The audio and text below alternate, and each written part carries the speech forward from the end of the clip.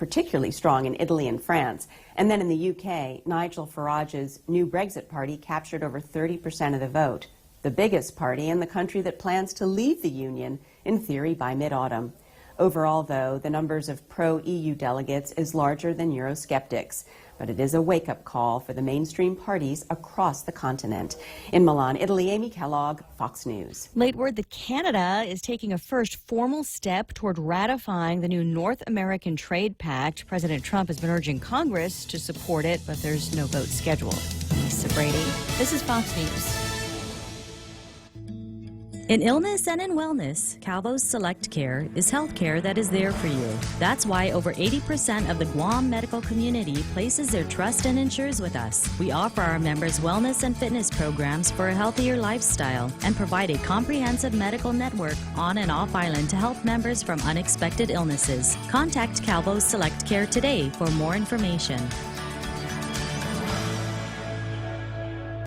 KFC has finally answered the world's most important question. What came first, the chicken or the egg? And the answer is both. Introducing KFC's KFC AM, their new Southern and local-inspired breakfast. AM-loaded platter with chicken fried rice, waffles, and Colonel's chicken congee. KFC also has your all-time favorites, AM chicken and egg wraps, Southern biscuit and sausage sandwich, and hash browns. So for finger-licking good mornings, AM will never be the same at KFC. KFC, it's finger-licking good. Legends aren't born, they are made. And during our Jeep Celebration event at Cars Plus and Mighty, you'll receive up to $6,000 in accessories with the purchase of a new Jeep Wrangler, Motor Trend SUV of the Year. Customize your new Jeep to the way you want it. Or how about a new Jeep Grand Cherokee? Save up to $5,000. Or save up to $7,500 on a new Jeep Compass Sport. It's our Jeep Celebration event going on now at Cars Plus and Mighty. Cars Plus, driven by you. Accessory special cannot be combined with other offers. See dealer for details.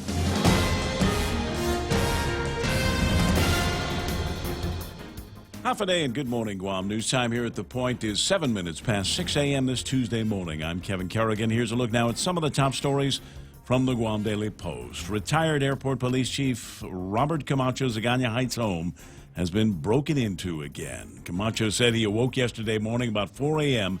to the sound of his security alarm. It happened so fast, said Camacho. The burglars kicked in his door, stole his wallet, his cell phone, and his daughter's purse, among other things, and then they fled. He told the Guam Daily Post that he's just glad nobody got hurt and his family is safe. A neighbor found some of the stolen items tossed on the side of the road not far from his home, but the money and credit cards in his wallet were gone. It's getting scary, said Camacho. This was the fourth time his home has been broken into. I've seen this increasing every year, he said. We just have to add more security measures.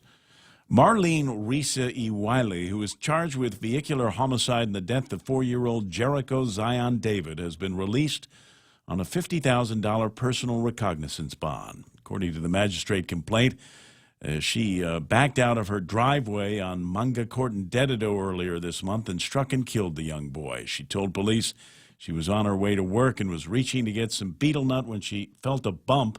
She said she didn't know what or who she had hit.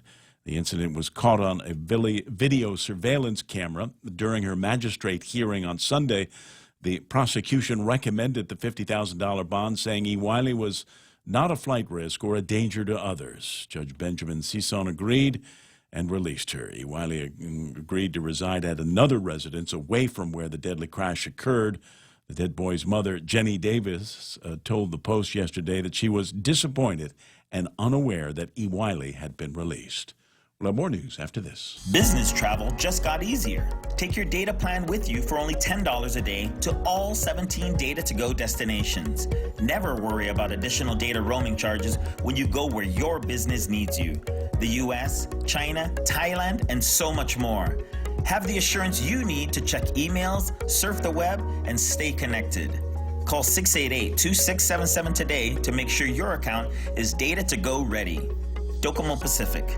Better together. Get a half-gallon of Minute Maid orange juice for only $1.99 when you fuel up on $35 or more of premium high-performance fuel. Conditions apply. See stores for details. Circle K. Take it easy. Get a half gallon of Dairy Gold milk for only $1.99 when you fuel up on $35 or more of premium high-performance fuel. Conditions apply. See stores for details. Circle K. Take it easy. Get a $7 meal for only $1.99 when you fuel up on $35 or more of premium high-performance fuel. Conditions apply. See stores for details. Circle K. Take it easy. 10 minutes past 6 a.m. here at The Point. At least one member of the Consolidated Commission on Utilities was made aware of prior legal counsel that Guam law prohibits discussion about pay in executive session. When he was chairman of the CCU back in September 2014, current CCU Commissioner Simon Sanchez acknowledged that he exchanged a series of emails with then GWA legal counsel Samuel Taylor, in which Taylor advised against discussing pay raises in executive session. The two were discussing a recommendation for executive session involving the Guam Waterworks Authority. Personnel matters, employee evaluations, and changes in pay were on the agenda. Attorney Taylor advised that an executive session discussion on evaluations would be okay, but as a reminder, wrote Taylor, Guam law prohibits discussions about pay in executive session. He then noted to Sanchez that the section of the law borrowing closed-door discussions on pay adjustments. When asked about the guidance given by Taylor nearly 5 years ago, Sanchez told the Guam Daily Post that he forgot about the emails, but Sanchez says that was not the advice given by current legal counsel about this past November's executive session, during which salaries and bonuses were discussed in violation of Guam's open government law. Attorney General Levin Camacho has since ruled that the pay increases and bonuses are void, and the CCU has ordered the executives to pay them back. Guam Department of Education Superintendent John Fernandez telling the Guam Daily Post yesterday that he has not received any appeals from the students who were suspended last week after they skipped a day of classes on Senior Skip-Out Day, a common practice among graduating seniors in past years on island. Last week's Senior Skip-Out Day led to the suspension of 42 seniors at John F. Kennedy High School just 2 days before classes concluded for the year. Some students have told the Post that they scheduled the traditional prank to take place after all required assignments, tests, and projects had been completed. Others said that their parents were aware, and if disciplinary action were to be taken, consideration should be made for a first offense. Superintendent Fernandez said student discipline is handled at the school level, and any appeal of the matter may be made to the deputy superintendent and then on to the superintendent. For these stories and more, log on to postguam.com or pick up a copy of today's Guam Daily Post. Ray and Mike now with a look at weather. Let's see what Tuesday morning weather looks like. And by the way, it's Tuesday morning. Just FYI for those of you that lost track of the calendar for this long weekend. Partly sunny with isolated showers. Expect some thunderstorms here today as well. East winds 10 to 15 miles an hour. Expected highs 88 degrees, and overnight lows should be about 79 degrees. Sunset tonight at 6:43, and already some great-looking pictures of an intense Tuesday morning sunrise. Broke the plane at 5:53 this morning, and we'll see if I can get some weather radar up here so that Mike can give you an idea of what the near-term forecast is going to be looking like. Here's the radar. Got a bit of a trade wind disturbance coming on through. We're back to typical trade wind pattern now. Got some moisture riding in along the flow, and it's moving over us. Has been moving over us since about yesterday. Kind of arrived during the morning, and then it's just been giving us little showers here and there for the last 24 hours or so. That'll continue for the next couple of days, and things look to dry out towards the end of the week. Checking satellite real quick. We see no large-scale weather systems in our area. We do see the trade wind disturbance going on through. That's the clouds moving over Guam now.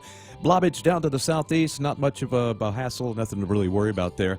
I'm kind of intrigued by the swirl in the clouds. Looks like there's an upper-level low-pressure system out to the southwest. Now, what this will mean for us, actually, is that any thunderstorms that do develop will be pretty short-lived because the tops will get sheared off. But they may rain hard and heavy if they do. Really just looking at some of that hit-and-miss stuff for the rest of the week. And again, rainfall chances will go down as we go into the latter parts. Early morning showers over central Guam, so there might still be some standing water or wet roads where you happen to be. So just keep an eye out for that if you're on the road already. 6:13 in the morning. That's news and weather together here on The Point, brought to you by Bank Pacific, where others put branches, they place roots. So what's the deal? Are you still paying for the right to have your checking account at your bank? Well, at Bank Pacific, we think it's our privilege, not our right. That's why we offer My Green Free Checking, where your monthly maintenance checking fees are zero. That's zero. And it comes with a free Visa check card and monthly green e-statements. My Green Free Checking. Bank Pacific today. Because having you as our customer, that's our privilege. Bank Pacific, where others put branches, we place roots. Equal housing lender? FDIC. Viva Bank Pacific. 6:14 in the morning. Portions of the Ray Gibson Show brought to you by Cars Plus with a huge Memorial Day sales event happening now at Cars Plus. On-the-spot financing available and low interest rates. Get the Cars Plus today for brand new Jeeps and Rams or Hyundais. Also being brought to you by Micronesia Renewable Energy. Never been a better time to go solar,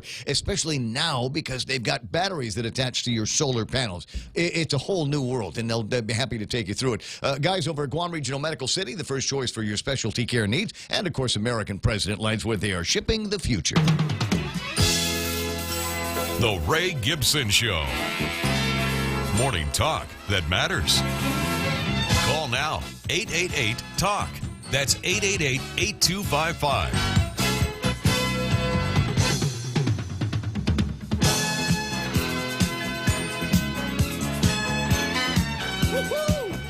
To 6:15 and I haven't screwed anything up yet. This is amazing to me. It's a red letter morning. Welcome to the program, and excuse the mess. It is the Ray Gibson Show on 93.3. But if it was just me, this would be a lackluster experience. It would be void of any kind of I don't know. Let's say entertainment information. It's more fun because I got guys that hang out with me here in the morning show. Of course, Michael Knight gets the phone when you call. Our weather whisperer. It's Duke Sky Talker when he goes into weather whisperer mode. Got some great pictures on Sunday morning that I shared with our Point WhatsApp. You can check that out. The crepuscular and anti-crepuscular rays. Oh, I thought it was textbook.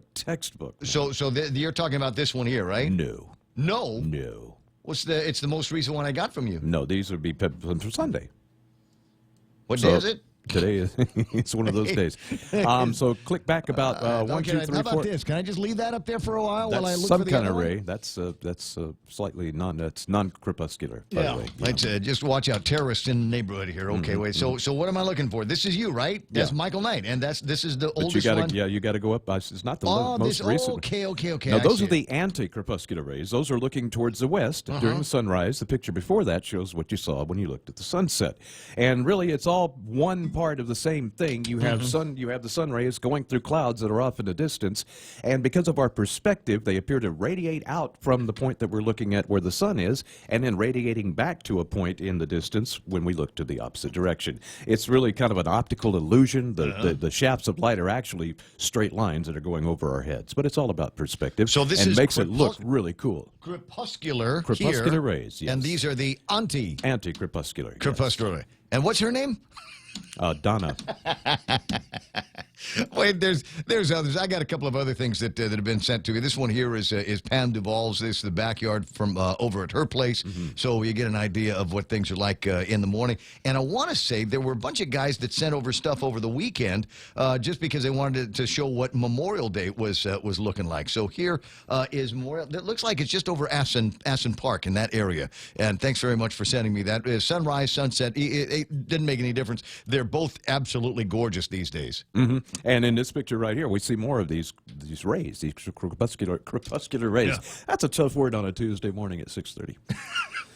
Yeah. A little too much weekend? No. Is it possible something like that? So anyway, that's Mike, the weather whisperer, and like I said, he'll jump to the phone when you call it at 888-8888. No, 888-8255. There you go. That's our number. iConnect's number is 888. They can call 8888 if they want. They got great phone deals over at iConnect. Yeah, well, there might actually be somebody that answers the phone there when you call it. Anyway, 618, our number 888-8255-888-TALK. You want to be able to get your pictures of sunrise, sunset, whatever, anything goofy you got going on, any cool videos. 988-5874. That's 988-5874. I do have a video. If I don't know if I get around to being able to play it this morning. A video of the dude that in Tumon went up to the bus and started beating up the bus driver. And I don't know what happened to him, whether they found him. I guess they found him and arrested him, but I don't know what the heck happened to the guy because it seems like they let everybody out for the weekend, or so it sounds. 6:18 in the morning. Kevin Kerrigan from the Guam Daily Post, and the appropriate greeting this morning is welcome back. Hey, nice to be back. It's a short quick trip. Yeah. Korea. Korea it was, indeed. What did you eat? Don't tell me that you went all the way to Korea and just didn't indulge in everything that is like super, super Korean. I don't know what I ate. They just served it. I ate it. Oh, that's funny. Now there's some. I'm sure you've seen them on Facebook and stuff. But there's some crazy looking people on Facebook that I'm assuming are Korean because I think it's their delicacy. Number one, and number two, it also. Hold on a second. It also shows them, because they got metal sticks, metal chopsticks, right? And about the only place I know that does metal chopsticks is the Koreans. And they're eating things like live baby octopuses. Did you eat any live baby octopuses? No, I missed out on that. You'd one. know if you did, right? Yeah. Because they look like... They'd be squirming. Yes, and octopusy things. Yes. But so you don't a lot of kimchi type stuff, No real recollections of what it was, Did you try any of the flavored soju that they have there? We tried just about everything. We ate 3 meals a day. The first time I've done that in years. That's nice. Well, I'm glad that you had a good time on it. Kevin Kerrigan just coming back from a trip to Korea over the weekend. In fact, literally just landed. The airplane just came in just a little bit ago, and we were originally concerned that he might miss the show here today. But as it turns out, he's good to go. For me, it was a weekend, a long weekend, a bunch of stuff going on, and goofing off with friends over at Crust on Friday. Did some hiking on Saturday. Telefofo Bay, just absolutely gorgeous. Actually, not Telefofo, the Ipan side was where I spent innumerable hours chasing around some sunlight and watching the rainbows fall on and watching kids play in the sand like they've played in the sand for millennia around here. Just gorgeous to watch that kind of thing. Didn't do much by way of anything yesterday. Got together with Mona and her husband and Shelly and RD last night over at their place for a little bit of a Memorial Day kind of a impromptu get together, which was terrific because otherwise I would have stayed in the house and continued to binge on a television. I mentioned it slightly Friday when we were together, and it might be near on to, it's one of two things. It's either the most brilliant piece of television programming I've ever watched, or it's complete and total junk. But it's somewhere. It's hard for me to define, and so I'll turn you. If you've got HBO, if you haven't canceled your HBO because Game of Thrones is done, and you're wondering, well, gee, what else is here that I might be able to watch? Should be another episode of Chernobyl. I'll catch that a little bit later on today. But tomorrow, if you're looking for something way off the beaten path, Letterkenny, Letterkenn, I think it's Y.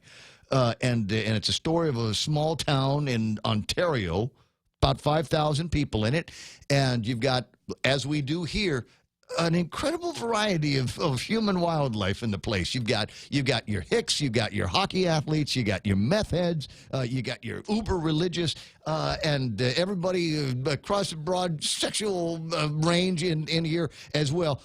It's colorful language, if you will, and made even more colorful because in Canada they speak English, but it's not the same one that you and I speak. No, and they put a in between like every sentence. All of it, a boot. Yeah. They don't lean on that too much, but the writing is extremely crisp and it's extremely clever. And so I woke up yesterday because it was Monday morning, and it's virtually every morning. Woke up at 4 and hit the button on the machine and decided to turn it off completely because it was Monday and I didn't have to come in here to do anything. And I tried to go back to sleep. As I was struggling, screw your eyeballs shut. I'm going to go back to sleep. And it didn't work, so I turned on the television and started with the binge that went on almost completely uninterrupted until about 3 o'clock in the afternoon when I decided I really need to get some kind of productive today. Something needs to get done. Anyway, 6:23. Letterkenny is the name of the television show, and you're going to watch this and go, what is going on in your brain, Ray? If this is what had you binging all weekend long, there might be something that, I don't know, a psychologist, a therapist might be able to help get you through. 6:23 in the morning, and we'll take a look at and see who's playing with us on Facebook Live now. Sometimes you wanna go where everybody knows your name, and they're always glad you came. You wanna be where you can see our troubles are all the same. You wanna be where everybody knows your name. Let Let me say I got John Ray Titano taking advantage of the fact that Ishmael's off island and coming in first. I got James Howard in number 2. Gwen Timinglu. Ishmael finally chimes in, at least on my clock, as number 4. Nick Perlasky with his hoik. Nita Mofness with the Valentine's eyes. I got John Torres, Rudy Magallanes, Nick Perlasky, and already said Nick, right? So Larry. No, Lady D, not Larry. Lady D. Carlos Barreto online as well. Good to see everybody has made it through the weekend for the most part. Dwayne Santos is there. Hafalai, Heather Perez, and Pam Duval, lady from up in the place. Excuses Vortex. Is that where we are? The Excuses Vortex? This is where common sense seems to come to die these days. Mark Mendiola, Rico Blancaflor is online with his good morning wishes to all of us. Dennis Bensour making excuses about his work computers won't load the live stream. Somebody figured out over at your office that you're spending more time with me on Facebook Live than you are actually working. It's time to find a new job. Jeff Pleadwell might be hiring. Lillian Cruz is online. Michael Knight, I know that guy. Richard Leon. Vet Ibanez. Hey, pretty nice to see you online. Somebody invite me to a Rotary meeting. Mers Greeno is there. Lil Cruz says, good Tuesday morning. Ray, Kevin, and Michael. I got Brad Hewitt hanging out. Ken Leon Guerrero, the other Governor Leon Guerrero. I got Bob Lizama, Jane Sasai, Greg Karabrock. What's Richard talking about? Little Lou Leon Guerrero has repeated message on Docomo's channel 116 talking about increased public safety. Well, the rest of us seem to be under constant assault around here. Roland Torres, there's Patty Santiago, Pat and Norma Jean Flores. Landon Nadler's made this his habit now. From the Speaker's office, Chirag Bujwani looking over. I got a note here from the legislative calendar that Mike printed out for me.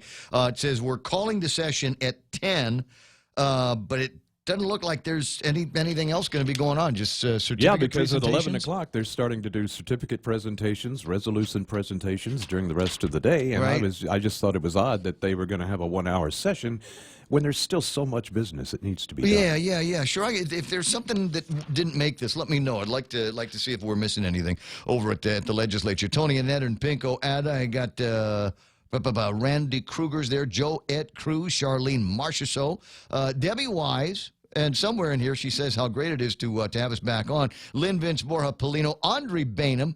Andre, my friend, what hell are you raising these days? You know what? I'd be curious to find out what your position, Andre, would be on those kids from John F. Kennedy. And if you haven't heard the story, Kevin was talking about it in the headlines a couple of seconds ago. There's Debbie Wise saying, good morning, Ray and Kevin and Mike. Beautiful weekend for relaxing and reflection. Glad to see and hear you all again. And Rod Rose Greeno's online as well. Nice to have all of us back together again after, for some of us, a long weekend. I'd reached out to somebody yesterday when I was in that kind of, well, I could watch another 3 or 4 hours worth of Letterkenny, or I can call a couple of friends and see what they're up to. And I beeped one of them, and I'm like, hey, what doing? What's up? And she comes back to me. She says, I'm working. Oops. Never mind. Talk to you. Have a good time at your work job place. What kind of slave driver making you come in on a Monday? 3-day weekend holiday. Well, I suppose there's some of that. You know who I'm glad was working yesterday? Was the fire department and the police department. Some busy days. I went out to run and get some supplies just for a couple of minutes yesterday about 2 o'clock and went up Route 8, and over by Roots there were 2 police officers, and it looked like it's hard to tell sometimes. It's hard to tell whether they were putting somebody into the SWAT car or taking him out. It was just that kind of a split-second moment before my attention was distracted by the street lights and something else going on down the street.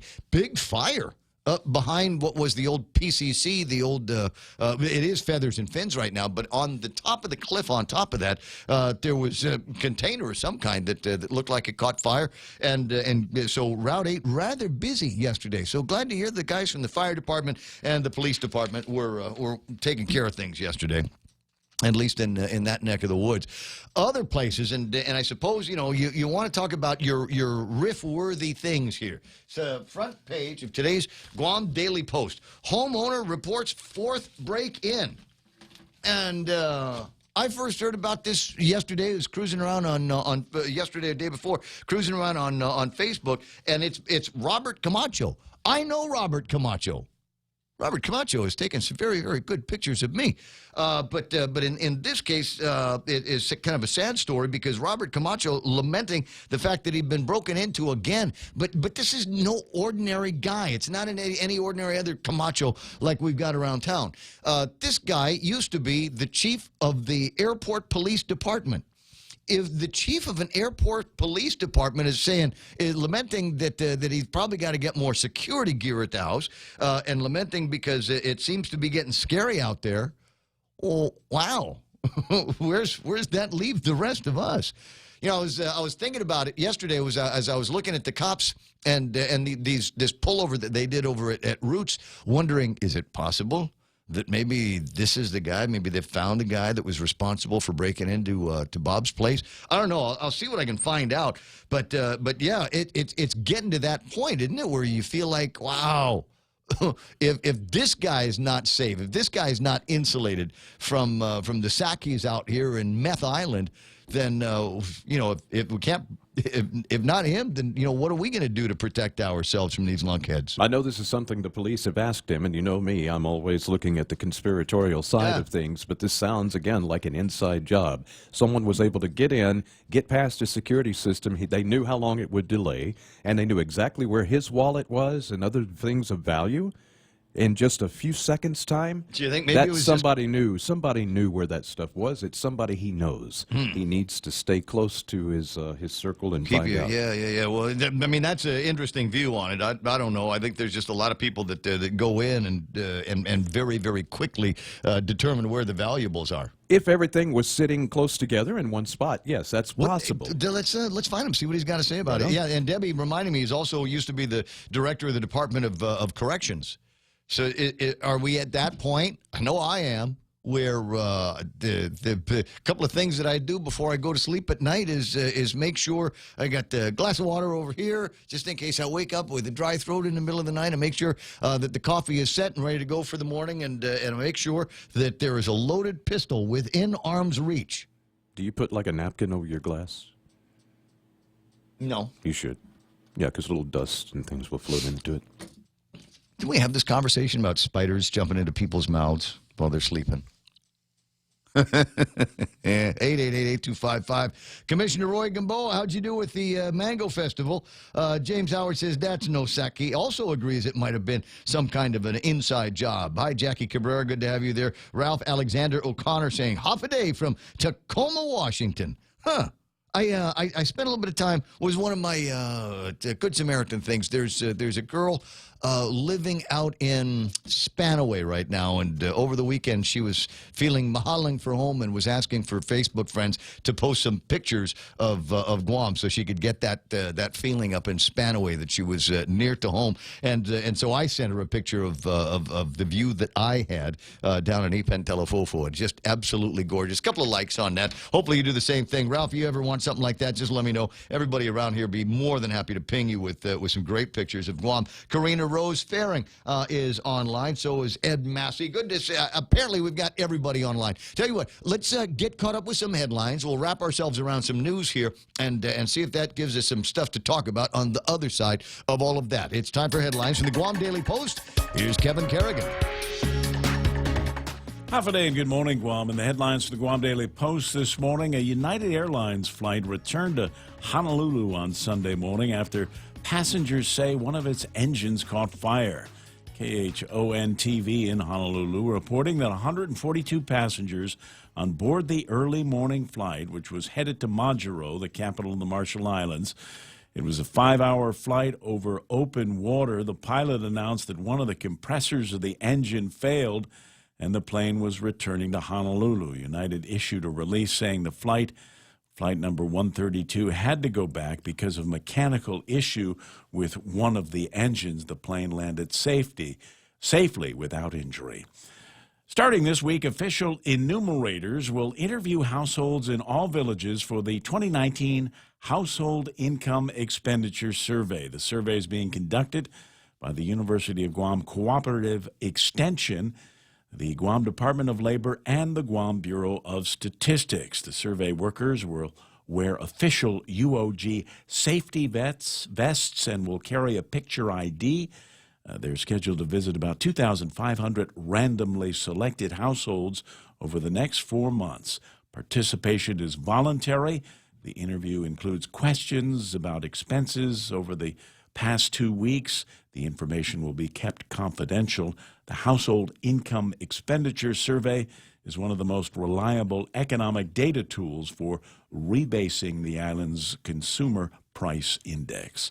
Attorney General Levin Camacho yesterday on Memorial Day and 51 other attorney generals calling for student loan relief for veterans who became totally and permanently disabled in connection with military service. In their letter to the Secretary of Education, Betsy DeVos, the Attorney Generals noted that the U.S. Department of Education identified more than 42,000 veterans as eligible for student loan relief due to service-related total and permanent disabilities.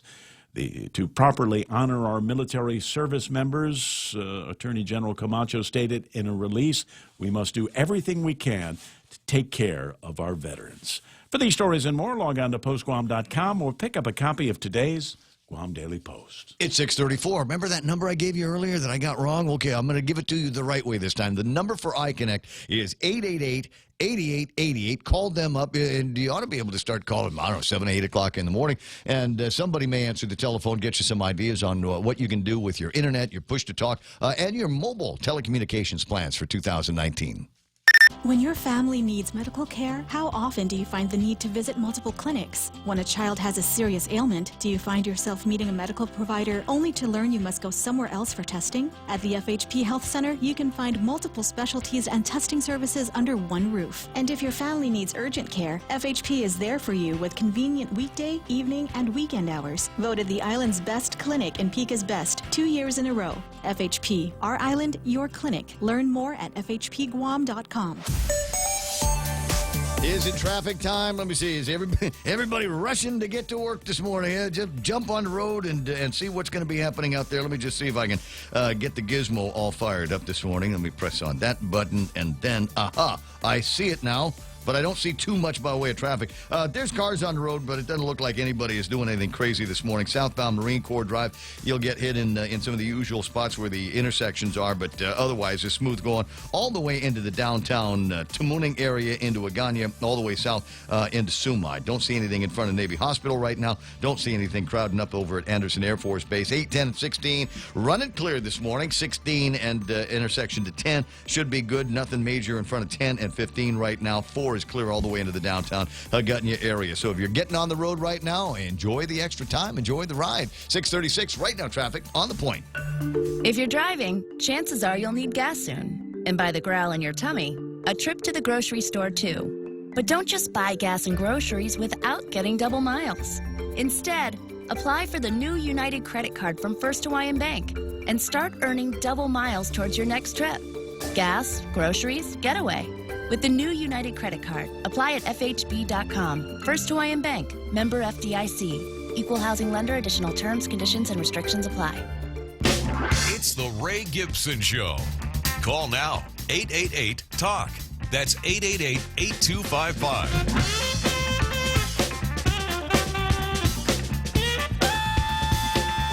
Lady D reporting wet roads up in the Jigo area. Good morning, Ruthie Sakur. I got Vicky Schragi there, Dave Torrey, and Vivian Cunningham. Nice to have you all online and aboard for the program today. Now, I could spend a crazy amount of time talking about, just any number of disappointments that we got here. Like I said, Bob Camacho, Army veteran and veteran of the airport police and the Department of Corrections, lamenting that he had, was Memorial Day plans absolutely ruined because of a break-in. And I wonder who it was. Is it possible it was somebody with some kind of inside information? I don't know. We'll see what we can find out about this as the morning continues. But when somebody that ought to be locked and loaded as much as this guy is and up to speed on what it is that you've got to look out for, ways to deter people from wanting to break into your home and steal your junk, when he is not safe.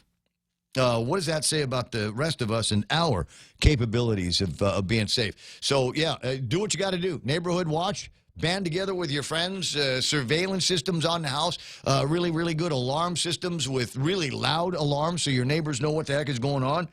Same thing over at the car. And just kind of watch out for everybody because I don't know. At the end of all of this, it will come down to, and we've seen this kind of thing happen before, just a bunch of meth heads, just a bunch of tweakers. Guys that, I got to get a fix, I'm out of money. There's a house over there, quick break in, snatch and grab, and then roll out. I've kind of seen this familiar MO. Of what we're going to find. I can almost predict where it'll go next. So what they had was they came in, got the stuff, found whatever cash they were able to get there on their hands, and then ditch the rest of the stuff. So the good news is it doesn't sound like anybody's going to have to go out there and get new library cards or driver's licenses or registrations or concealed carry permits. It looks like all of the important cards were kept. Credit cards, those are gone. Any of the cash that was in there, that was gone. And the credit cards is easy. You just, it's unfortunate that you got to take the steps, but, you call up the banks, you cancel the cards, and then you go to the bank later on and get some cash because it'll take a couple of days to get the replacement credit cards to you, although I've found that they work pretty quick when it comes to things like this. It is possible that somewhere along the way, somebody has got some surveillance of the vehicle. We'll be able to identify the type of the vehicle involved. We'll be able to, make and model and all of that stuff, and maybe even get a license plate number. And then when they go and find out what the license plate is going to say, oh, yeah, we got a license plate number. It's an open and shut case. They'll go and find the owner of the license plate, and he'll say, oh, yeah, that was stolen off my car a couple of weeks ago. Because that's the thing. These guys they've gotten really, really good at it. And there's at least once a week a story about somebody that is busted driving around with a license plate that don't belong to them, don't belong on their car. And then, if they do manage to find the individual or individuals responsible for this heist over the weekend, it'll probably end up being somebody that's got a long, long history with the criminal justice system. Yeah, and maybe, I'll bet you, I'll eat a bug if it doesn't turn out to be a felony on felony release. It'll probably be somebody that has already gone through the Swiss cheese holes over at the court, got themselves out, and promised the judge, Your Honor, I promise I'll be good from now on. I'll go to church every Sunday, and I'll get a haircut, and I'll help old ladies cross the street. But, you know what happens the second they walk out? There it is. There's my buddies. There's my bros. Let's go hang out. Get in some kind of trouble. So I bet you that's what we're going to see in this particular case. There's so much more going. And this is just the first and second page of today's Guam Daily Post. So we got that story about my buddy Bob on the top, and then there is the story. And honestly, I don't know how I feel about this story. So sometimes this is one of the challenges. You wake up in the morning and you got 4 hours of talk radio in front of you, and you start looking around at headlines going, all right, I have to have an opinion on this. And so there's a story on page 2, and I think there was another one, a companion story in Sunday's paper as well. If it wasn't Sunday, there was Saturday's paper as well.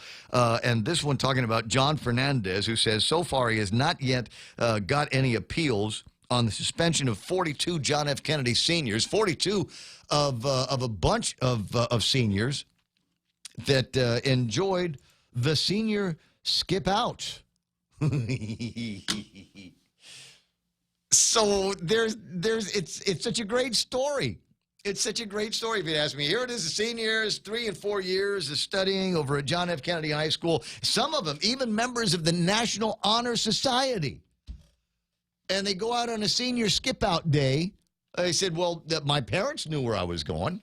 And we waited until we had all of our assignments and all of the things that we needed to take care of at school, and our homework was all turned in, and the books are turned in, and the cafeteria keys. We did, and then we could enjoy senior skip out without having to worry about missing any tests or roll calls in any of the classes. Whoa, not so fast. There's an allusion here in the story about whether there was possible involvement of the Guam Police Department about these students, 70 or so of them from John F. Kennedy that skipped out. Like I said, parents knew, and it's, quote, tradition, legend of John F. Kennedy High School. They've been doing that since before I was a graduate. So how much trouble could you possibly get into for something like that? And apparently you can get in a lot of trouble. A suspension for at least 42 of them and a handful of National Honor Society students. And apparently, according to them, this is the first time they ever broke any rules. In the history of, we worked really, really hard and we studied really, really hard and we broke the rules. And the National Honor Society people said, give me your pins. No sash. We're not going to let you walk with the sash. That is an interesting story. And like I said, I'm not sure how I feel about it because it sounds like these were the good kids at Kennedy, right?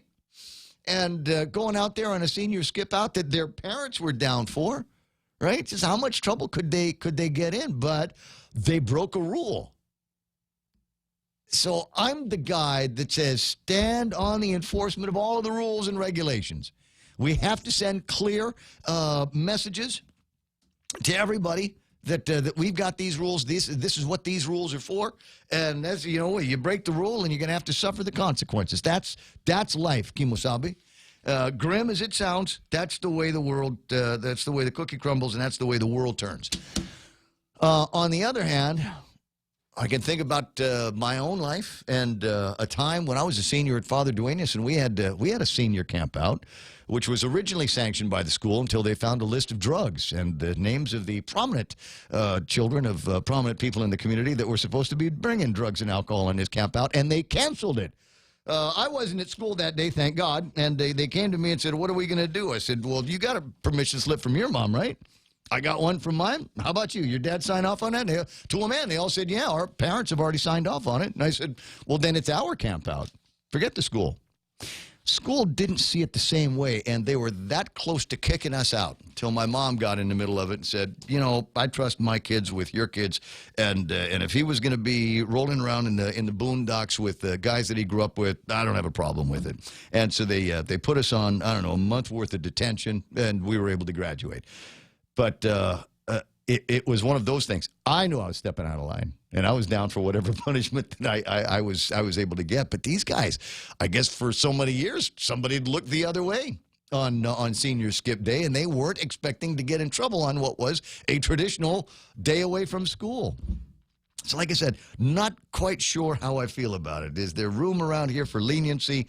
And am I the guy that should say that there's room for leniency, especially when we're talking about a time where I'm worried that judges are letting too many of these rapists and drug dealers out the door without so much as a slap on the wrist. 6:46 in the morning. Old Tom, I see you there. We'll get to you in just a second. I did want to spend a minute with Maria Pangilinan talking about a piece of legislation. I remember when it came out a few years ago thinking, well, this is interesting. And that is if I were to go and renew my driver's license or whatever, I would be able to put a tick mark that says, yes, I'd like to register to vote in the election. And I thought it had already been put in place. And I thought it was already there in the systems, but I guess they just got around to it. Maria Pangilinan from the Election Commission on the line. Good morning, Maria. Half a day, Ray Gibson. Man, I miss talking to you. When's the next election? 2020, August, sir. Last Saturday in August. Did Mary Torres already put in her paperwork? Nobody did yet, sir. Let me just stir that pot a little bit more. Yeah, so Mary Torres and who? I'm hearing Jim Espeldon or Jim Moylan. What are you hearing? That's 2022. It's not that far away. Well, okay. Just saying. No one has put in their papers yet. Just you know, it's you know, the campaign started the day after the last one, so that's the way it works. Anyway, 6:47. So on the motor, what do they call it? Motor voter bill turned into law. What was the slowdown there? So it was enacted in 2015. Okay. And we were waiting for DMV to become Real ID compliant. In the meantime, when we started it back in 2015, what we did is we just trained the staff at DMV to issue or to execute regular affidavits of registration until such time that they can accommodate the new form and doing it until they can do the new form. So, you know, that was a hard thing for them to fill out that long form and then the affidavit of registration, when in fact the law was requiring that it would be one form. And so that's where we're at right now. It's one form. It's on the same application for driver's license or to renew your driver's license. There's a little spot about an inch long about whether you want to update your registration, you don't want to register, or you want to register to vote. Are we sure now? Are steps being taken? I'm sure it's one of these things where you kind of make it a voluntary affidavit on your own. But are there steps being taken to ensure that the people that are registering to vote as they get their driver's licenses are legally allowed to vote on Guam and in our elections? And that's why being Real ID compliant was critical, important. Yes, because then they will validate. They will be able to validate whether they're U.S. citizens or not. And also on the form itself, there's the on the application for driver's license. We made sure that they signed that statement that says, "I swear that that everything here is true." Yeah, we trust everybody. And that's what we have also with the affidavit of registration, voter registration. That's the same requirement. That's the same law requirement. Right. Well, my preference is a little bit of a paper trail, but I get it. I understand. 10 away from the top of the hour. So until my understanding now, based on the story I read, is that there are still some connection issues. You know, we're talking about ancient, 19 forgotten computer systems over at the Department of Revenue and Taxation that don't necessarily talk to pretty much any other computer in the world. So it's not as though they can just shoot you a database, right? So somebody's got to go out there a couple of times a week and manually copy the information? Yes, for now. And Ray Gibson, it's better than that. I think we should be there soon enough, and we're anxious to get there so that it can be truly electronic, even behind the voter's experience. Right now, almost everything is driven by manpower. Now, does this takes place at both of the Rev and Tax locations? Do you have to send somebody to Rev and Tax in Harmon and then another Rev and Tax in Agana? Yes. Sounds expensive. Yes, we do. Can't they just bundle it up for you in like a database program? Like we call a data dump. Yeah, Excel or something?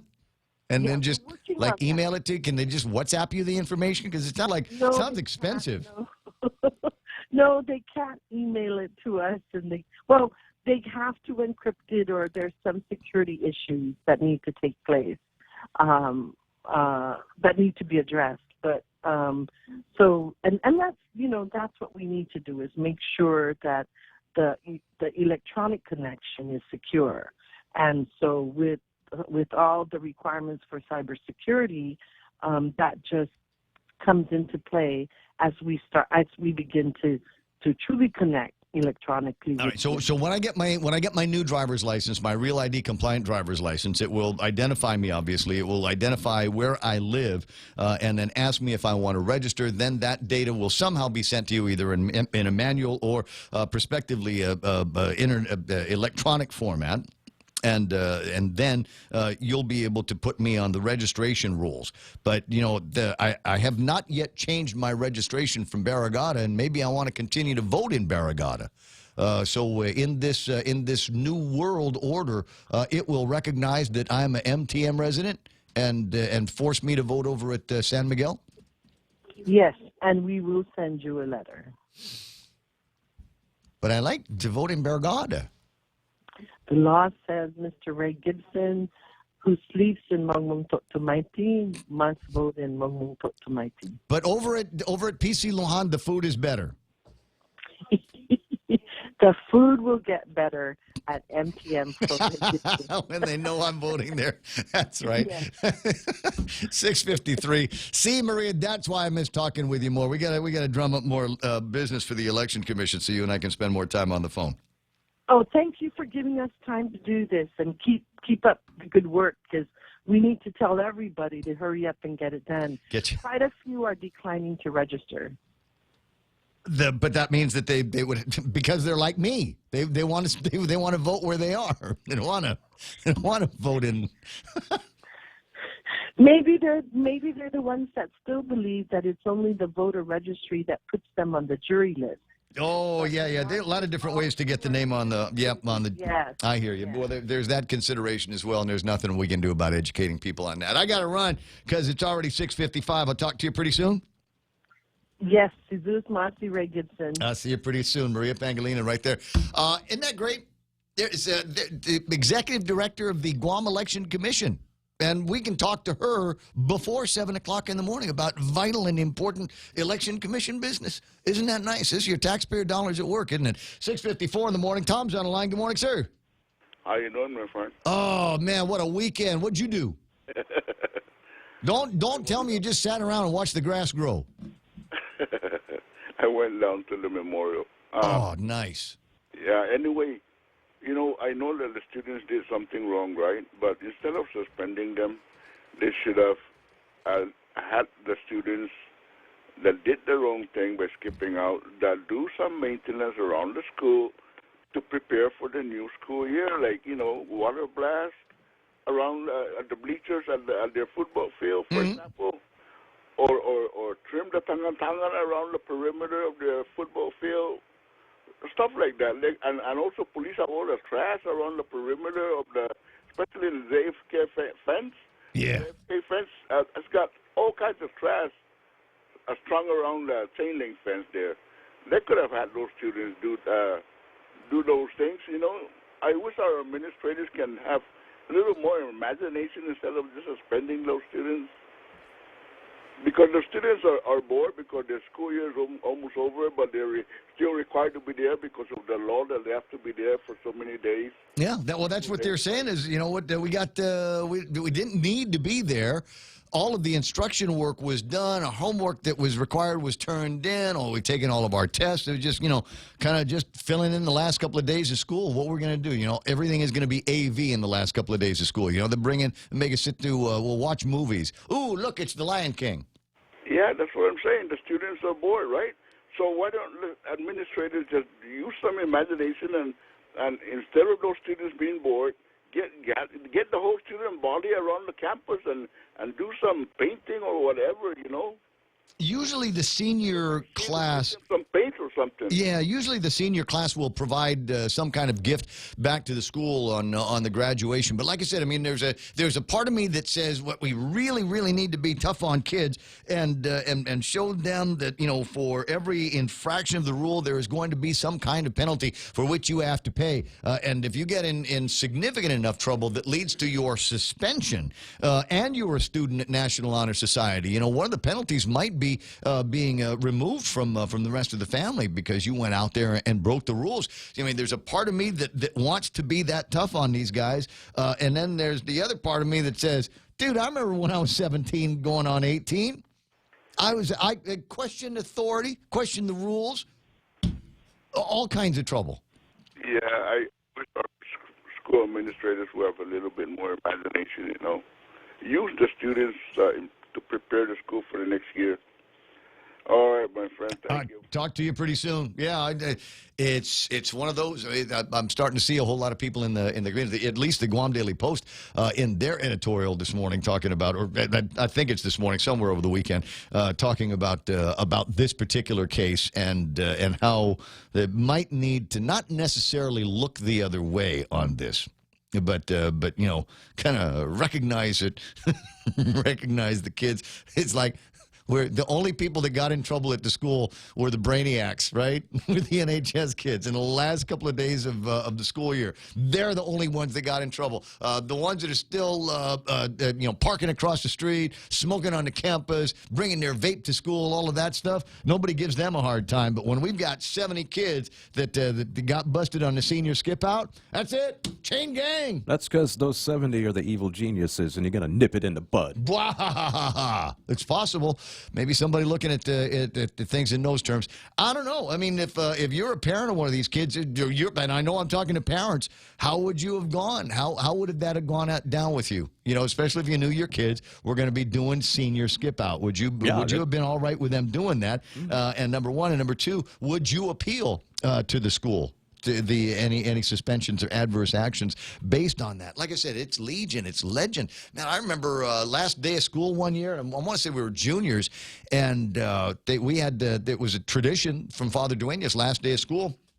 You caravan, get every car out there. You caravan one unbroken line from Father Duenas Memorial down to Academy of Our Lady of Guam, because that's the way we rolled back then. And I remember one year, I want to say it was MC Cruz that pulled the caravan over. Just basically stood in the middle of Route 4 and said, everybody, get on the side of the road. And it was him and 2 or 3 other police officers that were writing out tickets to everybody, including, at the time, the son of the chief of police. You want to talk about getting the book thrown at you twice. Wasn't pretty. But hey, kids on Guam, 1978. 6:59 and change. Good times, baby. Good times. 6:59 and change. The radio station KUSG. Got your headlines coming up from Fox News Live. We'll find out what they're talking about Memorial Day stateside. Kevin Kerrigan with big stories here next. Their sacrifice is not forgotten. I'm Lisa Brady. Fox News. This is the day that makes possible all other American days. Vice President Mike Pence, after laying a wreath at the Tomb of the Unknowns in Arlington National Cemetery, paying tribute to the nation's war dead by reading letters written during wars by service members who did not make it home. He said, I do believe that basic principles are enough for a man to die for. We are here because we actually believe that our country is good enough to fight for and, if necessary, to die for. President Trump will speak later today from a naval base outside Tokyo as he wraps up a state visit to Japan. Among the many tributes around the country, a somber reading of names at the Vietnam Wall in D.C., where 9 service members previously unaccounted for are now among the more than 58,000 names etched. Sandbagging and evacuations in parts of Arkansas, where forecasters say unprecedented flooding is possible along the Arkansas River, still rising as floodwaters from recent storms flow downstream. Here in the Fort Smith area, businesses are underwater, cars have been submerged, and it's become a situation of risk management, trying to assess when and where to release water along failing levees. Fox's Matt Finn. Upstream around Tulsa, Oklahoma, the Keystone Dam is spilling about 300,000 cubic feet of water per second in an effort to keep the dam functional. And the Tulsa mayor says the World War II-era levee system is working for now. Meantime, the Oklahoma governor, Kevin Stitt, getting a first-hand look at tornado damage in the town of El Reno, where 2 people were killed late Saturday night. The damage to the vehicles, the 2x4s that are driven through different places, the whole roof's gone. I mean, it's just unbelievable. Anybody could survive. In addition to the deaths, more than a dozen people remain hospitalized. Another storm system is expected to move into the Central Plains tomorrow. This is Fox News. KFC has finally answered the world's most important question. What came first, the chicken or the egg? And the answer is both. Introducing KFC's KFC AM, their new Southern and local-inspired breakfast. AM-loaded platter with chicken fried rice, waffles, and Colonel's chicken congee. KFC also has your all-time favorites, AM chicken and egg wraps, Southern biscuit and sausage sandwich, and hash browns. So for finger-licking good mornings, AM will never be the same at KFC. KFC, it's finger-licking good. We know too well the inconvenience of not having power after a storm. You worry about food in the freezer going bad. Nights get hot. It's hard finding comfort when going to sleep. These are realities. But with solar and battery storage from Micronesia Renewable Energy, these realities can be a thing of the past. The solar works during the day and the batteries power your home at night. Call 632-2613 to see how solar plus battery storage can make life a little more convenient. MRE, the smarter choice. A 5-year-old girl remains missing in Utah from a city north of Ogden. Her uncle suspected of involvement. We're working several leads that have come forward from our citizenry, including possible sightings of Alex Whipple on Saturday, that have been very useful and helpful in our time frame. Logan Police Captain Tyson Budge says Whipple, the uncle, showed up at the family's home Friday night. The next morning, he and the girl were gone. Whipple is in custody, but police say he is not cooperating. Amid heightened tensions in the Middle East, Syrian state TV reporting one soldier killed in an Israeli attack. Israel says it did fire into Syria, but that it was responding to anti-aircraft fire from Syria on one of its planes, conducting a routine flight in Israeli airspace. An iconic athlete wants the public to know he needed a lifeline. In a post to social media Sunday, Michael Phelps gave a new look into his past struggle with anxiety and depression. The 23-time Olympic gold medalist swimmer who first went public with his battle in 2017, writing, quote, "I struggled with anxiety and depression and questioned whether or not I wanted to be alive anymore. It was when I hit this low that I decided to reach out and ask for the help of a licensed therapist. This decision ultimately helped save my life. You don't have to wait for things," end quote. His opening up came in conjunction with another tweet announcing that he would be partnering with Talkspace for Mental Health Awareness Month to let you know that getting help is a sign of strength, not weakness. Matt Napolitano, Fox News. He played Major League Baseball for 22 seasons, but one mistake became infamous. Little roller up along first, behind the bag. It gets through Buckner.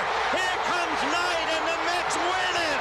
That was Game 6 of the 1986 World Series when Bill Buckner and the Red Sox went on to lose in Game 7 to the Mets. Bill Buckner's family says he died early today, surrounded by family, after battling dementia, adding he fought with courage and grit as he did all things in life. He was 69. Fox News. Whether you're going grocery shopping, taking the kids to the mall, or going to work, you need a reliable car that can take you where you need to go. A reliable car also needs reliable insurance. Let Manbo Insurance make your auto insurance easy and uncomplicated.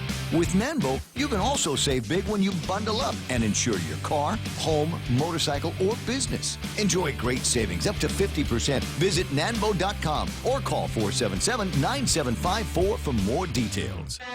Here at APL, our core values give the company its heart and soul. Whether it's connecting your business with our global network through our newly enhanced service or investing our efforts into giving back to the community, APL is committed to serving you. We humbly honor the opportunity to find innovative solutions for you and your business. To learn more about our enhanced service, call 588-4651 or visit www.apl.com/Guam for more details. Get a half-gallon of Minute Maid orange juice for only $1.99 when you fuel up on $35 or more of premium high-performance fuel. Conditions apply. See stores for details. Circle K. Take it easy. Get a half-gallon of Dairy Gold milk for only $1.99 when you fuel up on $35 or more of premium high-performance fuel. Conditions apply. See stores for details. Circle K. Take it easy. Get a $7 meal for only $1.99 when you fuel up on $35 or more of premium high-performance fuel. Conditions apply. See stores for details. Circle K. Take it easy.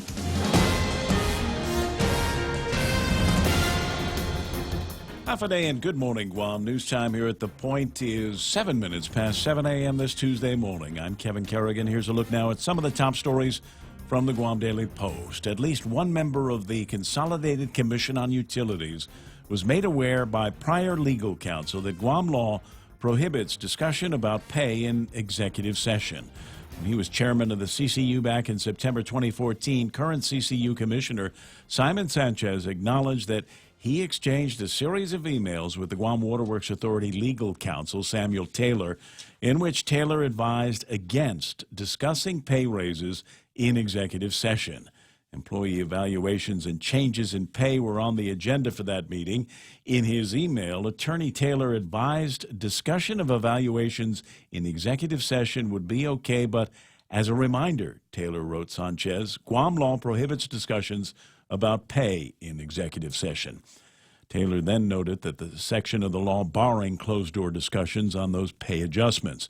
When asked about the guidance given by Taylor nearly 5 years ago, Sanchez told the Guam Daily Post he forgot about the emails, but Sanchez said that was not the advice given by current legal counsel about this past November's executive session, during which salaries and bonuses were discussed in violation of Guam's open government law.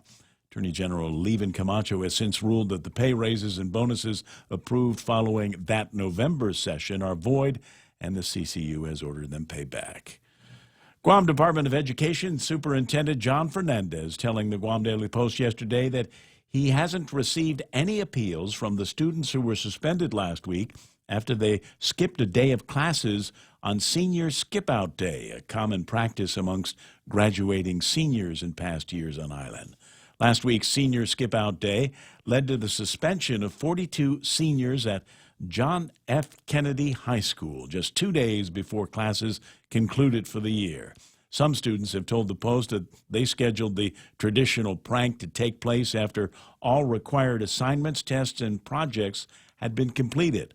Others said that their parents were aware, and if disciplinary action were to be taken, consideration should be made for a first offense. Superintendent Fernandez said student discipline is handled at the school level. Appeals can be made to the deputy superintendent and then to the superintendent. We'll have more news after this. Legends aren't born, they are made. And during our Jeep Celebration event at Cars Plus and Mighty, you'll receive up to $6,000 in accessories with the purchase of a new Jeep Wrangler, Motor Trend SUV of the Year. Customize your new Jeep to the way you want it. Or how about a new Jeep Grand Cherokee? Save up to $5,000. Or save up to $7,500 on a new Jeep Compass Sport. It's our Jeep Celebration event going on now at Cars Plus and Mighty. Cars Plus, driven by you. Accessory special cannot be combined with other offers. See dealer for details. Business travel just got easier. Take your data plan with you for only $10 a day to all 17 data-to-go destinations. Never worry about additional data roaming charges when you go where your business needs you. The US, China, Thailand, and so much more. Have the assurance you need to check emails, surf the web, and stay connected. Call 688-2677 today to make sure your account is data-to-go ready. Docomo Pacific. Better together. News time here at The Point is 10 minutes past 7 a.m. A United Airlines flight returned to Honolulu Sunday morning after passengers say one of its engines caught on fire. KHON-TV in Honolulu reporting that 142 passengers were on board the early morning flight, which was headed to Majuro, the capital of the Marshall Islands. It was about a 5-hour flight over open water. A passenger cell phone video of the flight shows a burst of flame coming out of the left side engine. The pilot announced that one of the compressors of the engine had failed and the plane had to return to Honolulu. United issued a release saying that Flight 132 had to go back because of a mechanical issue with one of the engines. The plane landed safely without injury. Starting this week, official enumerators will interview households in all the villages on island for the 2019 Household Income Expenditure Survey. The survey is being conducted by the University of Guam Cooperative Extension along with the Guam Department of Labor and the Guam Bureau of Statistics. The survey workers will wear official UOG safety vests and carry a picture ID. They're scheduled to visit about 2,500 randomly selected households over the island during the next 4 months. The interview includes questions about household expenses over the past 2 weeks. The information will be kept confidential. Participation is voluntary. The survey is one of the most reliable economic data tools for rebasing the Consumer Price Index, measuring inflation, and developing the gross domestic product figure for Guam. The survey is being funded by a grant from the U.S. Department of Interior. For these stories and more, log on to postguam.com or pick up a copy of today's Guam Daily Post. Ray and Mike now with some weather. Let's see what we got here for you today. Partly sunny with isolated showers and thunderstorms in the forecast. East winds 10 to 15 miles an hour. Highs around 88 degrees and overnight lows are 79 degrees. Sunset tonight will be at 6:43. Michael Knight is going to take a look at the weather radar and explain to you where the thunderstorms are hidden in all of that. Yeah, well, anywhere you see some yellow, and especially with the orange and the reds, that's going to be a possible thunderstorm. Looks like we got some down to the southeast. Everything else is actually pretty light. Just got some greens and light yellows there, so no big deal. This is all very isolated stuff. Most of it actually down to our south, but we are getting a pretty good dose of showers as we get through the morning drive, and that will be the way things stay probably for the next day or so. As we go through the latter parts of the week, say Thursday, Friday, then we're looking at things drying out just a bit. At satellites view here, we're looking down through the clouds over the entire Earth. Yeah, that's what it is. The funny thing, I've been looking at what I see maybe upper level low pressure. That doesn't really have any surface bearings for us, except to say that maybe any thunderstorms that do form might be short-lived because the tops will get sheared off. No large-scale weather systems really for us. Even that front that was hanging around up there, you can still see lingering parts of it. The air is actually really dry north of 20 degrees north latitude, but that's not coming this way. Looks like all of that sort of influence has stopped, so we're kind of back to the trade wind stuff, and it'll stay that way. And, of course, where we go from here, well, things start to heat up, and then we got to start keeping our eyes to the east. Because why? Because do we have to look at the east? It will be that time of year very soon. It's the end of May. Okay. Let me just process that for a second. Not thrilled about that news, but I understand. 7:13 in the morning, huge Memorial Day sales event going on at Cars Plus. Details coming up. Let's go for a drive. Let's take a stroll. Let's gallivant. Let's go cruising. We all have different ways to describe how we get up and go in our cars. But whatever you may call it, you can do more of it when you save 6% off your fuel purchases at any Shell station when you use your eligible Bank of Guam Visa and MasterCard credit cards. So stop by any Guam or CNMI Shell station and start saving today. Visit bankofguam.com for more information. Terms and conditions apply. Bank of Guam, the People's Bank. Member FDIC. Well, thanks, Brad. Studio time 7:14 in the morning. The Ray Gibson Show until it's not going to be any more. Portions brought to you by the guys over at Cars Plus up and mighty. Need to swing by there in the next couple of days. They've got this massive Memorial Day sales event happening at Cars Plus. On-the-spot financing, low interest rates. Get to Cars Plus today for new Jeep, Rams, or Hyundai automobiles. Also brought to you by American President Lines, where they're shipping the future. Micronesia Renewable Energy says there's never been a better time to go solar. We have achieved what I would like to consider about perfect when it comes to renewable energy in the home. We have solar that can attach to batteries, which means you charge the batteries all day. You're going to be making excess power, right? So you charge the batteries all day long, and then when the sun goes down at night, you don't necessarily have to take all of your power from GPA. You've got some into storage on the batteries, and they're not like iPhone batteries. They will last you a little bit longer. Also brought to you by APL. They're shipping the future. And Guam Regional Medical City, first choice for your specialty care needs. The Coconut Wireless is back. The Ray Gibson Show. Call now, 888-TALK. That's 888-8255.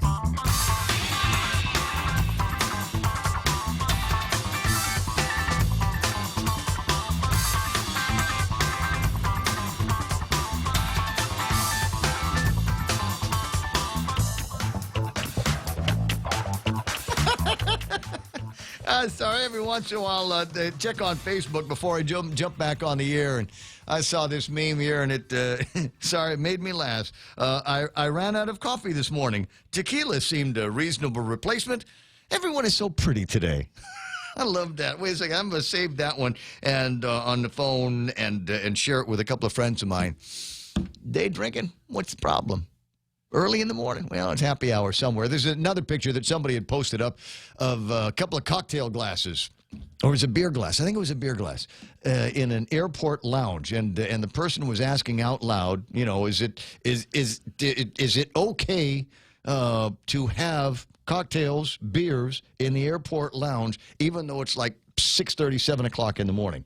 And the answer, near as I can tell from all of the responses, my own included, was, as far as I'm concerned, if you are in the airport, if you are in the airport lounge, an airline's airport lounge, as far as I'm concerned, you are now in international waters. That's right. Yeah, you get to observe all time zones. Yeah, exactly. You are in all time zones simultaneously. So if you're dying for a cold one and they have it available for you, and even better, if it doesn't cost you anything, then, yeah, you ought to take advantage of the opportunity. 7:17. What, you're just going to get on the airplane and sleep anyway?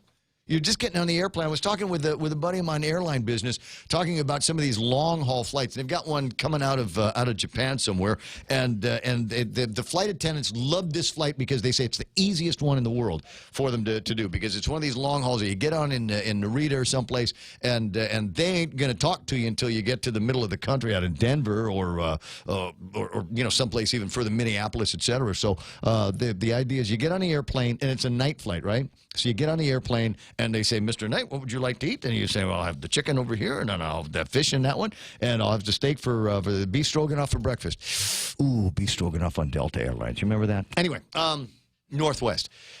Sorry, distracted myself. But anyway, so the thing is, everybody gets on the airplane. They've been in the lounge. They've had a couple of drinks, in the first, 20 minutes of the flight after the pilot levels things out. And then they crash, go right to sleep. And the flight attendants do nothing more on this long haul and then walk around and adjust people's blankets all the way through. Pretty much it, yeah. And smell their stinky breath. Smells like hot dog water. You know the best airline food I ever had? What's that? American Airlines. It was a breakfast. It was a hot breakfast called a 3-cheese omelet. They would serve it with little medallion potatoes. Yeah. Dude. Oh, that was like I said, Northwest Airlines and a beef stroganoff that they had there. And I don't know why they do that. And I couldn't tell you whether it was a first class or, Section 8 section of the airplane that they served it in. But I remember it being really, really good. Jerry, best airplane food you remember in your whole life? I mean, the one where you actually sat back. You almost thought, can I order another one? Can I get another batch of this? Braniff. Dude, that goes back a ways. Yeah. Remember they had for about 20 minutes they did a flight from Guam to LA. I do remember that. I took one of those. And that was pretty incredible food. Well, that was a pretty incredible time. There were a lot more airlines flying around here. You could get on a flight from here to someplace on Braniff. You could get on an airplane ride from here to someplace on Pan American Airlines. SPIA, sometimes possibly in the air. Well, SPIA came after you. That's true. SPIA was a funky airline, but I'll tell you, it was fun. It was fun.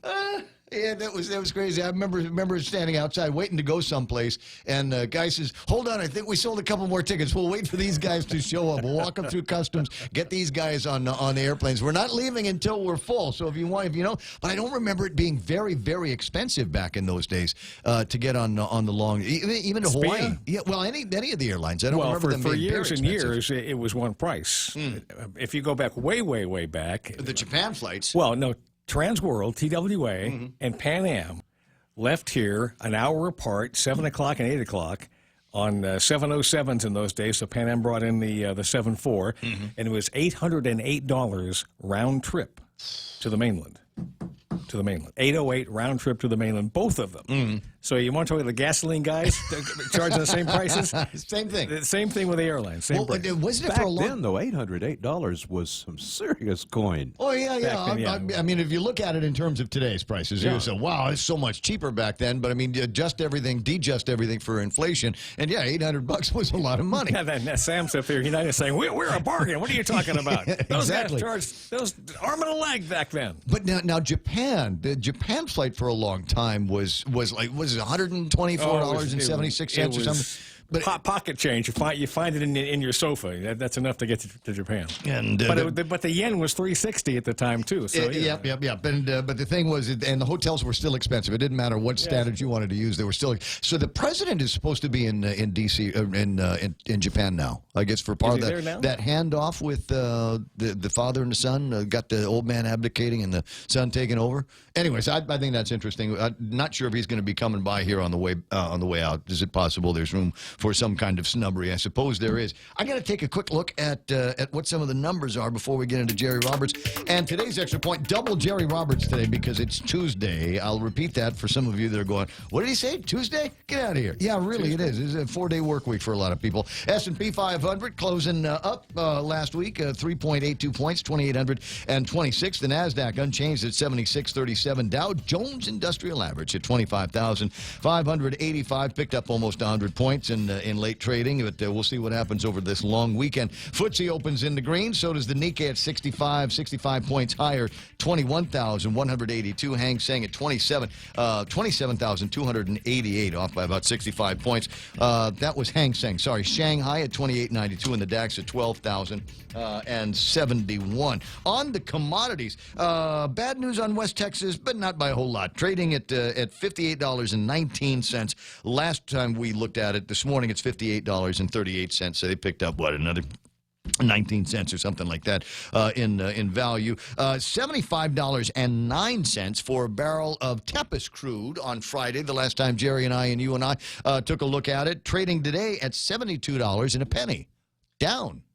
Nice. Bring those prices down. Sure. I don't know why. I haven't looked into the markets to see why it's doing that, but happy to take any kind of reduction in the price of tap. That's a massive drop. It's huge. We ought to be giving it away at the gas stations stations now. They should be out there right now lowering those prices. Just pulling you, stopping you at the car at the intersection saying, come in. Come in. Price is so low. Not to be believed. Bitcoin at $8,700. Is that Rudy that's chiming in this morning with the Bitcoin price? We don't generally look at it until it gets to be Thursdays, but what the heck? It's a day that starts with T and ends in Y. Rudy says, yeah, BTC 8,700. Wow. Cody James online. Kutwal Singh is there. Cause Endo recovering, I hope, from a successful Conquer event that they had up in Saipan. Charlie Laron, Eunice Mendiola is online. I got Henry Gonzalez up in Vegas. Joe Flores. Did I see somewhere that they're going to be opening up like an Amazon center in Vegas? Up around that area. Did I see that over the last couple of days? An Amazon center? Yeah, one of their distribution centers. Oh, I see. Yeah, but it doesn't matter what it is. It's an Amazon something. Amazon that's like 6,000 jobs, right? 6,000, 8,000 people are going to get a job sorting something or putting stuff in boxes. That's just to count Bezos' money. Right? There's 5,000 guys doing that, sure. 7:24, like I said, today is double Jerry Roberts Day. We get him on the air here on the radio station, 93.3 The Point. You'll also find him in the editorial section of today's Guam Daily Post. Help Out Millennial Managers is the title of today's work zone, or something similar to that. 10 ways. 10 ways that you can help out millennial managers. So if you've got some new guys, literally new guys, some green guys in your supervisory force, it might be a good topic to review and see if there's ways that you can help them out and get them to productivity a little bit faster. It's 7:24, and right now, time for Jerry Roberts to give you today's Extra Point, brought to you by Guahan Insurance Services and the guys over at First Hawaiian Bank, where it all starts with yes. Not everybody wants to take the next step in their career. A lot of people are happy to stay right where they are. This episode is not for them. Today, because you do want more, I'm going to give you a 5-step plan to make that happen. It's coming next on the Extra Point. It's important to have claims process that works for you. At Guahan Insurance Services, we make things simple and convenient. Same door you walk in to purchase your insurance is the same door you open to file your claim. We can't pretend that the car insurance claims process is fun, but we can promise a hassle-free and speedy recovery without any runarounds. For your home, auto, and business insurance, visit us at the Camacho Landmark Center on Marine Corps Drive in Tamuning. Don't forget to like us on Facebook or give us a call at 475-1162 or text 929-SAVE. That's 929-7283. Travel the world and then some with the 2 million United Mile sweepstakes from First Hawaiian Bank. Enter and you could win the grand prize of 1 million miles or be one of 6 other lucky winners. The world is big. Our prize is bigger. Enter at fhb.com/2 million miles. No purchase necessary. Void where prohibited. Sweepstake starts on May 1st and ends June 30th, 2019. Open to legal residents of Guam and CNMI. Ages 18 years or older. Visit 2millionmiles.com for official rules. First Hawaiian Bank. Member FDIC. Equal housing lender. Some people say you can't make money and live a good life unless you own your own business. That's baloney. I know a lot of people who work for somebody else make high 5 or 6 figures, have a nice home, and are solid financially. Why they work more than 40 hours a week? They have more time to enjoy life than their entrepreneurial counterparts who are pushing 60 to 70 hours or more, totally dialed into every aspect of the company, maybe sweating if they'll make the next payroll. You can do well working for others, but you have to show your stuff. That means investing time and effort into your own career. Are you ready? Here are 5 ways to do that. Number 1, get on the boss's radar screen. Tell him or her you're ready to take on more, that you'd like to move up in the company. Share your career goals and ask if they'll support that by giving you projects or extra work so you can expand your skills and show your value. If it's me, I'd have already scoped out a few possible projects around the company just in case the boss comes up blank. What if your manager has no interest in helping you get more involved? Then I'd ask my boss's boss. If you work in a company of 20 people or more, there ought to be some unfinished or unstarted projects ready for you to take on. Number 2, help coworkers. Lend a hand where you can. You don't want to do somebody else's job, but becoming a go-to person who is always willing to pitch in is a good thing. Just make sure your own work doesn't suffer because you're helping others. Number 3, become an expert. If you are seen as the top person in a particular area, this sets you apart from the crowd. What part of your industry is critical, evolving, and will be important for the long haul? Learn everything you can about it. Set up a Google alert on your industry, or more specifically, this important aspect of your business, and you'll get news and trends set to your inbox daily. Number 4, network and enlist mentors. You'll want to get to know key people in your industry. This includes vendors, customers, and yes, your competitors. If you're young and don't feel comfortable trying to hang out with senior leaders, then connect with the up-and-comers like you. As for mentors, a great source are retirees. They have walked the path ahead of you and will likely be thrilled to share wisdom for the price of a free lunch.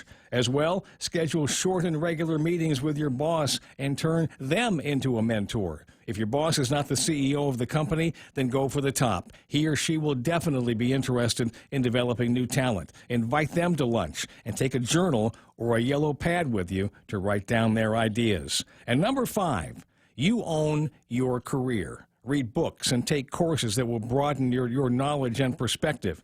Keep pushing to do more. Most people, will be happy to just watch you do that. They'll watch you go by. You'll be amazed that as you grow, the field sort of thins out. While you may have strong competitors at the top for high-level jobs, there may not be as many as you think. Fewer people really want to go the extra mile like you will. That's the extra point. Get out there and make something good happen today. For 93.3, The Ray Gibson Show, Guahan Insurance Services, and First Hawaiian Bank. I'm Jerry Roberts. That's a good one. That's a good one. And a fitting place for us to take an opportunity to say congratulations. You've gotten to the top of the heap, and the folks over at the district court have honored federal prosecutor Fred Black, who's been here prosecuting dirtbags for as long as anybody can remember. Yeah. He has been out there and doing that. The outstanding dedication, ethics, and professionalism in the practice of law has led to Assistant U.S. Attorney Fred Black being given the District Court of Guam's Cristobal Duenas Excellence Award. And the thing is interesting is I think Fred has been into business since when Cristobal was still wearing the robes. I think they were working together for some of that time. But anyways, I think that's a big deal. Like I said, prosecuting dirtbags around here for a long time. Put some of these guys away, and most recently, and it's a great example of the kind of heart that this guy has got, was actually on the side of one of the guys that he was prosecuting because he had turned state's evidence so well and was such a big assistance in getting some new charges laid up against this couple that finally had their case in the States. Finally got heard out in California, but he was pushing for some lenient views from the district court judge over there. So that's Fred. Congratulations to Fred. While I got your attention, a couple of free classes that could make you that much richer or keep you out of trouble. Guys over at Guam PTAC have got a couple of classes they want you to take on the end of May 30th, marketing to the federal government. And the pitch is, are you ready to sell to the government? They buy products and services differently than the private sector. Guam PTAC will discuss marketing strategies, essential documents, and how to get your company on the list. Beans, bullets, blankets. That is the spectrum of purchases that they make in the federal government, and plenty more. So there is likely, depending on what your forte is, or a forte that you might like to get into. Just because it's not a business, not in your line right now, doesn't mean it can't be. Great example. Find your niche. A great example of that is the guys over at Advanced Management. Right? So they'll take a look at what the opportunities are in the FAR, and might be something in there where they go, well, that's real. That looks like something that we can do. And somebody will say, we don't currently do it. And they said, well, how hard can it be? And so they'll staff up a department that will look at that and in many cases win those awards. So smart thinking with the guys over at PTAC. Their telephone number, if you want to get lined up for the class, again, end of May, 735-2596. Now, get on the Department of Labor's website and get some information on-site consultation fall prevention. OSHA is doing this. I had a safety guy in here, safety inspector, in just last week. Really? And I asked him, I said, what is the number one violation that you see? The number one, I don't want to say violation, but number one safety hazard that you see on the job in most places. And he says his answer was, among them, fall prevention. You never know. You might be asking somebody to stand up on something. There's no ladders around, so you put a chair on a desk, whatever. But OSHA has on-site consultations for fall prevention.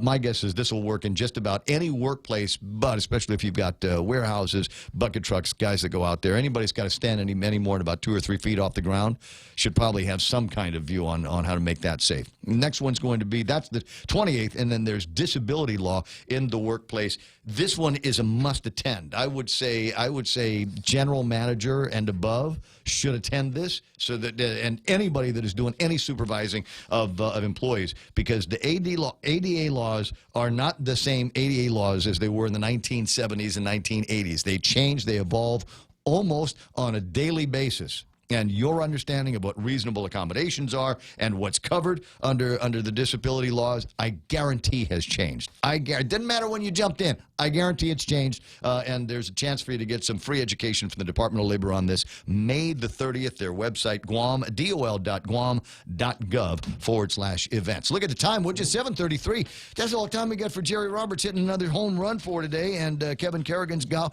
headlines now from the Guam Daily Post. Good morning, Kev. Good morning, Ray, and Hafaday, and good morning, Guam. In the headlines from the Guam Daily Post this morning, retired Airport Police Chief Robert Camacho's Agana Heights home has been broken into again. Camacho said he awoke yesterday morning about 4 a.m.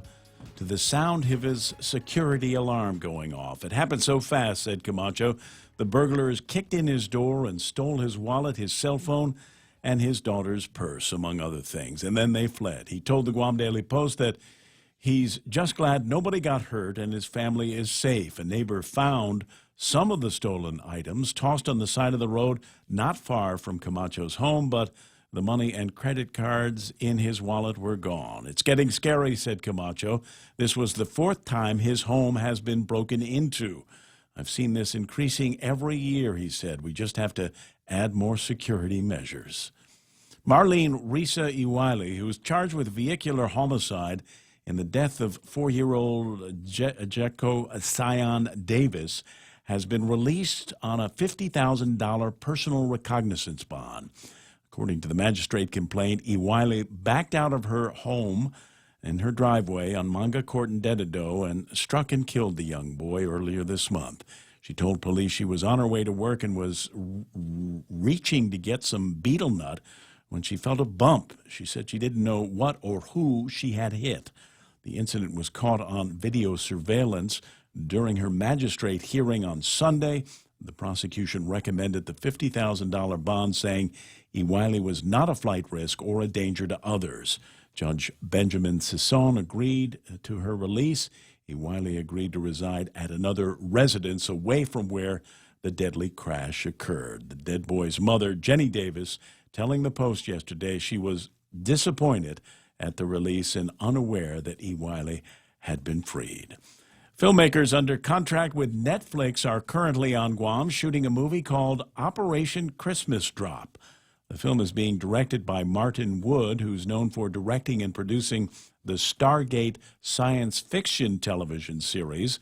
The cast includes Kate Graham of The Vampire Diaries and Alexander Ludwig, who played the character Kato in The Hunger Games. The pilot, according to Netflix, centers on a congressional aide who is gathering evidence to support closing a tropical U.S. Air Force base. A statement from Netflix says that the set will be closed and the cast, crew, and filmmakers will not be available for interviews until just prior to the release of the film, which is set for sometime next year. For these stories and more, log on to postguam.com or pick up a copy of today's Guam Daily Post. You would talk about that movie that's being shot here. You missed the most important actress in the whole thing, Virginia Madsen. Well, there you go. Do you know who she is, right? I do not. What's the show that you'll remember her from? What's the one they did a thing about wine with a few years ago? It'll come to me. I'm actually looking at the IMDb page, and I got to go back a few years to get this. But she was on the TV series Monk. I'm gonna dig around on this just a little bit more. They're talking about Sideways, which is a movie I don't know that I've ever seen. But if you go back to one of her earlier movies in the 1980s, Virginia Madsen, if you're listening, I fell in love with you when in the movie Electric Dreams. You familiar with it, right? The guy, Moles, has a hard time living life, so he buys a computer, spills champagne in the computer comes to life, it becomes a sentient creature, and Virginia Madsen's character moves in to the apartment above all of this. Anyway, so it's a great romantic love story. Love is Love, Culture Club, that's a big song in there. Together in Electric Dreams, Philip Oakey and Giorgio Moroder in there, and the great Virginia Madsen in that movie. The music, I remember. The movie, not so much. Not so much. Yeah, it's kind of hard to find out there. But there was another one, Bloody Mary, Bloody Mary, Bloody Mary. It's the one, Candyman. She was in the horror flick Candyman. Do you remember that one? Not at all. Yeah. Fine. 7:38 in the morning, and that's iConnect time. Hey, if you see her around, just give them my number, right? Tell them, just hit them up on the digits here. 738, let me give you these digits. 888-8888 is the telephone number to call the guys over at iConnect, and they'll tell you about great cell plans that they've got mobile. They come with the internet. You want push-to-talk, which is a combination of like smartphones and two-way radio? Got to try it out today at iConnect. The Crazy 19 menu at King's Restaurants is back with all your breakfast, lunch, and dinner favorites. Fun pancakes, tasty sandwiches, and the local dishes you crave for a limited time on the Crazy 19 menu at King's. The sky's the limit with Bank Pacific's secure MyCloud banking. You can access your account 24/7 with your smartphone, your computer, your iPad, or any other tablet. You can pay bills, set up alerts, check your balances, wire transfer money. It's never been easier. Enroll online or come on in and see one of our friendly staff. Digital Life, Digital Solutions. Bank Pacific. Bank Pacific, where others put branches, we place roots. Equal housing lender, member FDIC. Viva Bank Pacific.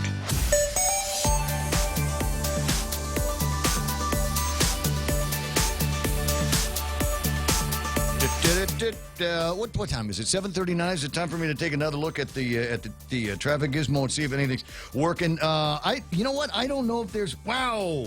I was going to say, over by the schools, it should be lightening up, but no, that's not the case. Route 1, Route 3, most of Route 3 is running slow here towards the Micronesia Mall and that particular intersection. Don't see too much around Dededo and Chico that's going to be slowing you down. Central to Mooning, Upper to Mooning, not so bad. Busy at the intersections as usual. 8, 10, and 16, pretty. 15 and 10, not so much. 4 and 10. Southbound, believe it or not, is trickier than northbound through there. But once you're headed north past that intersection, should be a clear spot. A clear shot into the downtown Hagutnia area. Might see a little bit of traffic southbound Marine Corps Drive at the intersection of 1 and 8 and the intersection of 4 and 1 also looking a little bit busy through there. I wonder if a Korean driver got stuck at that intersection. Navy hospitals, people starting to get to work, and 1 and 2 looking pretty clean right now. 20 away from 8 o'clock in the morning. That's right now traffic here on The Point. Hey, it's Mom. Somebody forgot to thaw the chicken, so meet us at Chili's for 2 for $25. Oh, and congratulate your sister for making the basketball team. She's thrilled. Love you. See you at Chili's. Enjoy 2 full meal combos for $25. An appetizer, 2 mouth-watering entrees like our crispy chicken breast, smoked barbecue quarter leg, or smoked jalapeno cheddar sausage. Served with corn on the cob and french fries. 2 bold combos for $25. A full-on meal deal available nightly for a limited time. Together, we Chili's.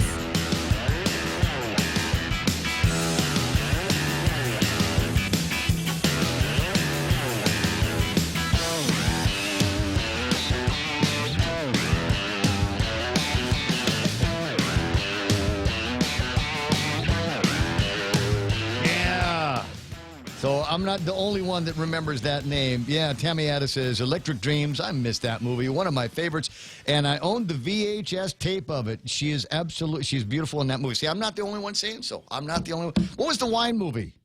Was her and that guy that yells a lot in the wine movie. Tammy is there. Somebody will figure it out. Alfredo Mendoza, Lynn Perez is online. Are you back in town? Shelly, big sister Shelly's in town. Ken LG with a story that I just started looking for when Kevin touched on the Virginia Madsen movie. Apparently, what's it going to be about? The Christmas Drop, Operation Christmas Drop, or something like that?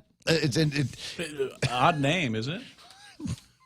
This is you think it sounds like, Guam. a happy movie? But we're the center of everything odd. Operation Christmas Drop, the movie being directed by Martin Wood, who is known for directing and producing the Stargate science fiction TV series. Stargate, the movie, awesome. Still watch it. But it doesn't. What's the plot?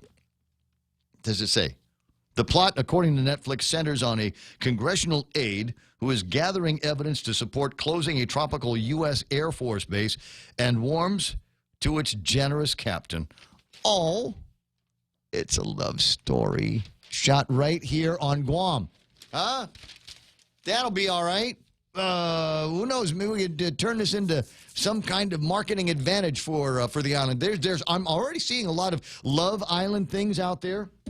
That people are taking their pictures against. I think that's very, very cool and something I support. I support it more than Meth Island. I don't know. Maybe we ought to put up. That's what we'll do to catch all the drug jugheads, right? We'll get a big. We got the GUAM signs. We got one over at where's it? Plaza de España. We've got another one over at Epal Beach. Let's put one somewhere that just says meth, M-E-T-H, right?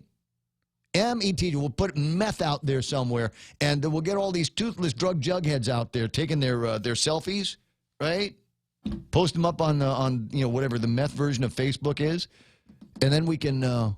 And then I don't know, I'm just thinking that there's got to be some way we can take that, give it to the police department, and they can go and find all these people that are conducting all these break-ins, stuff like that. Bob Camacho lamenting over another break-in over at his place. And like I said, when you got somebody, Army vet, right? Also Dep Corps boss vet. Also chief of the airport police vet saying, hey, dude, things are getting kind of scary out there. Hey?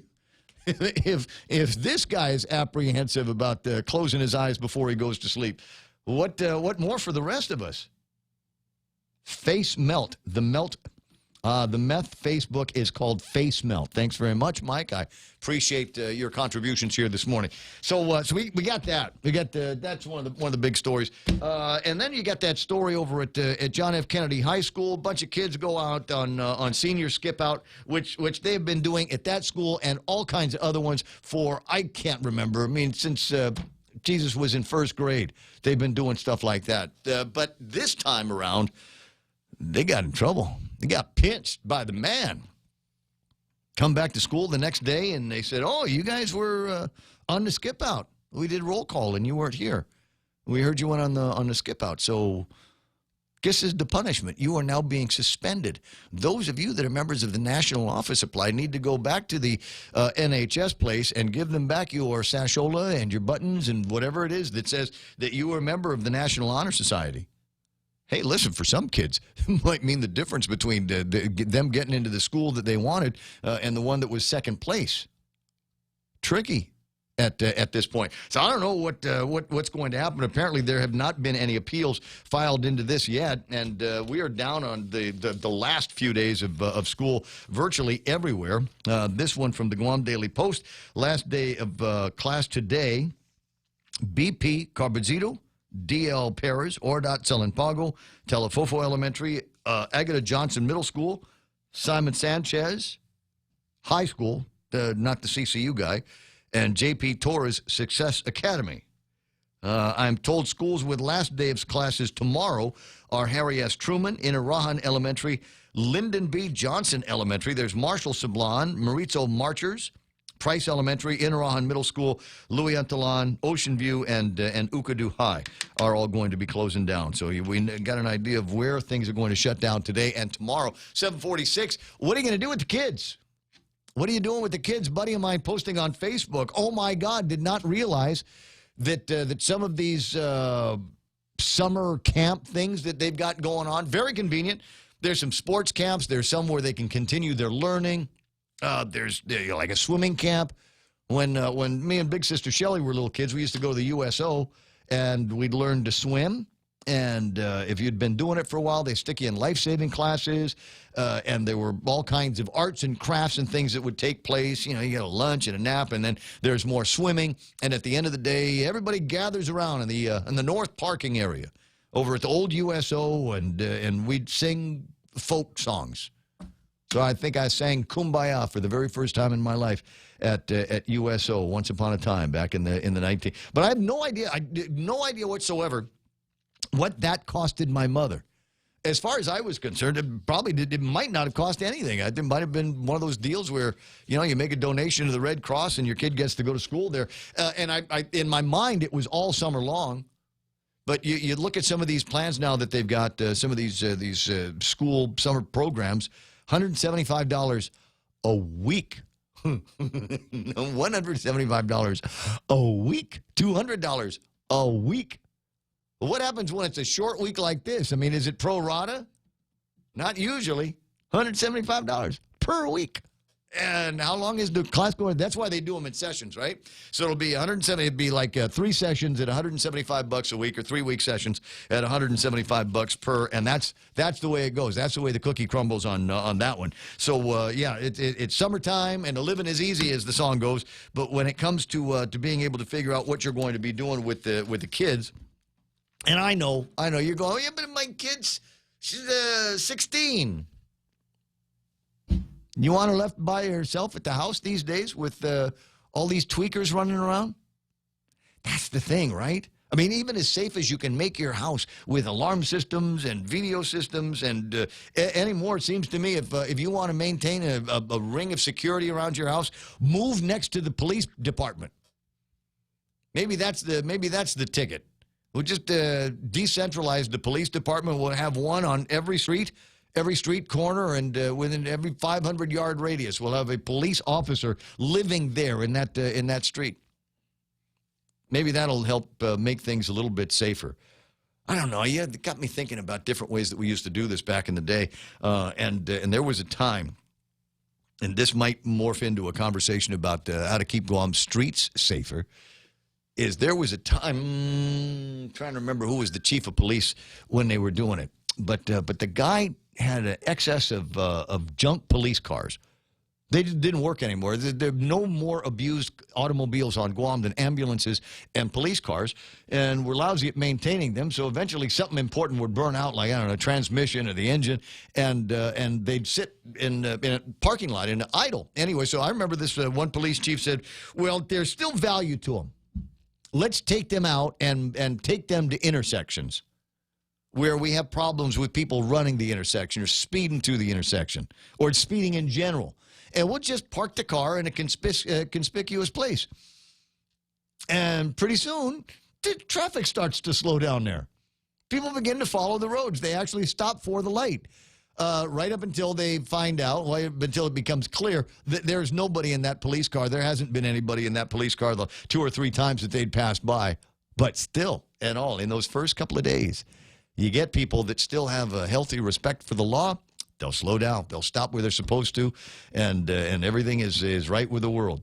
So I wonder if we could take that same mentality and take a couple of these vehicles and park them in high-crime areas. We know there's no cops in them. We'll put some good tint on the windows so nobody can tell. And we'll move them on a fairly regular basis. We'll make that's somebody's job, is to go and tow this thing from one place to another. But maybe, park one of those things like, and I hate to profile, but let's do it. Let's try it out over at like the Hemlani Apartments. Let's try it over where Mike lives. Park one of these cop vehicles over there and see if just a little bit, if for just a few days, things simmer down a little bit and get quiet. Now, I know what's going to happen. You got to be very, very careful. You got to be Johnny on the spot here, because what will happen is that there are going to be people. There are going to be people that will recognize fairly quickly that it's a dodge, it's a ruse, it's a fake. And then you know what's going to happen? They'll steal the parts from the police car. Thank you. I was going to say, in my part of town, the wheels will be off of that thing in about 5 minutes. Exactly. And it doesn't take them very long to do it. It didn't take them so long to do it. 888-8255-888-TALK is the telephone number on the radio station. My name's Ray. Great to have you along for the ride here this morning. And most of the ride so far is just going to be kind of riffing on what I see and some of the thoughts that you might have about what's going on here. Nick Perlowski writing in, put a mannequin in there as a dummy, or somebody from the legislature. Hey, we have a list. If you're looking, we've got. Remind me to talk about new bill from the legislature. Cosendo says, "I'll give parents a break. Send their kids to me. I'll have them work on projects. I won't pay them, but I'll keep them busy and out of trouble." I've got, you know what? I got a friend. You and I got a mutual friend that does that. And last couple of vacations that they've come out to Guam, his son has come to work at the radio station. Same thing, right? He's got an interest in audio and music production. So there's work for him to do around here. But that's part of it. I don't have to pay him. They don't have to pay me. But he's supervised for the most part for the day and is out of trouble. And he's at exactly the right age, and he's a smart kid too. So he's exactly the right age to get into some serious trouble. Bianca Bora there. Good morning. She says, good morning, Ray. Well, good morning, Bianca. Nice to see your smiling face online this morning. Ed and Karen Untalon. Shelley says, senior skip consequences are silly and too militant. Considering all the nonsense the kids got to deal with or did deal with, skip day is justified. Why are they so matapang? There it is. That's our favorite word for situations like this, where they're they're throwing the book at the people that they could catch. But virtually all of the rest of this 2018-2019 school year, how many other dummies over at the school? I mean, real problem kids. They're smoking on campus, vaping on campus, just getting into every kind of trouble. And nothing's going to happen to them. They're going to graduate. They'll get to walk. But you got these kids, went out on a senior skip, some of them NHS kids, and now they've lost their NHS-ness. They have to undo the tap on the shoulder. Ay-a-day. Or is it E-a-day? It's a conversation going on about that. Irene Alcantara's online. Phil Schragi joining us this morning on the stream. Nice to see you there as well. 888-8255 is the phone number. I don't know what's going to end up happening at the end of the day with all of that. I would hope maybe that somebody kind of looks back and says, you know, this is not the appropriate way for these guys to end their school year. They do need to be punished. They did break a rule. And like I said, when it was me, Father Duane's class in 1980, they were going to kick us out. They were going to. We went on our senior camp out without the permission of the school one night, and when it finally got back to Brother Gregory and the rest of the administration, they had virtually half of the entire class of 1980 ready to be expelled in the last quarter of our senior year. Fortunately, cooler heads prevailed, but the deal was, okay, they can stay here, but they're still in trouble. They still broke a rule. And they're still going to get punished. And anybody familiar with Father Duenas knows about a phrase called justice under God. And we were all made to do our justice under God until the end of the school year. 7:55 in the morning. So I don't know. There are going to be people on either side of that particular story. What will be most interesting to me is, did any of those seniors bring a gun to school? That's another point. So we got Southern High a couple of weeks ago. John Fernandez last week said that we were very close to some kind of conclusion of the investigation and the public naming and shaming of whoever it was that brought the gun to school. So a gun was brought onto the campus at Southern High by a staffer of the school. In violation of posted laws and I think for a lot of people, common sense, right? Don't need to bring the gun to school, do you? Anyway, so the car gets broken into. 17-year-old kid at the school called in and busted for stealing the gun, which caused a shutdown of the school, lockdown of the school. There's 17-year-old kid running around with a gun. So he's in trouble. Same kind of trouble Ray was. He got the gun grab, and there's no license and all of that stuff. Anyway, so he's going to be treated like an adult in the courts when this finally makes its way through. And we still, to this day, do not have official confirmation of the guy that brought the gun to school. There has not been any arrests. We know that he's been placed on some kind of administrative leave, and I don't know what it is. And I'm still trying to figure out who they're protecting. Every time I've asked Paul Tapau about it, quote, still under investigation, can't bring up any names of suspects, personnel matter, yada, yada, yada, BS. Kid ought to hire Fisher. I mean, he was at a school. How of a more teachable moment is that? Kid ought to, yeah, See? Good point. Hey, Fisher could get Ray off on connection. it, then the kid could get off on it, too. Nice connection that you're making. He got Ray off. Couldn't save him the election, but it's like that. But as far as we know, this kid's not doing anything. So at least Nick is making that connection in his head. We're gonna bust it. We're caning these kids from John F. Kennedy because of going out on a senior skip out tradition, Legion legend. But here we go. We got an actual staffer brought a gun to school, broke the law, and nothing. Shh. Don't say anything. If nobody in the media talks about it, maybe it'll be one of those stories that just goes away kind of on its own, and we won't ever have to be accountable or hold anybody else accountable. It'll be perfect, but it's not going to happen because I swear to God I'm going to bring it up every single day until we know who it is. Over the weekend, we did get finally the identity and an arrest of a girl that now has been charged with... what was she charged? A vehicular homicide in the case involving the death of a 4-year-old kid. Distracted driving is a killer. Ladies and gentlemen, distracted driving is a killer here. You can see it in this case. There's no excuse. Phones, makeup, food, messing around with the radio, getting your Bluetooth in line, doing all of that stuff. All things that can be done while the car is safely stopped, right? But that's not the way we are, man. We're this go-go society, and we got to get from point A to point B fast because there might be a car that's going slower than us, and I need to get in front of him. There might be a bus, and he's going to stop, and he's going to put that stop sign. I got to get in front of that. And then you hear the noise. There's the phone going off. And I'm not going to say that I'm good here. I am absolutely the worst. I am a distracted driver. I admit it, and I do everything I can once I'm in the car to put the phone away. I don't need to mess with the phone. I got the radio station right where I want it when I get in the car, and I might change it at the intersection, might pop on the Bluetooth at the intersection, but once that light goes red, I'm moving. Sorry, green. I'm moving. Moving when it's red too in my head. But you get it, right? I mean, and I think for the most part, there are people out there that have sorted out, how we can live in a constantly on and changing social media society versus the ones that can't go any more than a couple of minutes without looking at their phone. I'm that guy, too. Anybody seen me at the beach lately knows it. 7:59 and change. Anyway, we got that. Plenty of other stuff to talk about. 888-8255-888-TALK is the telephone number. Hey, beat me on the WhatsApp, 988-5874. Yeah, I said beat me. I'm trying to bring that back along with the word jiffy. So if you would, find a picture or something somewhere in your phone and beep it to me, 988-5874. That's 988-5874. Fox News Live is coming up next. Blake Watson, Michael Knight, and I get to pretend to talk about sports for a little bit. Kevin Kerrigan from the Guam Daily Post will bring you up to date on all the big Guam stories in seconds. Stick around, Brown.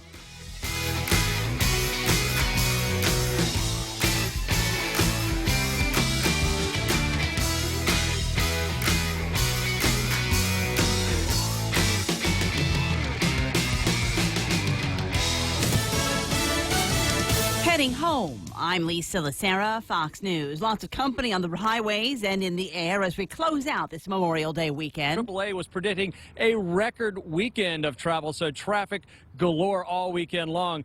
Take a look at it. They're expecting, when all the planes, trains, and automobiles have been counted, some 43 million people have been out on the road this weekend or in the airs, on the open seas, the rails, taking trips of 50 miles or more. That's a 3.6% increase.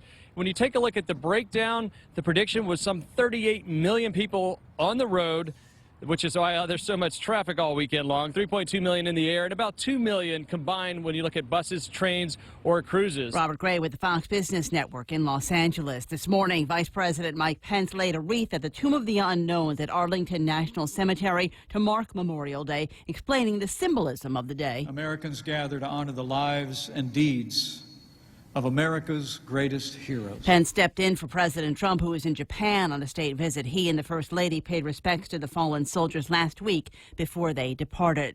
The search continues for a missing 5-year-old girl in Utah. Fox's Gernal Scott has more live. Lisa, Elizabeth Shelley has been missing since last Saturday morning. Police are suspecting she may have been with her uncle, Alex Whipple. He's in custody but said to be non-cooperative.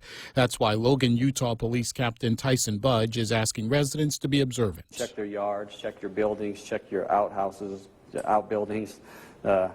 containers, anything, garbage cans. If people have surveillance footage, police are asking for that to be checked as well. Searches are scheduled to be called off at dusk and resumed tomorrow morning, Lisa. Grinnell, Canada, taking a first step toward ratifying the new trade agreement with the U.S. The foreign minister presenting a motion to the House of Commons, clearing the way for the presentation of a bill. This is Fox News. Okay, I think it's coming up soon. Yeah, we're in Route 1 and near the airport intersection, right? There, see it? What's the promo code? Look for the promo code. Check out the Vantage Digital Billboard and reap the rewards. Catch the promo code on the screen and get $10 off your stroll ride by inputting the promo code on the Stroll Guam app. Did you see it? You got it. I got it. You just focus on driving. Take advantage today and take a look at Vantage Advertising's digital billboard located on Route 1 at the airport intersection. Business travel just got easier. Take your data plan with you for only $10 a day to all 17 data-to-go destinations. Never worry about additional data roaming charges when you go where your business needs you. The US, China, Thailand, and so much more. Have the assurance you need to check emails, surf the web, and stay connected. Call 688-2677 today to make sure your account is data-to-go ready. Docomo Pacific. Better together. Surveying the damage, Oklahoma Governor Kevin Stitt says he spoke with President Trump after tornadoes ravaged the area. His heart's with us. He said, whatever you need in Oklahoma, we're here. Tell the Oklahomans that the federal government's here to help them. And he just kept saying he's just, devastated. 2 people were killed by a tornado Saturday night in El Reno, Oklahoma.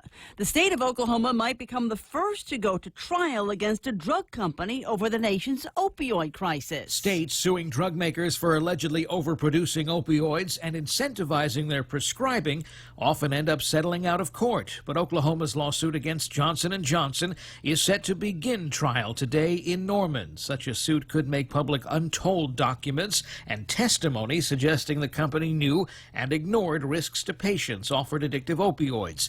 It could reshape the way similar lawsuits filed by state, local, and even tribal governments proceed.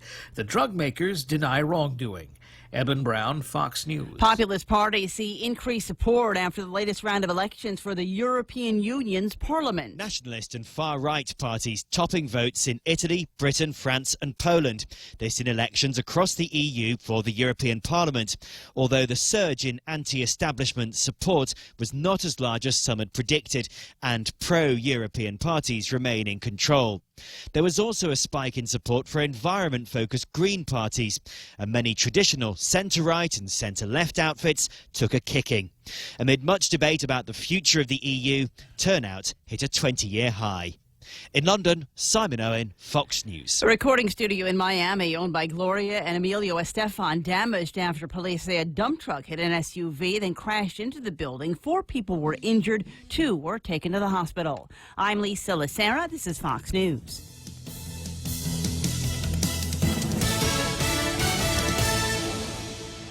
Legends aren't born, they are made. And during our Jeep Celebration event at Cars Plus and Mighty, you'll receive up to $6,000 in accessories with the purchase of a new Jeep Wrangler, Motor Trend SUV of the Year. Customize your new Jeep to the way you want it. Or how about a new Jeep Grand Cherokee? Save up to $5,000. Or save up to $7,500 on a new Jeep Compass Sport. It's our Jeep Celebration event going on now at Cars Plus and Mighty. Cars Plus, driven by you. Accessory special cannot be combined with other offers. See dealer for details. KFC has finally answered the world's most important question. What came first, the chicken or the egg? And the answer is both. Introducing KFC's KFC AM, their new Southern and local-inspired breakfast. AM-loaded platter with chicken fried rice, waffles, and Colonel's chicken congee. KFC also has your all-time favorites, AM chicken and egg wraps, Southern biscuit and sausage sandwich, and hash browns. So for finger-licking good mornings, AM will never be the same at KFC. KFC, it's finger-licking good. When your family needs medical care, how often do you find the need to visit multiple clinics? When a child has a serious ailment, do you find yourself meeting a medical provider only to learn you must go somewhere else for testing? At the FHP Health Center, you can find multiple specialties and testing services under one roof. And if your family needs urgent care, FHP is there for you with convenient weekday, evening, and weekend hours. Voted the island's best clinic and Pika's best 2 years in a row. FHP, our island, your clinic. Learn more at FHPGuam.com.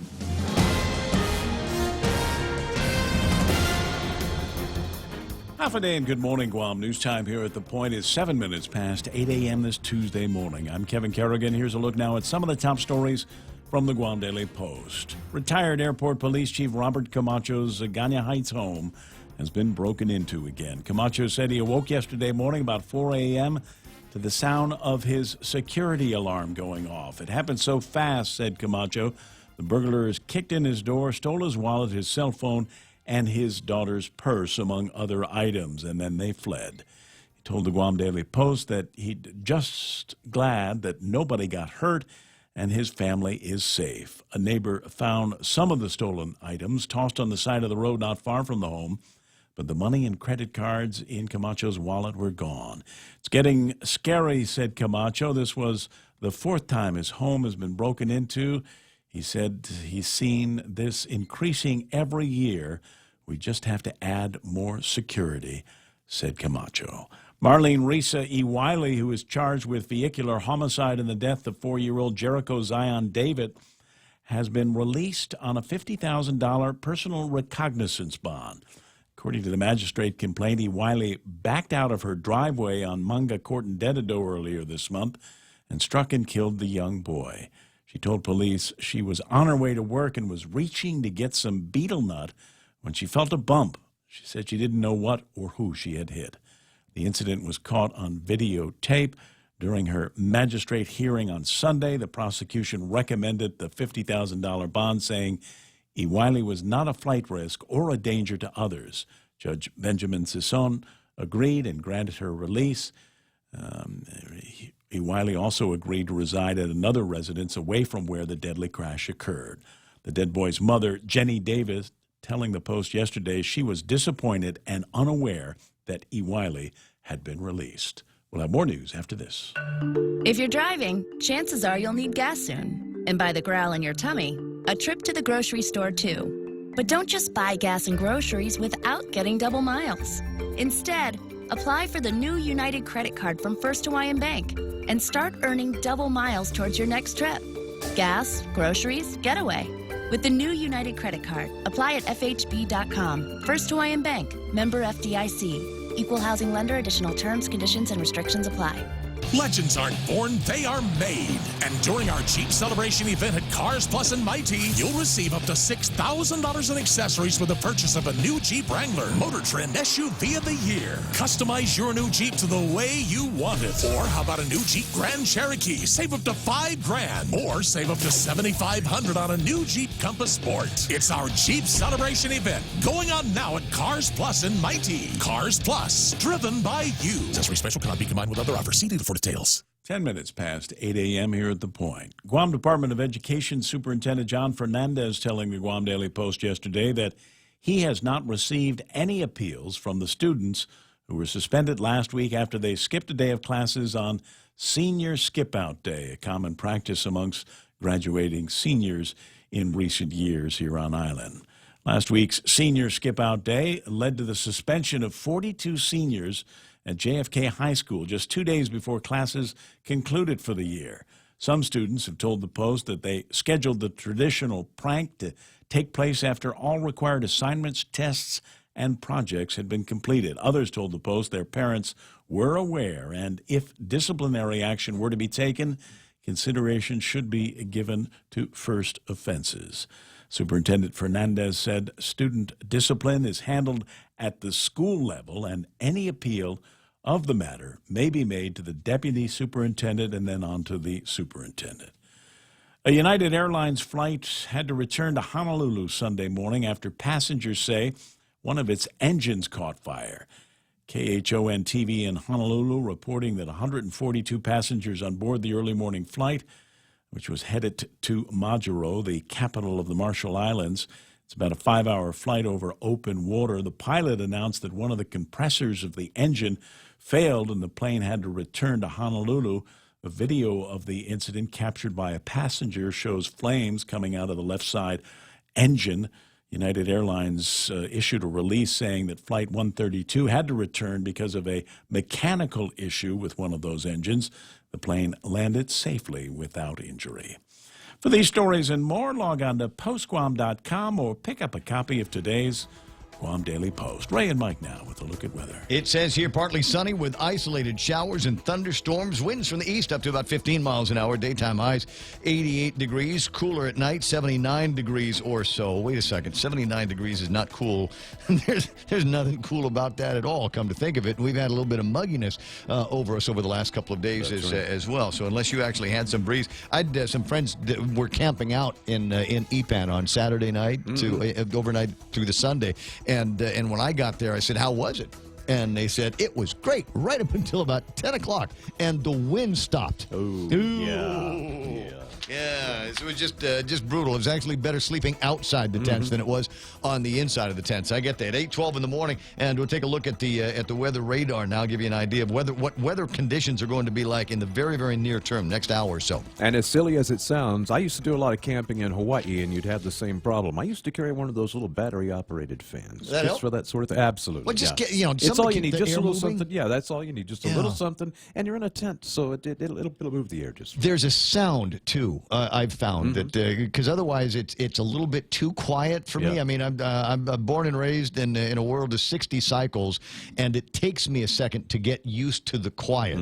But it's nice at the beach. You can hear the waves lapping up on the shore. But still, no, it's nice to have just something just making a kind of white noise buzz in the background, keep the mosquitoes drowned out. So what's that weather pattern going to be? Well, we're looking at radar right now. We see a pretty good trade wind disturbance sliding on through. Most of it to the south, but we are getting a few showers through here, and that will be the case throughout the rest of today and most of tomorrow. Weather Service saying things will probably dry up just a little bit for Thursday and Friday as we return to a more dry trade wind pattern. But there's still, it won't be dry like it was before, though. I think we're out of that super dry late winter, early spring type weather that we're accustomed to seeing in April and May, and now we're getting more into the seasonal type of trade wind activity where we get the showers in through here. Just no major disturbances. Looking at satellite, there really are no major weather systems downstream. We got a few showers and stuff around. The front's still kind of hanging out up to the north, but it's petering out, and we're kind of settling into that summer pattern. And of course, as I mentioned last hour, when that happens, don't say the T word. No, I just say we have to just start kind of keeping our attention further to the east. Yeah, I know what you mean. I know what you mean. Not happy to hear it, but as I said, and I don't know, we're on the other side of the 21st of May.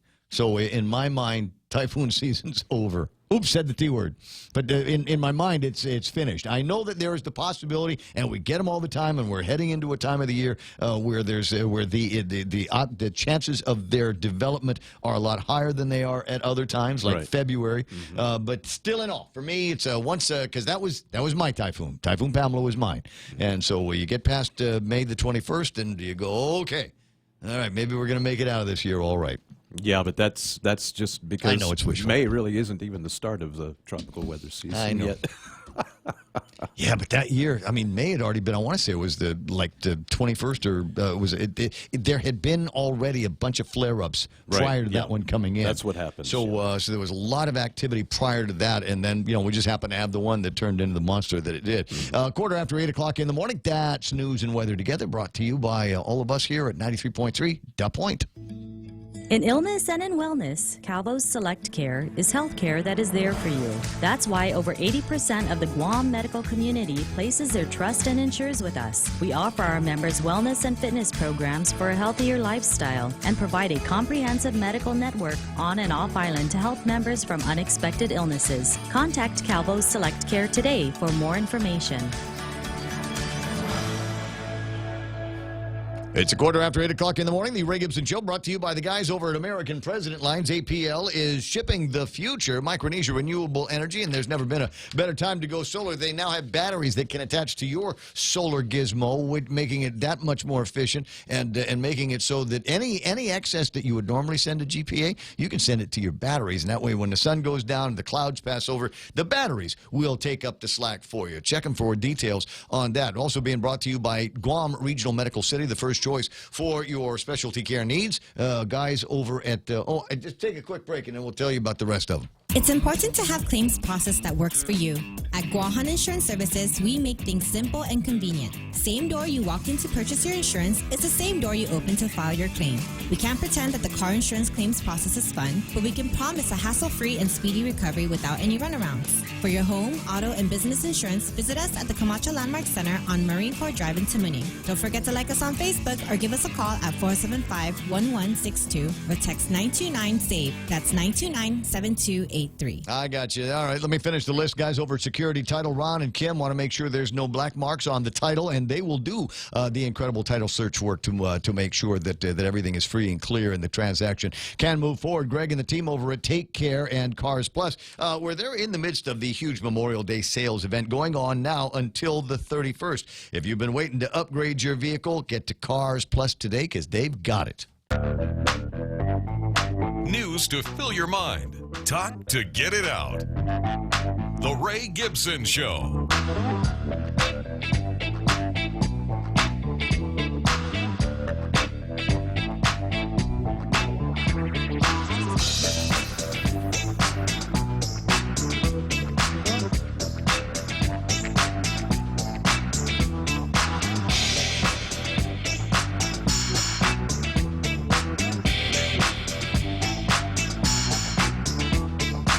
Studio time, 8:17, and Mango Festival. Yeah, it was a big deal over the weekend. A lot of people moving down south, and I don't know how large the field was, but it seems to me that everybody I know was in Malesso for the Cocos Crossing. Blake Watson, what was your time? You did the 10K, the back and forth. What did you shave 15 minutes off your time too? I did. I flew through the water. I think it was because I think it's because I had the cap on, so so no hair resistance. So I was talking to a guy, and not to take anything away from anybody that did the crossing, because I didn't do it. Me neither. I didn't do it. If you did it, wonderful, good for you. I'm proud of you, and I hope that all of your dreams come true. But I did talk to one guy and said, was the water better for you this year in terms of the current? And he says, oh, yeah. He says it felt, and I don't know whether he did both legs or one leg out, but he said it felt easier to swim this time than it did in previous years. So he thinks that maybe that's one of the reasons why there's so many people that have shaved off a lot. Combination of the training and the more permissive sea conditions. Yeah, the sea condition. Yeah, that sounds very interesting. I mean, I guess it's possible, right? Yeah, of course. Yeah, actually, that would be a tidal thing with the shallow bay between there and Cocos Island. Tidal with a D. Tidal. That's right. Yeah, so because currents exist outside of that realm, but yeah, if you get a high tide coming in or a tide going out, it would make a difference. I don't know, not a swimmer, and didn't attend, but it was a question that I had in my head, and at least one guy that I talked to thought that there was a little bit more push in the water that he was swimming in, making it a little bit easier for him to finish with a better time than he had in the last year. So good on you, good for that. I'm still nursing my rolled ankle. Oh, still, it's a week. The swelling hasn't gone down all that much, and so I've decided that early Saturday morning. I was up early enough to get in the car, drive up to Anderson Air Force Base, and run the 13.8 miler. Some people on their Strava, I saw 14. Good job. I don't know why I said 14. I don't know where you picked up the other 0.2 of a mile. But way to go for you. So I didn't do the half marathon this weekend. I figured my doctor will thank me for it. My doctor will say, "Good boy, you didn't go out and do a 13 mile and make your ankle actually worse." Has it gotten better though? I mean, do you think it's healing? I guess is what I'm trying to say. So that's why I thought about it over the weekend and sent a lot of emails, a lot of WhatsApps to Vince Akimoto. Yeah. Because there's the same guy that was doing footwork. In fact, he's still there up at GRMC, but he's also does hours over at American Medical Clinic as well. So they're going to set me up with a thing. I still have to pay. But it's nice to know that there's a guy that might be able to look at that rolled ankle and tell me whether it's going to be another week from running or is this going to be all summer no running. No, it probably won't be that. But do you have a different scenario here because you actually had someone roll up on your ankle? It's not a self-inflicted wound, which means there may be some other things wrong in there that wouldn't normally be wrong in just a regular running roll. Yeah. So there's that, and that's the other thing is I didn't do it. It's not me. I didn't overtrain. I didn't step in a puddle. I didn't get it from my fast hiking. None of that stuff. It just, a couple of people rolled into me. Quite and frankly, hit my you may ankle. have a, the bones of the ankle. There are many. You might have a small break or dislocation in there that you just, you ordinarily wouldn't know about, and it would be the freakiest thing in the world, but it could happen, and what it would do would prolong that healing process. So again, it's not always about me until it's about me, but in this case, it's about me. Congratulations to the guys that were able to get that going, and a ton of end of the year stuff, I guess, still going on. Yeah, there's still I didn't say Sports with Blake yet. That's what you didn't threw me say off. it for the last three shows, so I thought I'd just go ahead. Threw me off. I don't know. I think before we go much further, Blake, we really kind of need to talk about the greats that have left us. Just recently, we got news Bart Starr passed away. Yes, and he's gone. And just coming over the airwaves recently, Bill Buckner. Also just passed away. Bill Buckner played for the Boston Red Sox. He never let down. He was never able to beat down the act of letting a ball go between his legs in the World Series that ultimately lost Boston a World Series after they hadn't been there in like 90 years. And it's just sad. I mean, that he passed away, dying from complications of what is it? The dementia. Alzheimer's. Yeah, Dementia. Alzheimer's Pretty and young dementia. too, only 69. Yeah, that's not that old. But he could never live that down. Every single place he would go. I mean, he got to the point to where he just didn't even want to do interviews anymore. Because they'd start with that. Yeah, they'd be like, oh, well, how do you feel about that ball between your legs? Yeah, I feel like I lost the World Series. R. Kelly's going to go next for exactly the same reason. For what? R. Kelly? Yeah. Because you do an interview with him, it's always the same question, then he always gets ticked off and storms off. You said that's the only thing that he was asked about too. He won a batting title in 1980. He did, yeah. He was an all-star. He was. Played 22 seasons. Yeah. But that would be the first thing they'd ask him. How do you feel about that ball between your legs? October 25th, 1986, Shea Stadium. The ball that was that rolled through his legs. It was just a routine grounder. It really was, and it rolled. He made a rookie mistake, like a bush league mistake, in that he picked his glove up just a little bit, anticipating a bit of hop, and he didn't. And that would have broken the curse that they since 1918, because they didn't win until 04, right? That's right. Yeah. So they lost the '86 World Series and didn't win from 1918 until 2004. And everybody really thought that was their best chance because they had a really good team that year. Clemens, was that Clemens' first year? Clemens was there, yeah, and Greenberg. but you had the Mets, man, and the Mets were just some crazy, freaky, lucky team that year. They were filled up on cocaine with Darryl Strawberry Could be, yeah. and Dwight Gooden. He was handling the hookup. Hey, they're making a movie that's going to be on Netflix with Virginia Madsen. Oh, really? Yep. What's it about? It's about Christmas Drop. Operation Christmas Drop is what the movie's going to be called, and it's got Virginia Madsen. Sounds exciting, huh? And a couple of people. But it's got somebody who was in Hunger Games and somebody that was in the Vampire Diaries. Kat Graham from the Vampire Diaries. I don't know either of those people. Does she? I like her from Sideways, though. I was just looking at that. I was trying to remember what the name of the wine movie was that she was in it. As it turns out, it's Sideways. Yeah. And Sandra Oh. Sandra Oh's also. Sandra, yeah, one of the first movies that I had seen her in that. So excellent movie, excellent talent. And, but the only Christmas drop I'm familiar with is this one. You're such a good producer. You're a great producer. How did I get so lucky? How is that even possible? You pay me. Just out there. Every 2 weeks. There we go. There's your allowance. All right. So you got anything else? I do. Is it football time? Can we NFL now? No.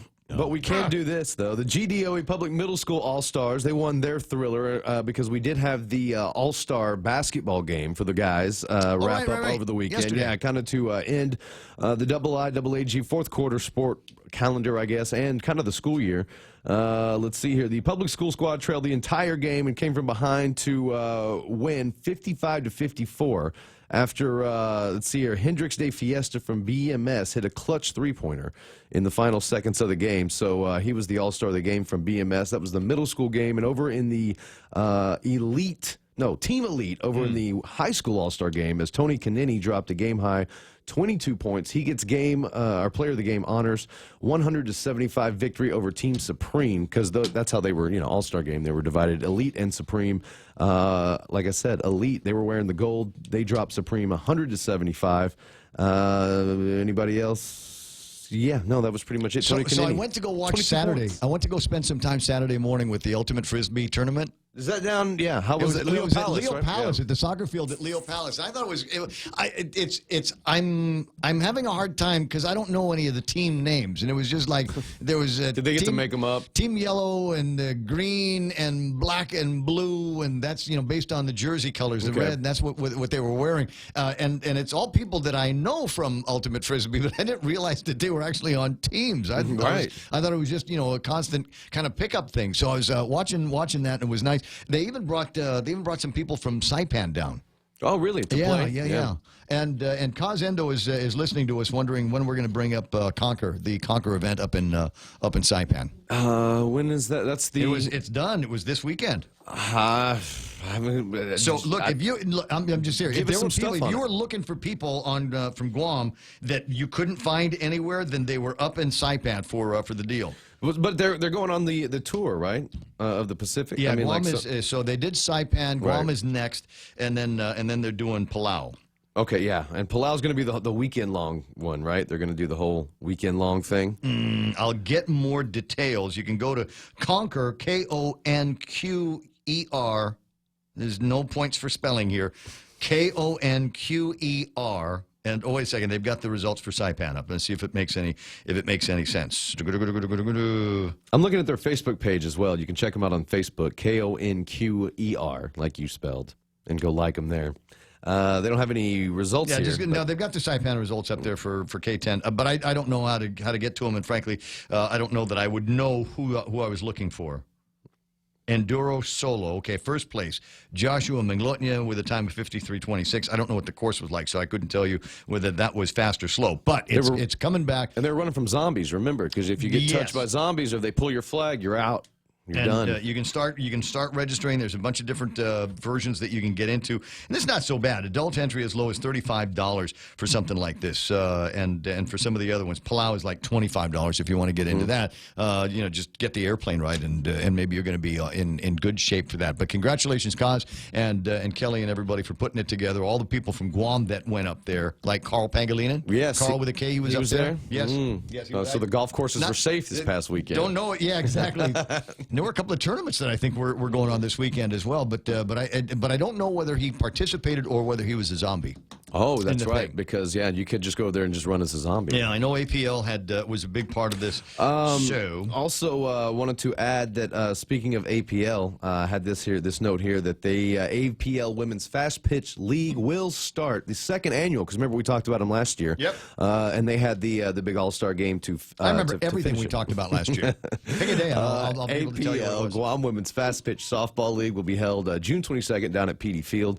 That's going to start as well, because I know that we talk a lot about APL. So shout out to them and their second annual Women's Fast Pitch League. It's 8:29 in the morning, and so I'm kind of hinting towards the NFL area. When are we going to start seeing games? Because it's like May. Yeah. And so everybody's teams are together already? All the rosters up? OTAs, which are organized team activities, and these are voluntary. So usually what you'll do is you'll have your rookies and your guys who are fighting for a spot. They'll always show up. Your high-profile names may show up, may not, depending on what kind of leader they are or how well they're getting it turned up in Miami right now. I just assume they're always getting it turned up in Miami. Most of them. Well, did you see the story about Miami today? I guess what's the name of the basketball player that ran through here, went up to Gerald Green? J.R. Smith? No, the basketball player went from here to North Korea. Oh, Dennis Rodman. He got beat up. He beat up a guy. Oh, he beat up a guy. And did you read who that was in Florida? That was in Fort Lauderdale. Where that was on a. And I read that in the Post over the weekend. And did you see what one of the witnesses were named? Anybody? No. It's interviewed in that story. 50 years old, David Lee Roth.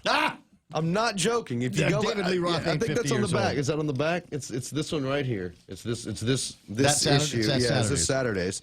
And if you look at the Rodman story, you go ahead and look for that. Kazendo online saying humans won up in Saipan over the weekend. Zombies lost. Thanks, guys. We'll be back next week to hype up Guam. David Evans also online. Dave, goofing off with my friends at Ipan on Saturday and Sunday afternoon, and playing all kinds of local tunes. And your song came up, and we did blame it on the cha cha cha.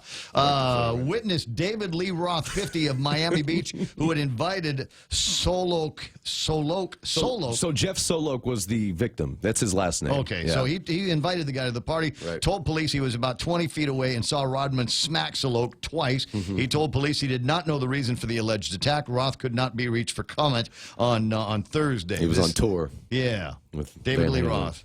It's not Van Halen, it's David Lee Roth. It's I know, gotta be somebody. but I just thought it great because I guess if your name is David Lee Roth, of course you go by all three names, right? Yeah, you should. I think it should be an actual thing. All right. There was something else in my head I wanted to talk about. I guess we're going to have to table it until tomorrow. Oh, did you? Okay.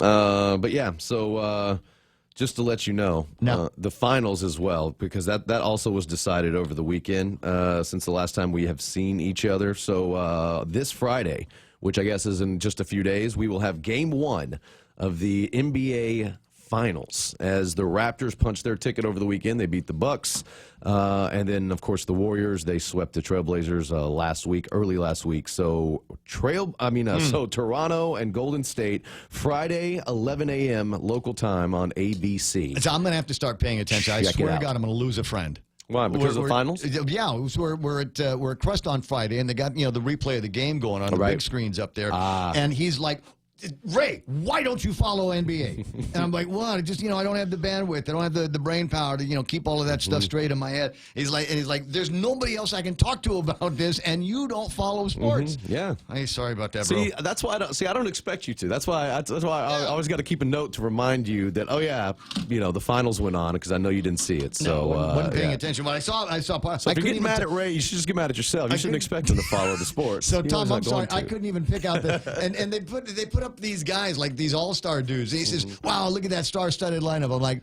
that looks like 5 random guys just to me. 5 guys. I don't know. Those the guys that make the burgers. That's the same 5 guys. Could be. But yeah. So 11 a.m. Friday morning locally, ABC. That will be Game 1 of the finals. All you Golden State fans. Gotcha. So there you go. All right, that's all the time I think we've got to pretend to talk It about should be sports. noted that until about 5 years ago, there were only like 4 Golden State Warriors fans in the entire universe. He's not wrong. It's 8:33. Headlines with Kevin Kerrigan coming up next. Thanks, Blake.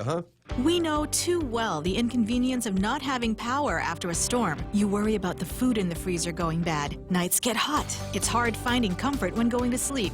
These are realities. But with solar and battery storage from Micronesia Renewable Energy, these realities can be a thing of the past. The solar works during the day and the batteries power your home at night. Call 632-2613 to see how solar plus battery storage can make life a little more convenient. MRE, the smarter choice.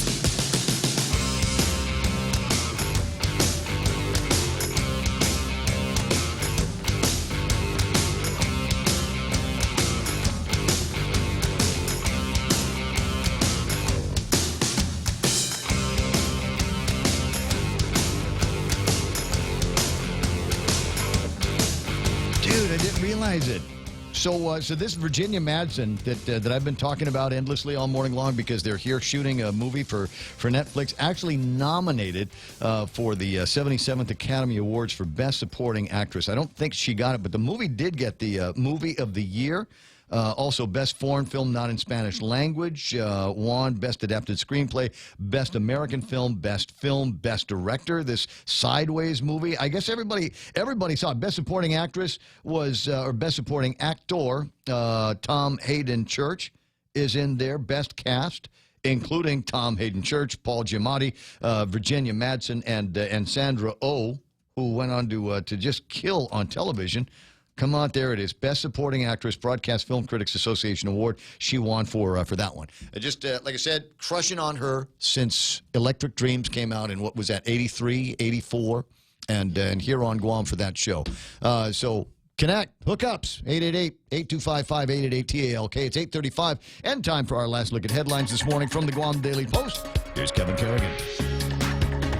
Half a day and good morning, Guam. And the headlines from the Guam Daily Post this morning. Starting this week, official enumerators will be interviewing households in all the island's villages for the 2019 Household Income Expenditure Survey. The survey is being conducted by the University of Guam Cooperative Extension, the Guam Department of Labor, and the Guam Bureau of Statistics. The survey workers will be wearing official UOG safety vests, and they'll carry a picture ID. Their vehicles will also display a sign that says Household Income Expenditure Survey.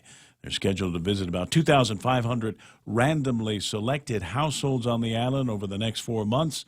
Participation is voluntary. The interview includes questions about expenses over the home old holders over the past 2 weeks. The information will be kept confidential. The Household Income Expenditure Survey is one of the most reliable economic data tools for rebasing the Consumer Price Index, measuring inflation, and developing the gross domestic product figure for Guam. In a Memorial Day letter to the Secretary of Education, Betsy DeVos, Attorney General Levin Camacho, and 51 other attorney generals are calling for student loan relief for veterans who became totally and permanently disabled in connection with military service. In their letter, the AGs note that the U.S. Department of Education identified more than 42,000 veterans as eligible for student loan relief due to a service-related total and permanent disability. The letter urges U.S. DOE to create a process to automatically discharge the student loans of veterans determined by the Department of Veterans Affairs to be eligible for that relief.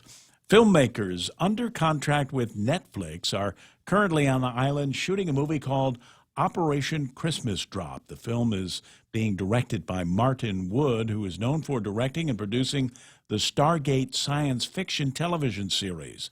The cast includes Kate Graham of The Vampire Diaries and Alexander Ludwig, who played the character Kato in The Hunger Games, as well as Virginia Madsen, who starred in the 2004 comedy Sideways. The plot, according to Netflix, centers on a congressional aide who is gathering evidence to support closing a tropical U.S. Air Force base. A statement from Netflix says the set will be closed. The cast, crew, and filmmakers will not be available for interviews until just prior to the release of the film, which is set for sometime next year. For these stories and more, log on to postguam.com or pick up a copy of today's Guam Daily Post. I wonder if they get any activist stage time in there. I wonder if they talk to any of the activists around here to find out, to get them make some cameos to support the idea that they want to close the base. Good idea. Do you think maybe just run up around Mike Malacqua and some of those guys? Yeah. 8:38 in the morning, that's iConnect time. Roll over to iConnect and talk to them about different ways that they can save you money. Chances are very good that you are probably overpaying for your service one way or the other. Maybe you just don't have that kind of need for that kind of bandwidth or always-on kind of capacity. So check them out over at iConnect, and they will find a plan, or maybe make a plan just for you that will meet you and your family's needs. It starts with a phone call, 888-8888.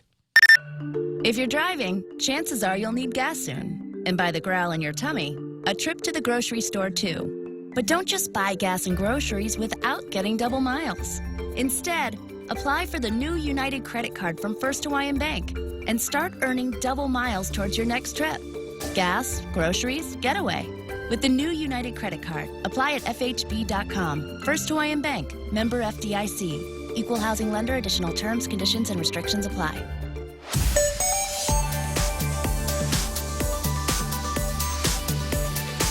Traffic gizmo. What's it say? What's it looking like? Still ugly, trying to get out of intersection of Route 3 and 1. There's a little bit of traffic coming down from the schools and passing by the hospitals. That's definitely going to keep you busy through there.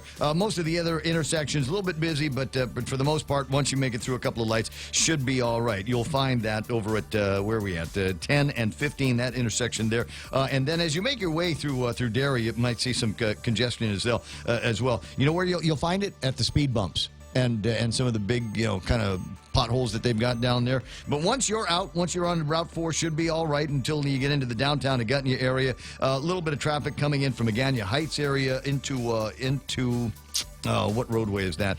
O'Brien Drive, and then the rest of it's just intersection traffic. Let me just see real quick how we're doing over at the intersection of 1 and 2. A little bit busy on the way into Big Navy down in Sumai, but I think you're going to be okay. 20 away from 9 o'clock in the morning. That's right now traffic here on The Point. Hi, welcome to this Subway ad for the new Sweet and Smoky Steak and Guac Signature Wrap. How would you like it? I'll take my ex-girlfriend, just checking in. Aw. Hey, David, it's me. Just checking in. I'm doing great. Just got the new sweet and smoky steak and guac signature wrap from Subway. Creamy guacamole, smoky sweet Wahio mesquite sauce, and double the tender steak. They just know what I want before I do. So, yeah, things are going pretty great for me. Subway, make it what you want. Limited time only at participating restaurants. Double meat based on average 6-inch sub. Okay, bye.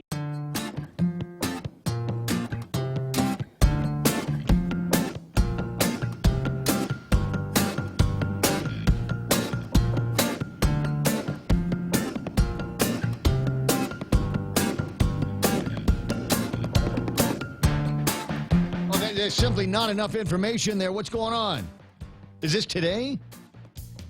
National Burger Day at Chili's Guam. Buy one, get one free.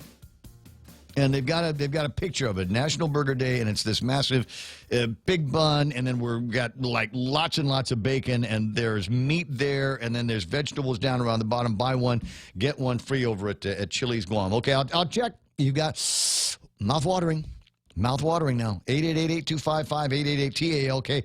Operation Christmas Drop, says James Howard, is the cover name. It's disinformation. That's what I'd say if I wanted to keep my film a secret. I don't know how big of a secret it is. I know a couple of people that are involved to a degree or another in the production of the film, but I couldn't tell you whether there's any celebs here right now. And if they are, they're doing a pretty bang up job of keeping themselves quiet and on the QT. So I don't know. We'll watch and see. Somebody out there has got pictures of somebody in a bikini at Ipao Beach, maybe by one of the Tony hotels, or maybe in the crook of the cliff over by Gun Beach. I don't know. We'll see what happens. 888-825-5888-TALK. Shar, I need more information on this, okay? I've got the details on the picture, but when is National Burger Day? I mean, is this something that's going on right now? Do I need to break my lunchtime plans? I was originally going to leave here and go home and grab a nap, but if it's one of those national buy one, get one free burger things, it might be worth finding somebody. I mean, I'll buy the burger, and we'll find somebody that I like to watch eat. I'm sure you've got somebody like that in your life. Think about it. Now, Josh Tykenko from the Visitors Bureau on the line. Good morning, Joshy. Half a day. Good morning, Ray. How are you? I'm okay. I'm not going to say that you're the guy that I like to watch eat. but when we do get together, we've had a few burgers. We've had one or two. You remember? Oh my God, what was the name of the place above Mai Tais in Hawaii? You remember? Oh yeah, the one the burgers and this volcano burger. Yeah, and you were drinking your beer with it. Yeah, well, of course. I mean, I'm sorry, that's how you eat hamburgers. You have to have beer. I'm surprised they don't give that to you at McDonald's and Wendy's. But anyway, so no, Manny Hechanova, our mutual friend Manny Hechanova. I love watching him eat because he eats in proportion. So if you've got this much rice and you got this much meat, and I don't know how he does it. It's like a mathematical thing in his head, and he'll make it so that the last scoop of whatever has equal amounts rice and meat. Yeah. So you never want to run out of meat earlier and still have rice on your plate. You don't want to run out of rice and still have meat on your plate. That's true. He eats with passion too. Like he makes you want to eat more food. And of course, we all know you can't have your pudding until you've eaten the meat. That's right. So it's one of those things, and I've never seen him eat just one plate of anything.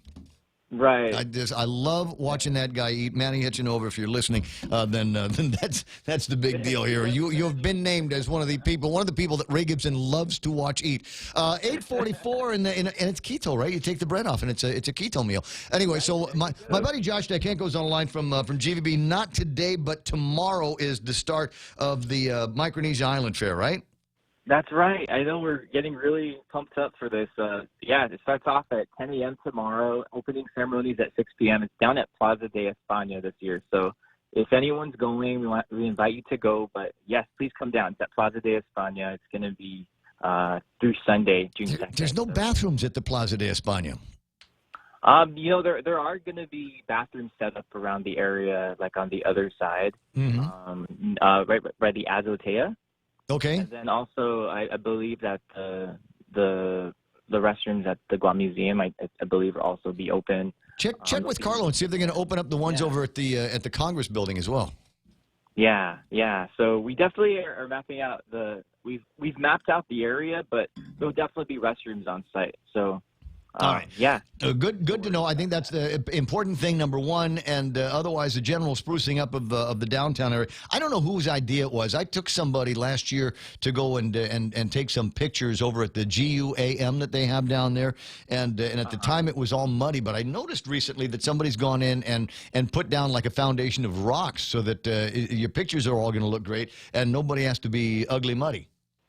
Oh yes, yeah. We definitely we tried to address the Guam letters, which in fact have been painted different colors. So it'll be if you're down there, make sure to take an updated picture of the Guam letters too. But yeah, we worked together to try to just spruce up the area, like you said, because the area got so popular with the Guam letters with all the different people taking pictures that the grass turned into mud, and it just and then some of the mud went onto the letters, and it wasn't looking nice. So yeah, so it's definitely a lot more beautiful now. So now when we talk about the Micronesia Island Fair, it's a bunch of it's us, arts and crafts, culture, and other arts and crafts culture from other different islands coming in, right? Definitely. We're celebrating peace and friendship in the Pacific. That's the theme of this year. But different delegations that are confirmed to be there are Yap and Coast Rai, Marshall Islands, Chuuk, Palau, and Ponape and Rota will also be there. So as well as the Guam delegations. Altogether, it's 8 delegations total. And then, of course, different performances. We have the Guam Chamorro Dance Academy from Japan that will be performing. I've seen them. They're great. Yeah, they will give you goosebumps. No, it's such a great story. It's a bunch of women in Japan that fell in love with Guam and the culture and wanted to learn about the music and the dance. So they got taught and now teach each other. So it's the whole Guam thing in Japan. Men, women, even children. They're taught by Master Chamorro Dance Frank Rabone, and there are like over 700 dancers, I believe, to date. And so and a lot of them will be here this weekend, starting tomorrow. And they'll give you goosebumps, as well as the MU Lujan Elementary School Cultural Club. These kids they're going to be performing Chamorro songs and dance and chants, and they're elementary school students, and they have so much passion for our language and our culture, and I really hope that everyone gets a chance to see them. It's really awesome. So it's then, of course. No, I wanted to get to the food part because, it's just this conversation about the National Burger Day, buy one, get one free, is actually today. Today. And I'll get you some details on that. So, but what about now starting tomorrow? Will there be, are we going to have food trucks out there? Are we going to have, more booths? Yes, definitely. This is very much a food truck event as well. We different vendors. I guess some of the names I could list: Sticky Fingers, Corn, Munchies Food Truck, G&G's Barbecue, Lynn's Barbecue, Sip and Dip, and so much more. And of course, there are different drinks. There's a beer garden, Ray, if you want to. No, I don't drink. But yeah, there's also a drink booth as well, and then lots of family fun. There's an ATM on site thanks to Bank of Guam, and so and also featured entertainment. We got 3Ks. They're a group from Palau. Kendall Kalau and Kayama will be there. Shannon McManus, 4 for 4. The John Dank Show will be closing out on Sunday. Fat Tofu, Soul Drop. Those are some of the names that are going to be there too. So I think there's also a fashion show on one of the days. Tao Pacific Designs, I think, is the one that's going to be hosting that. So that'll be pretty cool. And then Mario Borja, you might remember him. Sekman Chamorro, Master Carver. Yeah, he's here on Guam with Auntie JoJo, and they're gonna be there. And he's excited. We've seen him quite a bit, and he's just preparing to showcase what he's learned so far. And they're gonna have a Sakman there, and I believe the Ulitao is also gonna be there too. And so yeah, come check them out. They'll be down there. Except, bring some folding money, and that's why there's an ATM in the area that's going to be driven down there. But otherwise, fairly low cost, no cost. If you don't want to buy anything, you don't have to. You can just go down there and just watch and see what's going on. It's absolutely free. It's a family-friendly event. But yeah, if you want to bring some cash and support our local artists and vendors, I believe even the delegations will be bringing some of their arts and crafts too, and I heard Palau's bringing their storyboards. So, yeah, it might be a good time to start Christmas shopping in the next few days, and to get those unique gifts for your loved ones. So. Hey, you know what? Everybody worried about the dying culture. Well, go down there and support it. There's language, there's music, there's culture, and great opportunities to see where the cultures that we have here on Guam might match up with the other islands and the way that they do things, and the way that they prepare their art and the way they tell their stories. If you look close enough, you'll see more similarities than you will differences. That's one of the reasons why we put this party together. 9 away from the top of the hour. After that, what's the next big deal from GVB? Oh gosh, I know we're helping with Liberation festivities. So this is kind of like kicking off the 75th Liberation summer of events, and so we roll right into the Liberation Carnival. We got Guam Barbecue Block Party coming up. Ooh, there's just so much. Wait, so much did you say Glock Party? Yeah, the Guam Barbecue Block Party will be coming back in July. So. Yeah, we're also trying to do some preliminary work for that in the midst of executing GMIF. So, yeah, I can't wait to share more details once I get them from the team and share it with you. Are you going to get more K-pop out here? The K-pop thing went over really well. Oh, yeah, definitely. I know that's something that our marketing department has been looking into, but I can't confirm anything at this point. But I know that it's something that really went well in December, and I know that it's on the table. So, yeah, we'll see. I'm sorry, I'm just stuck on the Glock Party thing coming back. 8:52 in the morning. Joshie, it's always fun talking with you. We'll have a running date here one of these days. Awesome. Sounds great, Ray. Have a great day. All right, bud. See you pretty soon. 888-8255-888-TALK. It is 8:52 in the morning. What did Blake? Blake put something up on the Star 101 website and Facebook page. Game of Thrones fans are a passionate bunch, as demonstrated by the recent petition that has so far garnered more than 1.5 million signatures, demanding that the entire 8th season be remade with writers who aren't, quote, woefully incompetent. And blasting series showrunners D.B. Weiss and David Benioff, the anger has apparently not subsided, as a new petition is asking that Disney remove the duo from writing and producing the 3 upcoming Star Wars movies. Where were these people when Lost ended? They say Lost in at least one season of not Breaking Bad, the Sopranos. Mm-hmm. was another kind of disappointment for people that were expecting a little bit more out of the season enders and the conclusions. It has not really struck me yet. I mean, I watched the last episode, actually watched it twice, and I'm like, okay, I guess that's done. I'll move on with my life and see what else is out there. Chernobyl, and we've talked about this a couple of times. Chernobyl is a great series on HBO. If you've maintained the account, it is worth holding on to at least to find out where this thing is going to go. Based on an actual true story. In fact, there's a story that I found in social media today. You can tour Chernobyl. They will take you on a bus and give you a little thing to count all the rads. Right. But you can go around there and take a look at Chernobyl the way it is now, which is virtually identical to the way it was when they shot that movie and moved everybody out. Yeah. Yeah. That you have to go, and there's nothing in there that you want to take out. And you might find jewelry, but you know what? It's been targeted with so much radiation out there. Handling it'll kill you over the long period. So virtually safe from any kind of burglary or grave robbing, if you want to call it that. But I think that the whole concept is amazing. With that particular story.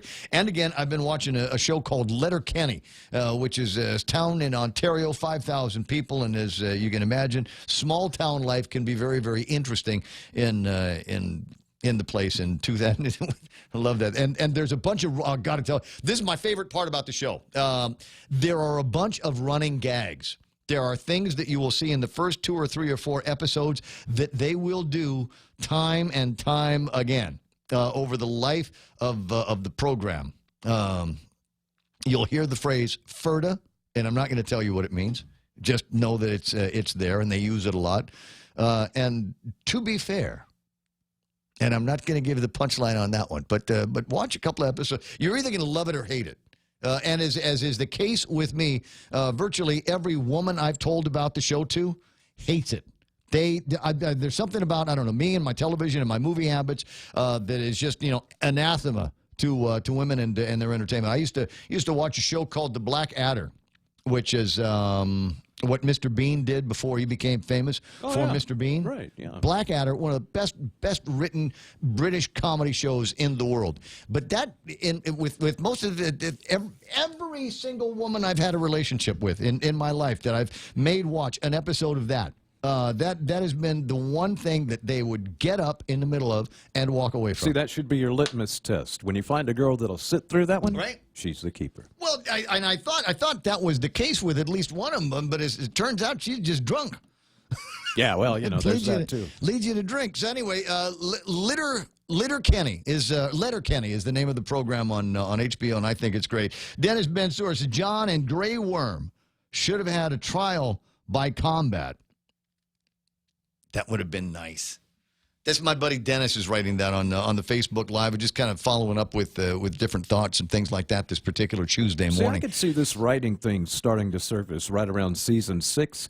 That's where they got into these multiple interwoven storylines, and it all became actually quite confusing. Well, yeah, and but I think they really didn't know how to spread all that out. As it turns out, some of them didn't make any difference. No, I know, and that's the other thing. Why even put them in there? Yeah, so we go through this convoluted, there's and here's a break in the story. Or a new thread that you thought was going to be, okay, this is something that will come up in the last couple of seconds of the show. Give me an example. What was the name of the guy? Dennis, what was the name of the dude that showed up with Tyrion and his brother and punched Tyrion in the face? And that was, I thought, going to go somewhere. I thought that was going to figure heavily in whatever happened in the very last episode of the program, and it didn't. It just didn't happen. There were all kinds of other strings. Then you're going, wait a second, but they made us watch a whole episode where this happened, and it ended up doing what the heck? Anyway, so I'm with you. But the problem that I think people are going to have here, like my friend Dennis, who is an expert on Game of Thrones. I mean, the guy just knows chapter and verse. He knows everything about it. From the beginning, he knows all the characters. I mean, it's like watching Major League Baseball and knowing everybody in every position on every team, right? I mean, this guy just and the history of it. So going back to the books, going back to the early versions of the series, he just knows.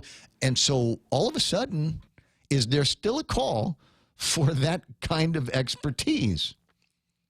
Is there still, it was before, right? Dennis, it was nice. We sit around and drink beer and shoot the bull and start talking about Game of Thrones. And now there's not much of a call anymore to have all of that knowledge in your head. And I don't know. It's like that scene. I'll remember the name of the movie here in a couple of days, but it was a scene where the guy was his whole deal on movies was The Godfather, and the substance and the symbolism behind every single scene in the Godfather movies. Right? I mean, there's which movie I'm talking about. You've probably seen it a couple of times. But anyway, so where will that kind of knowledge be required in the future? Tell you what, I might ponder that a little bit more in the next hour. Probably not. I'm sorry, just killing a little bit of time between phone call with Josh and the top of the hour news. There are some other very, very interesting stories that are out there that are worth talking about, including the idea that, and I feel so bad, I'm so disappointed, because just last week I was telling you how much I love Judge Cison for throwing the book at one of these guys, right? He threw the book at one of these guys and said, no personal recognizance on you, because you're a dirty, dirty guy and I don't want you out in the streets. And but he's also the guy that over the weekend let an admitted rapist, a guy that was alleged to have impregnated a then 11-year-old, let him out.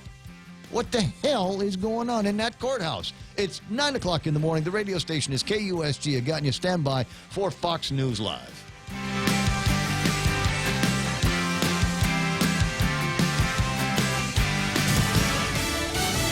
Wrapping up his visit, I'm Lisa Lacera, Fox News. President Trump in his last hours of a state visit to Japan as he sits down with the Prime Minister. And President Trump predicted that the United States and Japan will reach a new trade agreement. Certainly, Prime Minister Abe does not want to get involved in any of those tariffs against autos that are looming out there and would like to cut a deal.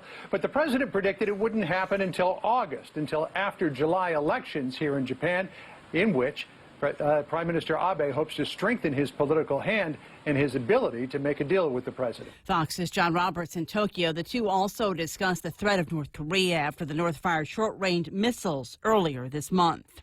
At the Tomb of the Unknowns at Arlington National Cemetery. This is the day that makes possible all other American days. Vice President Mike Pence addressing Gold Star families this Memorial Day. The vice president told those assembled their duty was to serve. Our duty is to remember. Ceremonies also held at the World War II Memorial and the Vietnam War Memorial. A deadly tornado striking El Reno, Oklahoma. Officials say an EF3 tornado made a direct hit, striking a motel, where it then moved on to a nearby mobile home park. That's where 2 people were killed and several others were injured. The tornado so strong it nearly ripped the entire second floor off of a motel. Folks who lived through the storm say the tornado appeared to develop very quickly, giving them only minutes to find shelter. Fox's Jeff Paul in El Reno, Oklahoma. Governor Kevin Stitt toured the area today. He says he spoke with President Trump, who promised federal help to the area. One portion built. A leader with the group that's been raising money to build a wall at the southern border says less than a mile of wall has been built on private land in New Mexico. We Build the Wall Inc. co-founder Dustin Stockton tells the AP the segment in Sunland Park is mostly up and should be completed by the end of the week. I'm Lisa Lacera. This is Fox News.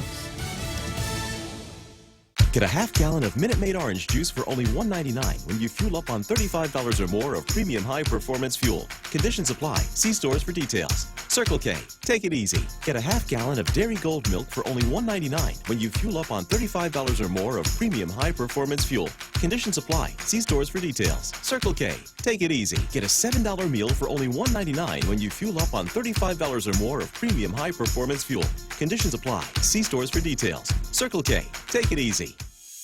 GRMC's cardiology department treats most complex heart problems. In our catheterization lab, cardiologists use imaging equipment to treat clogged arteries that can cause heart attacks or heart failure. We perform balloon angioplasty, stenting, and other life-saving cardiac procedures. If you suffer from a heart condition, have your provider refer you to GRMC's cardiology clinic at 645-5500. GRMC, where patients are partners. A wildfire burning for the last month in Alaska is spreading as firefighters step up efforts to protect homes. The biggest obstacle for firefighters has been high winds kicking up in several areas southeast of Fairbanks. Crews have been organizing their efforts by documenting houses and cabins on private land and shifting fire lines for maximum protection of property. Authorities say they believe they can trace the start of the fire back to April 30th, but who set the area ablaze and how is still being investigated. As of now, low visibility has led to canceled observation flights to the area. That also allows less interference with firefighting efforts from the air.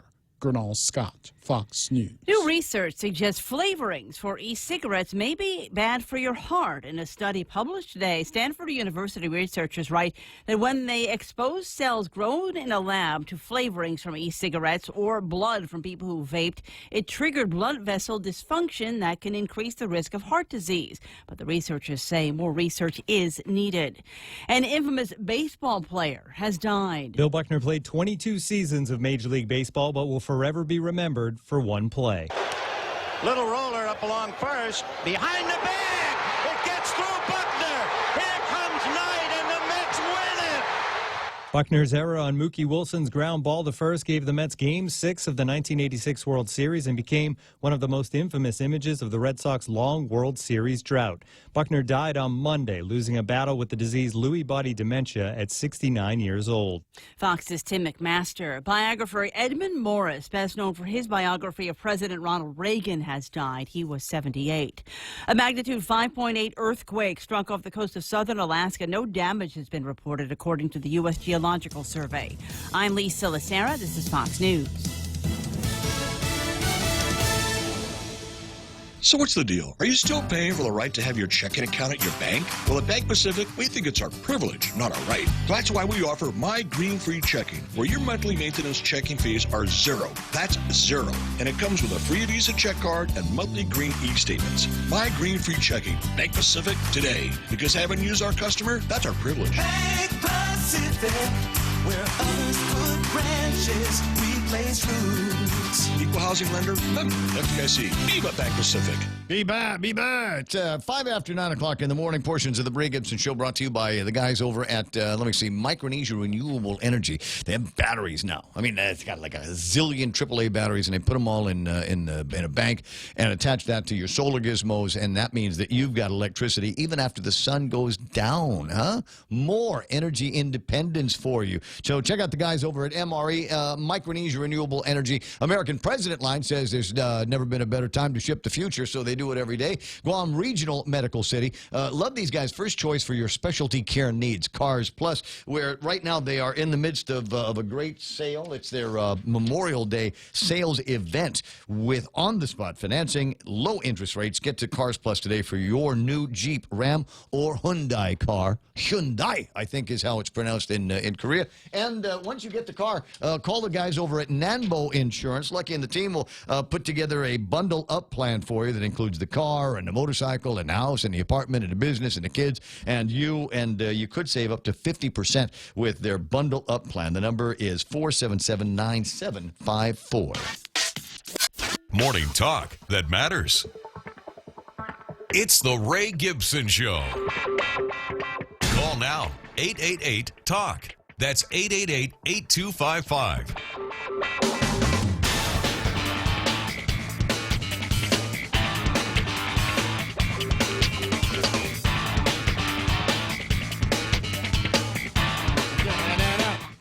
Da-da-da-da. 7 after 9 o'clock in the morning, 888-825-5888-TALK. Daryl Taggarty online this morning saying, GOT, cha, gotcha. That's what they call it, entertainment and not education. Like Guam politicians and staff paid to provide distraction, not expected by enough voters to build the future for all of us. Dennis Mansour, realizing that I'm right. Anybody that had that superior, almost PhD level knowledge of Game of Thrones, what are you going to do with it now? What happens now? You know, what do you rewrite season 8? What do you? Well, there is such a thing as fan fiction. Yeah, no, we've seen it in the Star Trek annals. I mean, for years. Yeah. I mean, that started even back with the original series. How many of the paperback Star Trek books have you read? Paperback Starback books? Star Trek, yeah. None. I read a bunch of them. Some interesting books, some really good stories. But based on fan fiction. To a certain degree, but some of these people writing these books were also people who helped to contribute some scripts to the original series. Yeah, so that's what maybe that's what's going to happen with some of these folks is now they've got a whole other universe in their head. So maybe the smart thing to do would be to try to tie. You know who else? Like the Star Wars people. Star Wars people, that's a whole culture. And that one there doesn't seem to end. I mean, they were already talking about them writing some new Star Wars movies. So there you go. Dennis says, yeah, I'm now obsolete, going to go the way of the Polaroids one of these days. So in the last couple hours of the programs, it just, touch and go on a couple of issues. I think I've riffed enough today. And wrung out the concept of what we got to do here over at the courts. You know, my buddy Bob Camacho had his house broken into again for the 4th time. It's getting scary, and we just have to add more security measures. So that's a point that the Post was making a couple of weeks ago. Or somebody was making it, and I had to stop and agree and go, yes, you're absolutely right. The people are doing our work. They're gonna come back and say, well, it's a community issue. We're gonna have to do say crime and the meth jug gets around. It's a community issue. Everybody got to pull on that rope. The community is already doing our work. We've already set up the neighborhood watches. We've already got the video cameras and the alarm systems in the house. The police officers are doing their job. They're pulling people over, and almost every infraction. And I've talked about this before. It's one of my favorite concepts. Is the moving probable cause. Somewhere, if you're on the road right now, take a look. Maybe a couple of cars in front of you, a couple of cars behind you. There is one that you can look at it and look at the drivers and go, there's a crime about to be committed here. Or maybe there's a crime that just got committed. You can just look at the car, and the cops have got that same eagle eye, and they'll look at the car and go, yeah, plates look hinky, tail lights out, front lights out. Yeah, they look at my car and think, man, I bet he has plants in the back of his car. Exactly. On him, right now, in his lap, in the driver's seat. And so they pull them over, and there is almost, in almost every case, I mean, I can't remember the last time I heard about somebody just getting a ticket. On Guam, it seems like if you get pulled over, you're going to have your vehicle inspected. They'll find a pipe. They'll find a gun. They'll find some rolling papers and other paraphernalia. So the cops are out there doing their thing. Where is the rest of it? Where are we failing in this community? And I told you where it is. It's in the courts. It is in the courthouse where we're just not able to get these guys into the notion that that these criminals that they're letting out, don't leave, because sometime in the next 3 years we might actually have a criminal trial for you. But don't sin anymore either, and they just don't get it. They get out there, they get released, they start rolling with their homeboys and their home slices, and then pretty soon they're back in jail, back in trouble in front of the law. Felony release. We're seeing plenty of that. Over the weekend, I don't know about you, I saw this at the post office and thought, you got to be kidding. And it's the story of, I think it was Saturday's newspaper, of a guy. I'm going to get to the front of this. Maybe I can show it to you. Judge frees suspect in child rape case. Kidding me. He admitted it. He admitted it. And a little girl, 11, going on 12 by now, I'm sure. Now the stigma of having to carry this guy's baby. What's that got to feel like? Oh, don't worry. He's not going to stay at the same place. And he got an order to stay away from them. There's just a piece of paper, isn't it? Just a piece of paper. I'm just wondering. And this is the same judge. Last week I was kudoing him because he was holding on to somebody. There's a story I gotta tell you about this. Alleged drug kingpin. Bob, you there, Robert? Yes, I am. All right, so let me just, because this one here is spectacular in that Judge Anita Sokola actually held on to somebody. A man who prosecutors described as being one of the biggest drug dealers facing charges in local court will have to wait in DEPCOR until his trial after a judge rejected his request to be released. Maybe somebody got a message to her. Maybe somebody told her, hey, Judge Sokola, they're starting to look at you as one of these people just got a revolving door around there. We don't need a fan. We don't need air conditioning. We got the revolving door around Judge Anita Sokola's courtroom where if you go up to her and cry about, oh, I got to take care of my families or I miss my kids, she'll let you out. But she held on to this, guys. More on that story in just a second. Robert Camacho is former director of the Department of Corrections, former police chief of the airport police chief up there, and former Army guy. Doesn't shoot guns anymore, shoots cameras. Yeah, definitely, yes, sir.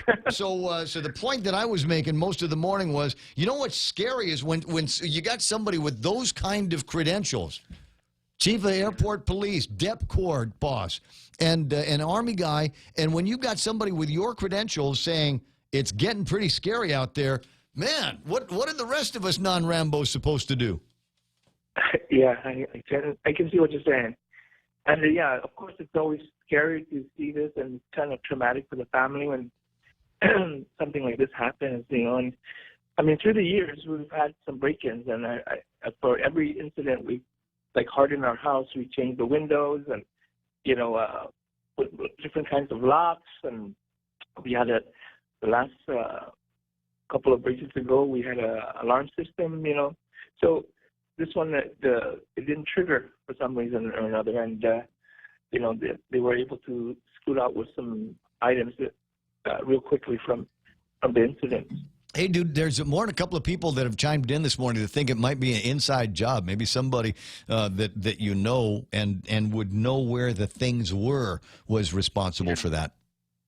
Yeah, I said, typically I stay up really late, and so just right when they're probably scoping out the place. So we have a couple of suspects that we'll probably follow up with. We'll find out. We'll see what happens. Yeah. Do you have a kind of video surveillance at the house? You got something where, I mean, you don't have to tell me if you don't want to. I mean, some people will go, that's between me and my video surveillance system. I don't want the bad guys knowing what I have and not have. But is there any video record of the guys in the vehicle that they might have been in?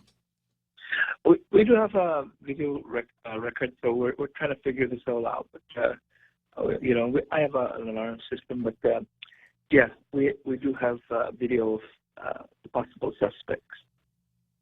Cool. All right. I hope that somewhere that goes viral and we're able to help put that on the screen. And maybe somebody will say, "Oh, I know that car. I know those guys. They live down the street from my place. I want them to get arrested because they're turning our neighborhood into a S-hole."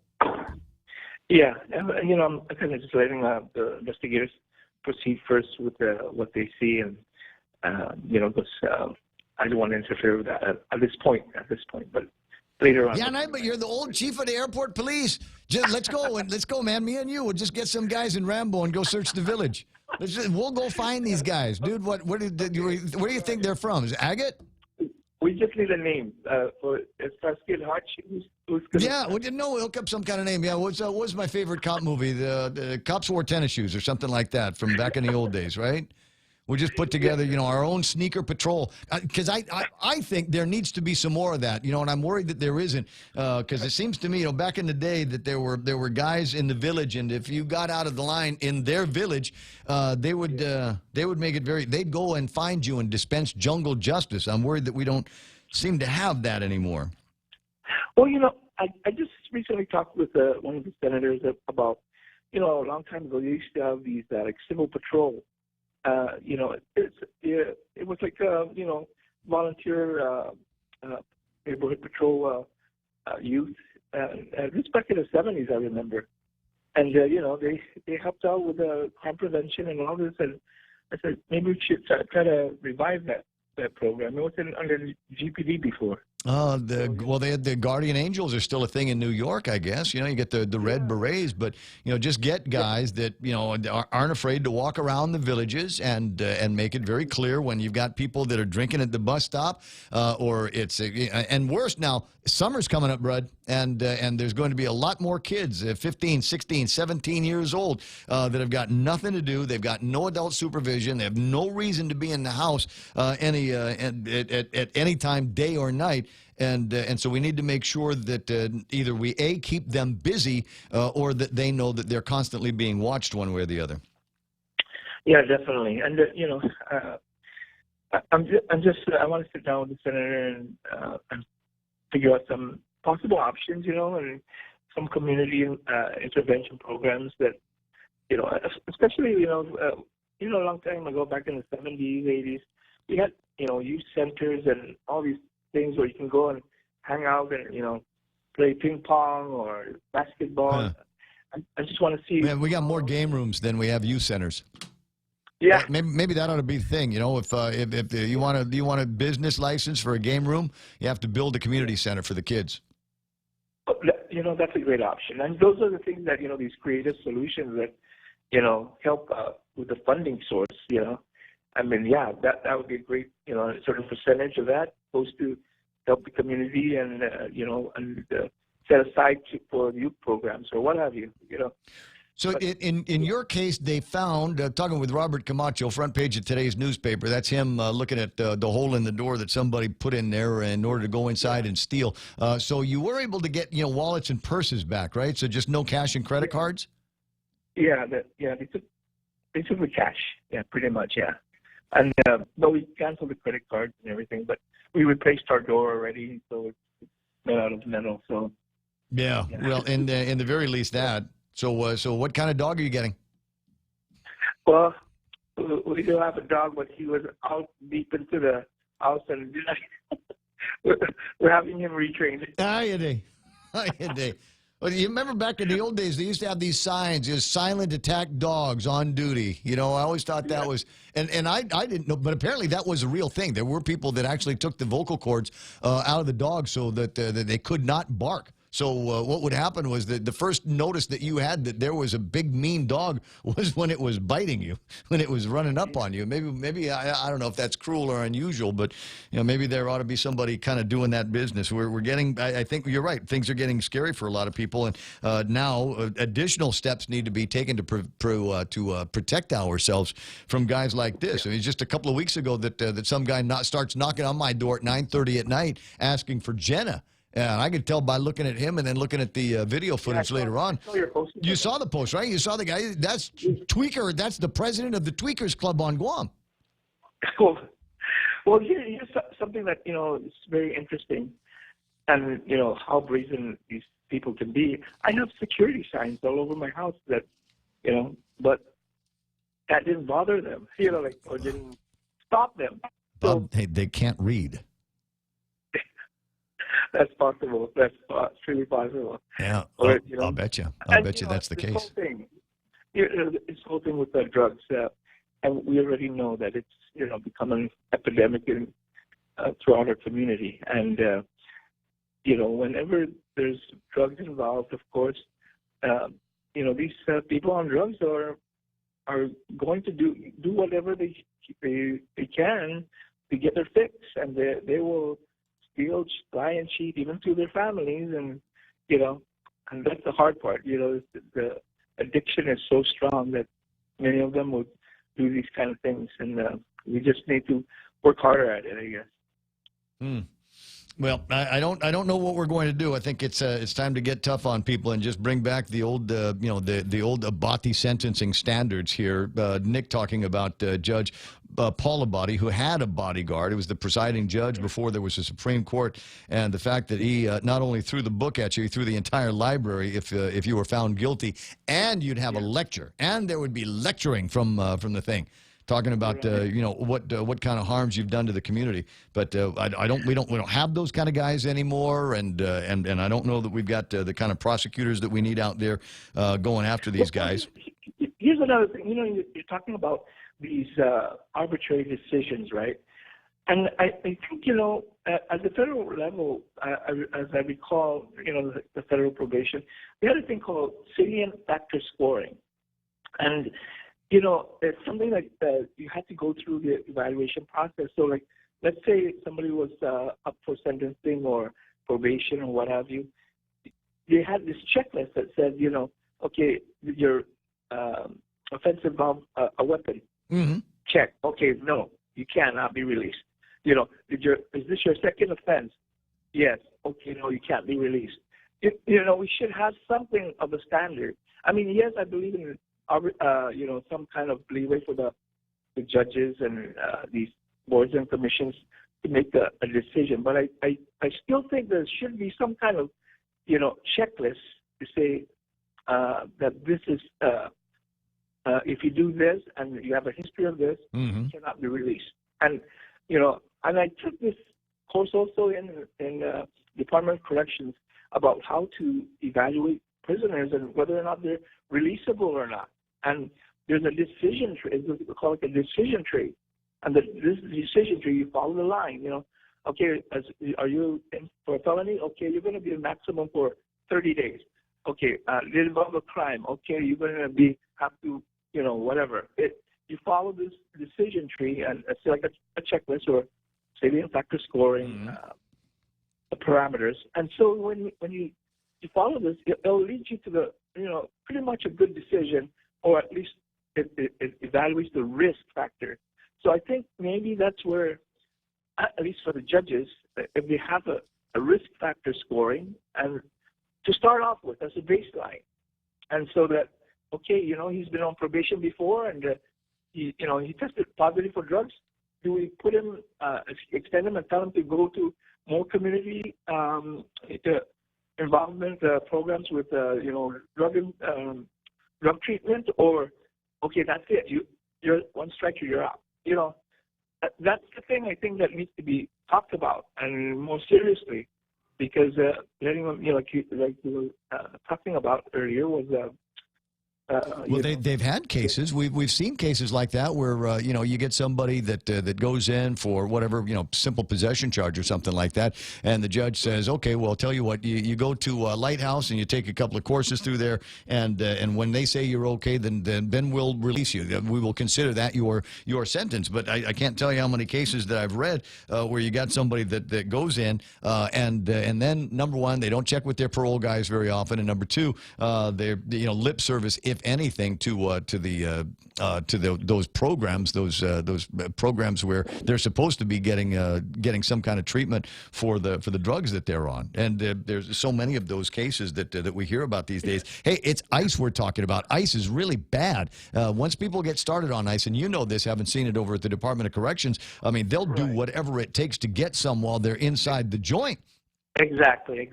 So imagine how much different if you're outside the joint and how much more access you've got. I've heard one judge talking about, I'd sentence you, I'd send you to prison for this, but you can probably get better drugs and more of them at the Department of Corrections.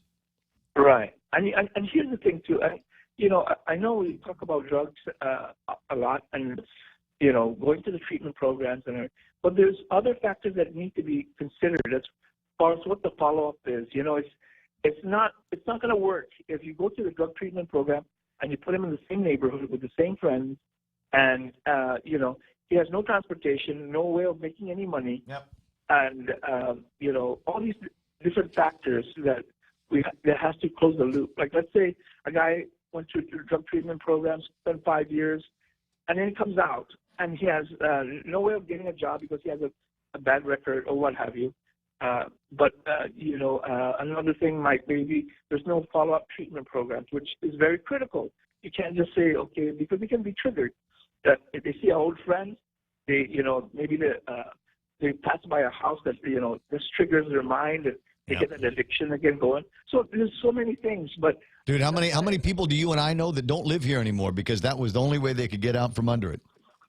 A long time ago, back in the 70s, 80s, if you got in trouble or whatever, the family would send you to the mainland. That was the typical. And before that, in the 60s, if you got in trouble, they send you. The judge would give you an option to join the military. Military won't take you now. Yeah, now they won't. Yeah, the military doesn't want to. Yeah, they don't want to be the dumping ground for all of these freaks that we've got running around. Dude, 927. Good luck with the rest of your security measures today. There's a couple of really good ones that you might be able to find over at Home Depot if for no other reason just to get a start. And that I like my guys over at SecureTech have always taken care of me. So.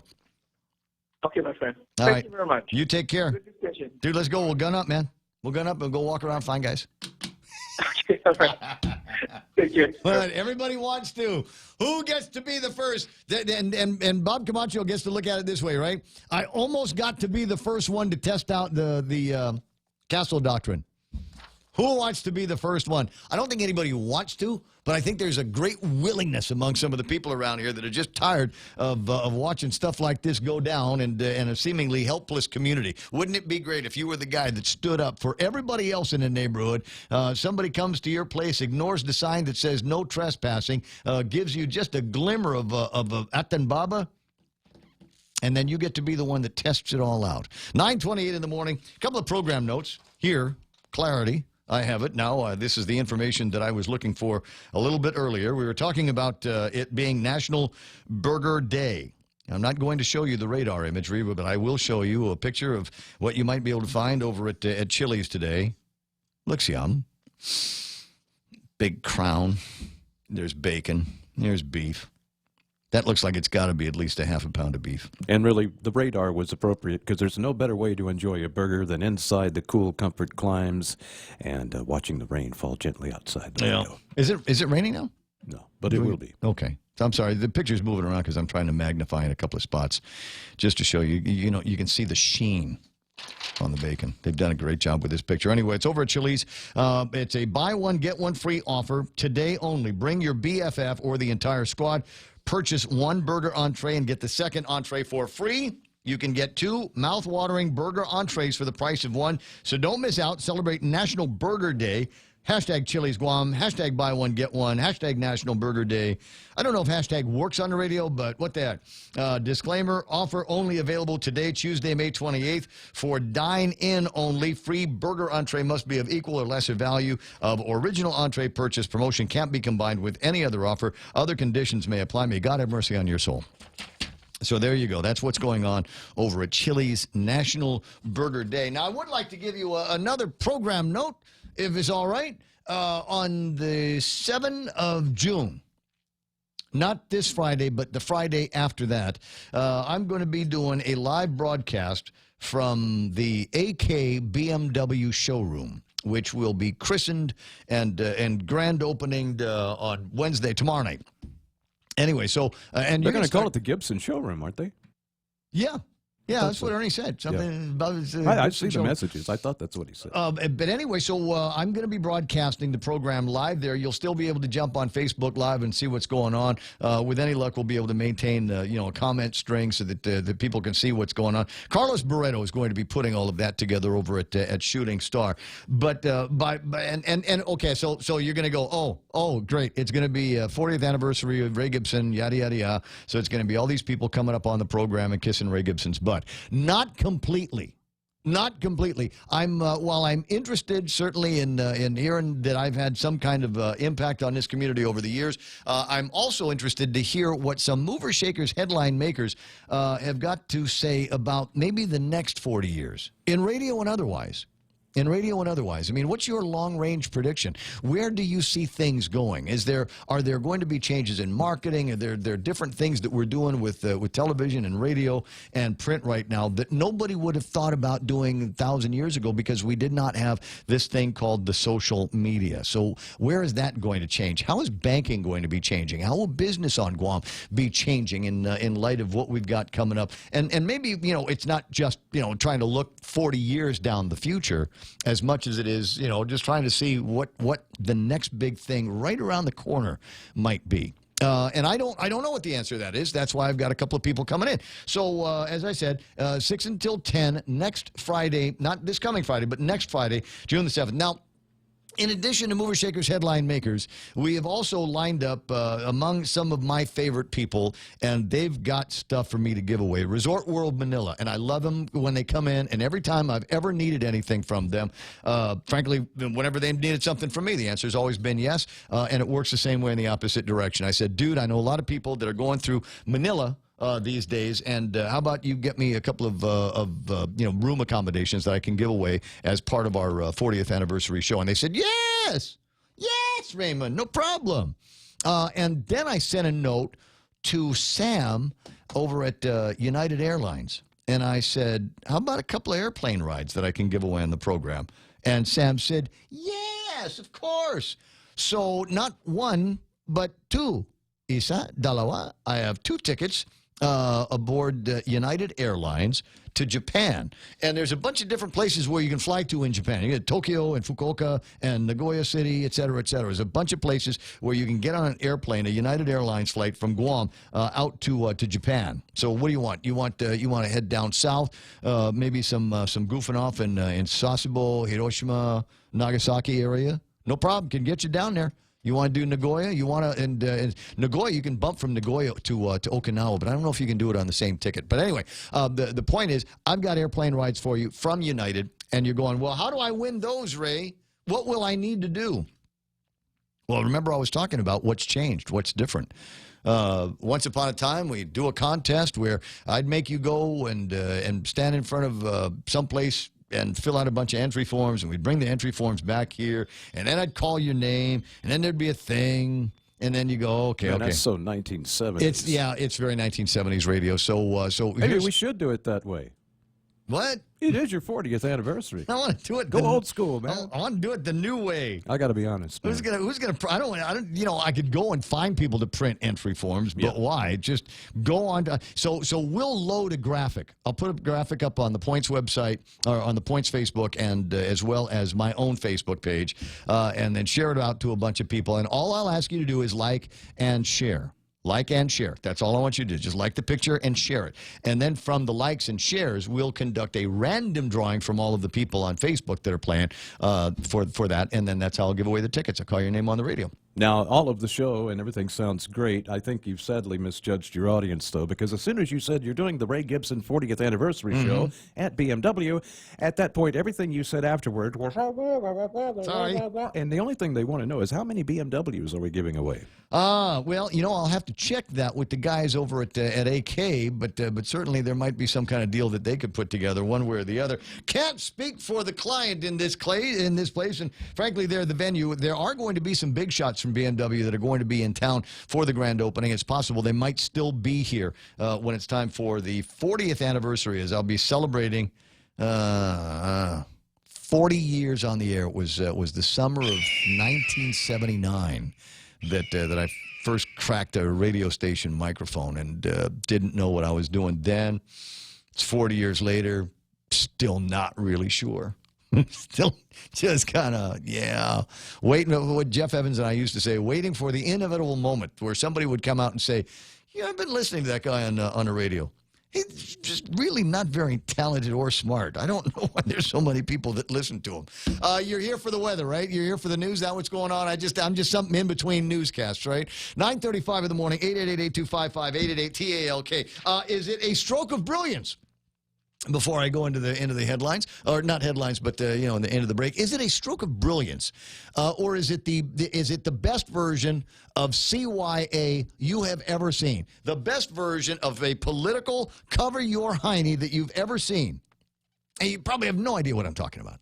I have no idea. That's okay. I'll fill you in a second. iConnect time is 9:36. There's a plan that they've got waiting for you. You probably don't need to pay what you're paying right now for services. You probably don't use your phone enough. Probably aren't using all the bandwidth available. Just one of those things where why are you paying more for something that you don't need? They'll put together a plan that makes sense for you at iConnect. Starts with a phone call 888-8888. The Crazy 19 menu at King's Restaurants is back with all your breakfast, lunch, and dinner favorites. Fun pancakes, tasty sandwiches, and the local dishes you crave for a limited time on the Crazy 19 menu at King's. Let's go for a drive. Let's take a stroll. Let's gallivant. Let's go cruising. We all have different ways to describe how we get up and go in our cars. But whatever you may call it, you can do more of it when you save 6% off your fuel purchases at any Shell station when you use your eligible Bank of Guam Visa and MasterCard credit cards. So stop by any Guam or CNMI Shell station and start saving today. Visit bankofguam.com for more information. Terms and conditions apply. Bank of Guam, the People's Bank. Member FDIC. The Extra Point with Jerry Roberts of Guam Training. Hi, I'm Jerry Roberts, and every day on The Ray Gibson Show, I get to comment on the incredibly diverse, fun, challenging, sometimes frustrating, often exciting, but always interesting world of work. I hope you'll be there with us. You can find daily transcripts of The Extra Point at guamtraining.com. Tune in every weekday morning at 7:20 for The Extra Point with Jerry Roberts, brought to you by Guahan Insurance Services and First Hawaiian Bank on 93.3 The Point.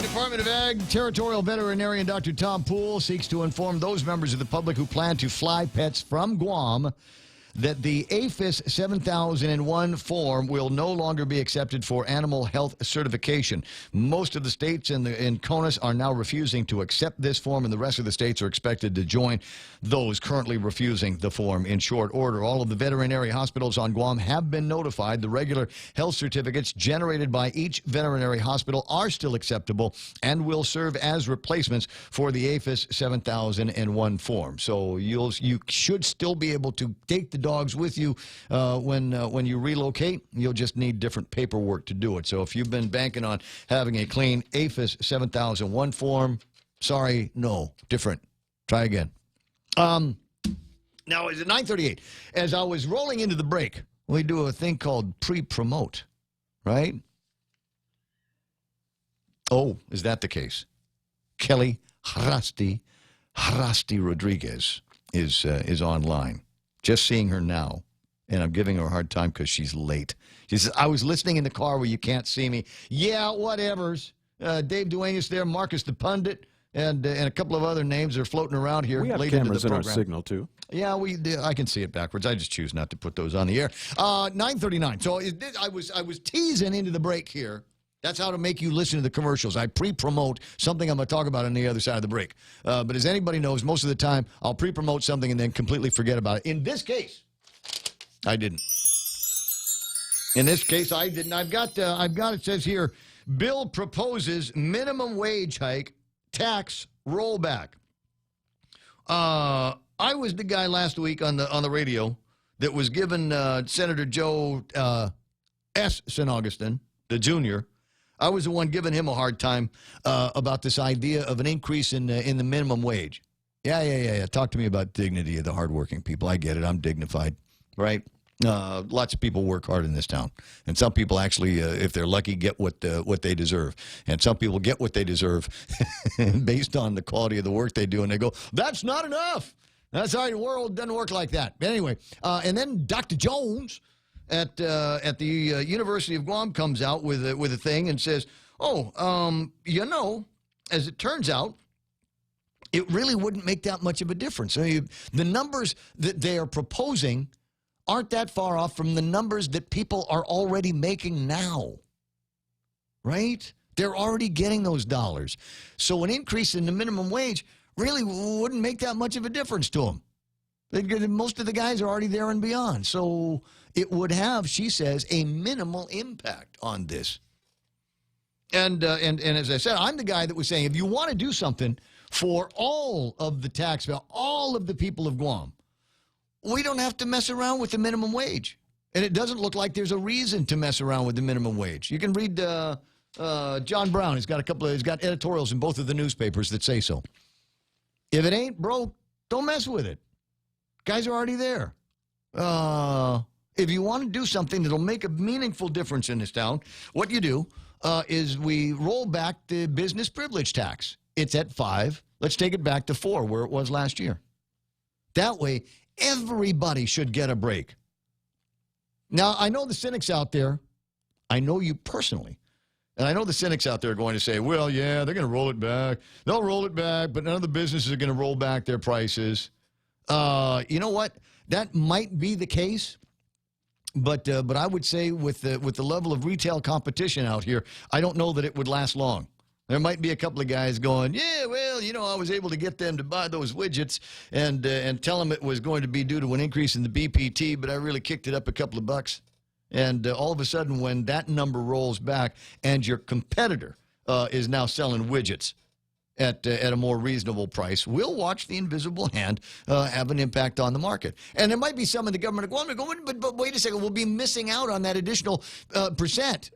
No, you won't. It's still going to get spent. It just won't be spent at widgets. It'll be spent at widgets, and the gizmos will be sold. And more people will be finally able to say, you know what, I could only buy a widget or a gizmo. But now, because we've rolled back the BPT, I can buy a widget and a gizmo. So there'll be the 4% that's going to get paid on that. And so the government will still get back. Ken LG says, last time BPT was rolled back, prices stayed the same. Hey, you know what? And I'm sure that was the case. I'm positive it was the case. But we had warned, and I had warned. I said that's what's going to happen. I told you. You told me. Everybody knew. So why did we take that chance in the increase in the BPT without actually changing the structure and the spend on the government of Guam? We didn't. And like I say, the funny thing is all the cigarette retailers actually jacked the price up of cigarettes $2 because of a confusion that took place during the implementation of the latest increase of the BPT. So they had already added it, and then all of a sudden they said, no, you weren't supposed to add it yet until this date. And so they kept the prices the same, and then when that date arrived, they went on ahead and added another $1. Yeah. So, yeah, well, that's just how they are. A little bit of confusion in the market here. But whatever it is, we're going to make sure that we're covered one way or the other. Right, if there is going to be an additional tax, we want to make sure that this is not going to have an impact on us. Ken LG says, look at all the vacant stores in the malls, and you'll see local retail is slowly dying. Not a BPT problem, if you ask me. I think that has everything to do with certainly the prices of the materials, but anything you got to ship out here in a container, we know is going to be more expensive. And you know what? I go to Macy's. And I shop at Macy's, and I go to GPO, and I do some clothes shopping over at those places, and I go to Hornet and Goodies, and I buy stuff over at those places. But at the end of it, if there's a specific kind of shoe that I want and I can't find it at the usual locations, sorry, guy, I got to go online. And more, I'm finding myself going online. And as much as I like to support the local guy, there's an outfit called Stitch Fix that I use. And Stitch Fix there's a lady in San Francisco, Lisa Babin's daughter, as a matter of fact, that works there. And she will take a look at what my style ideas are and put together a box with about $250 worth of clothes in it. And if I buy all of them, then it's under $200 by a long shot. And usually get about 5 or 6 pieces of clothes. Does it resemble a disco wardrobe? Not quite disco wardrobe-y. Okay. But my point is that brick and mortar is dying. Brick and mortar everywhere is dying, and it has everything to do with the internet and Amazons and onlines and all of that. So get ready to see all of these businesses in formerly storefronts in the malls. Pretty soon they're all going to be restaurants. It's going to be one gigantic food court. And if you don't believe me, Tuman Sands Plaza. Just go by there. Count the number of restaurants that have gone up in there, and ones that are planned for near areas. 9:45 in the morning. So as I was saying, because I didn't want to get too far away from the topic. So that was our scenario, guys. We've got one senator that wants to increase the minimum wage. There are already a number of senators that have called for a rollback of the business privilege tax. And is there a way that somebody can be seen as trying to be the savior for both sides? And yes, the answer is Will Castro, ladies and gentlemen.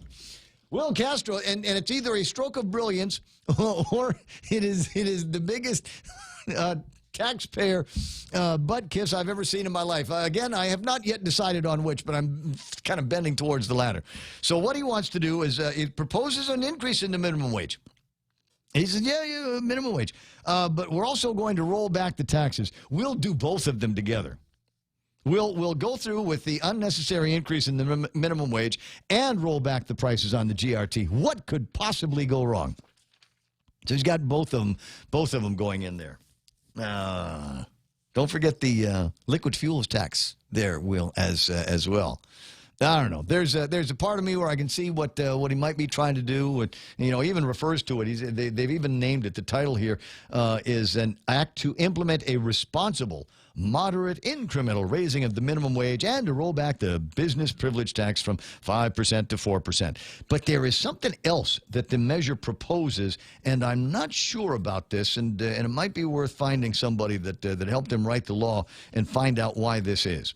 I think what he's going to try to argue here is that you can go ahead and reduce the tax because the additional revenue generated in taxes from the added wages will make up the difference of that 1%. But how many jobs here are actually minimum wage?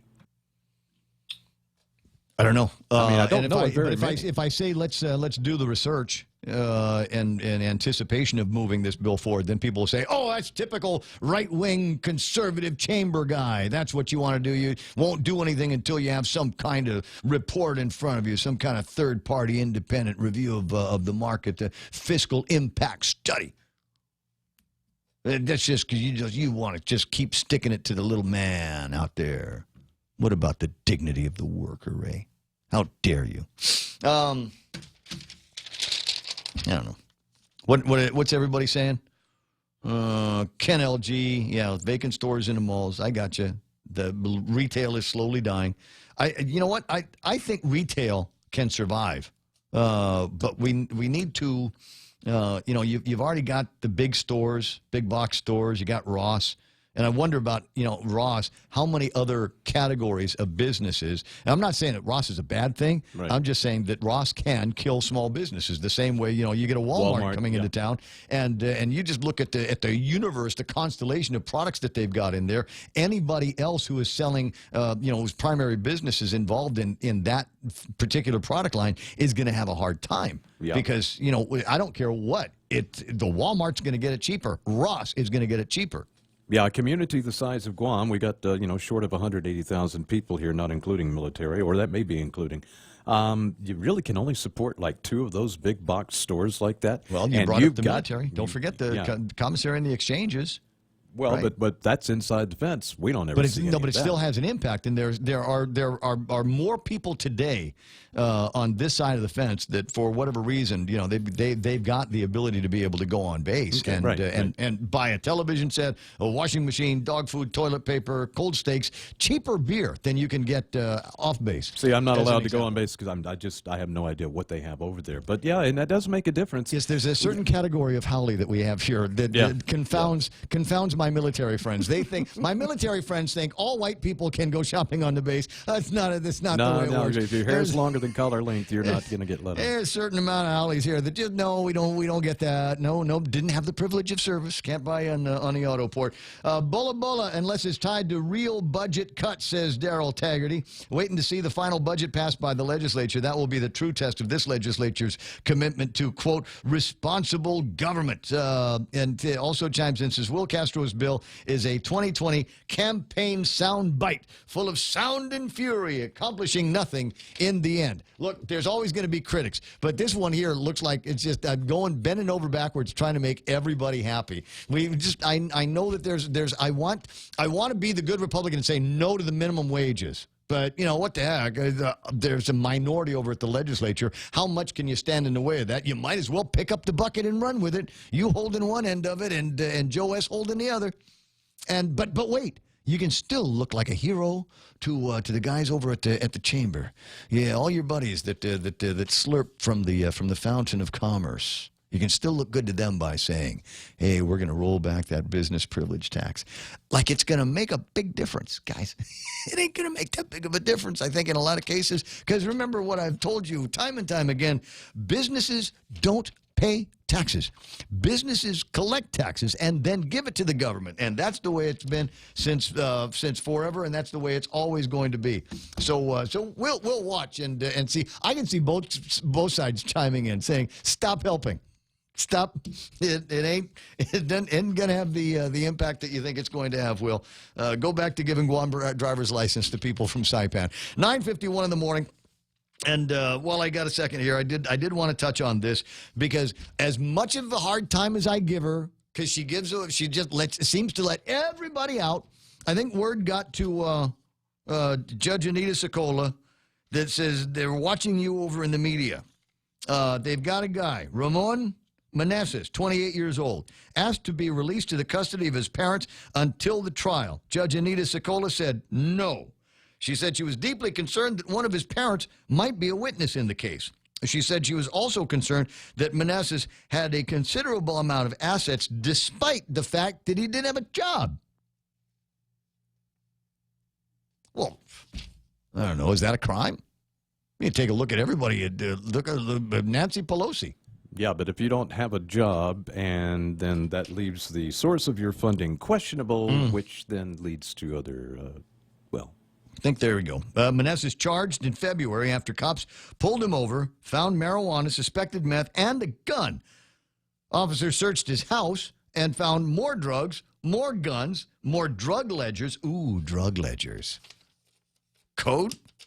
It'd be cool if he's got ledgers, be able to show off how much money he's been able to make selling. I got to tell you, bro, Guam has got the smartest drug dealers.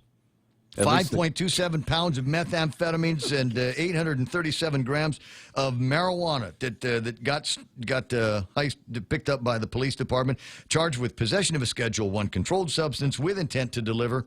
Drug dealer with a ledger. So how much time do you suppose this guy is going to get, the quote drug kingpin? First of all, Anita Sokola rightfully is not letting him out. Thank God. A little bit of sense floating around there. But now what I want to be able to see is what kind of prosecution is this guy going to get? Has the plea bargaining already begun? If he turns over his ledger, maybe they'll say that he's trying to help. Well, they have already got the ledger. Yeah, it's already in there. It's evidence. So what are they going to say it is? So you write it, regret it, for heaven's sakes. So that's where we go with this one. So I want to see who over at the Attorney General's office is going to get this and immediately start with a yellow streak down the back saying, I don't think I can take this all the way in. I don't think I can get a big conviction on him. I think we better just do some plea bargaining. We'll see if we got somebody in there that's going to start the plea bargaining already, and then we'll see what kind of sentence he gets. Will we send another one of those strong signals like we did last week, where we took somebody already convicted of being a drug dealer, slinging the devil's drug here on Guam, ruining everybody's life in the process? And yeah, he got a mean sentence. I'll bet they scowled at him, and they said, yeah, that's what you get. We're putting you in for a year and a half.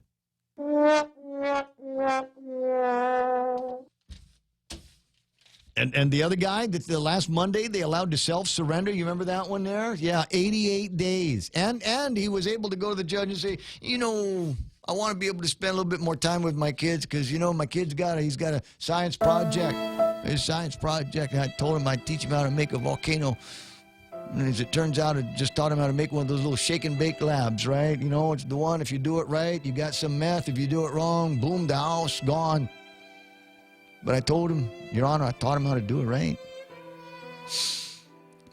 And so the judge says, yes, but only for the science project. And then after that, you've got to go to jail and serve your 88 days in prison. Yeah, right on. That's the problem, if you ask me. But nobody asking me. Alpatina Gumatao online? Nick Perlowski, it's like the old Four Top song. It's the same old song, but with different senators doing us wrong. Oh, that is so beautiful. 9:55 in the morning. Okay. Legends aren't born, they are made. And during our Jeep Celebration event at Cars Plus and Mighty, you'll receive up to $6,000 in accessories with the purchase of a new Jeep Wrangler, Motor Trend SUV of the Year. Customize your new Jeep to the way you want it. Or how about a new Jeep Grand Cherokee? Save up to $5,000. Or save up to $7,500 on a new Jeep Compass Sport. It's our Jeep Celebration event going on now at Cars Plus and Mighty. Cars Plus, driven by you. Accessory special cannot be combined with other offers. See dealer for details. Valley Finance has been serving the people of Guam since 1959, and they'll continue to be there for you in the years to come. Whether you're looking to get a personal loan for that summer vacation or paying off those long overdue bills, Valley Finance has got you covered. Apply for a personal loan from $1,000 up to $3,600 by calling Family Finance in Agutya at 475-4545, Upper Tumon at 647-5626, or in Dededo 633-4473. Family Finance, serving the people of Guam since 1959. Business travel just got easier. Take your data plan with you for only $10 a day to all 17 Data-to-Go destinations. Never worry about additional data roaming charges when you go where your business needs you. The US, China, Thailand, and so much more. Have the assurance you need to check emails, surf the web, and stay connected. Call 688-2677 today to make sure your account is Data-to-Go ready. Docomo Pacific. Better together.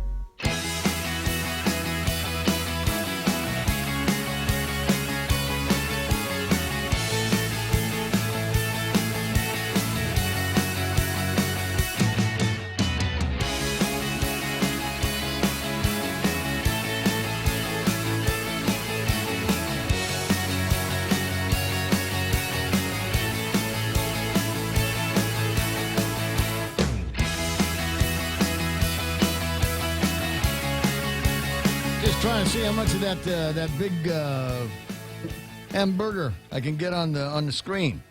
National Burger Day over at Chili's, and buy one get one free is the basics on it. Terms and conditions apply, and today only because it's National Burger Day on the Chili's. Get a burger entree, get the second one for free, and everybody needs to go and do this. Hashtag Chili's Guam, hashtag buy one, get one, hashtag National Burger Day today over at the Chili's place. And they do an outstanding job with the chili there. A couple of minutes away from 10 o'clock in the morning. And I guess I'm just going to have to finish on that, I think. I think that's where the program is going to just end up here, is where we were. There were a couple of other stories that I wanted to go after. A couple of people that had read the editorial by Kelly Marsh over the weekend that said, use enough Malik approach to our public bathrooms, and then we're giggling the entire time. And so tomorrow, we'll get around to that if possible. A couple of other things. Just Bank Pacific, sponsors of the program here, they are looking for a residential mortgage loan specialist. This is one of those places you can start working at Bank Pacific, and that's almost a lifetime job. So I'd really would urge you to consider it. A high sales and goal-driven position. You ought to have 2 years of progressive residential lending experience, including VA, USDA, and Freddie Mac loans, or 5 years of lending experience. A bachelor's degree in business or finance preferred, but not necessary. It's Bank Pacific, so you know you got the regular benefits package, plus the thrill of working with Phil Flores. Where others put branches, they place roots. You place roots too. Like I said, could last you a lifetime, dear. Man, a bunch of stuff I didn't get to today. It's a good thing there's more days left in the week. That's it for Tuesday. Back with you and Mike and Kevin Kerrigan and Blake Watson tomorrow morning about 6 a.m. Until then, we're KUSG Agana. Stand by now. Fox News Live is next.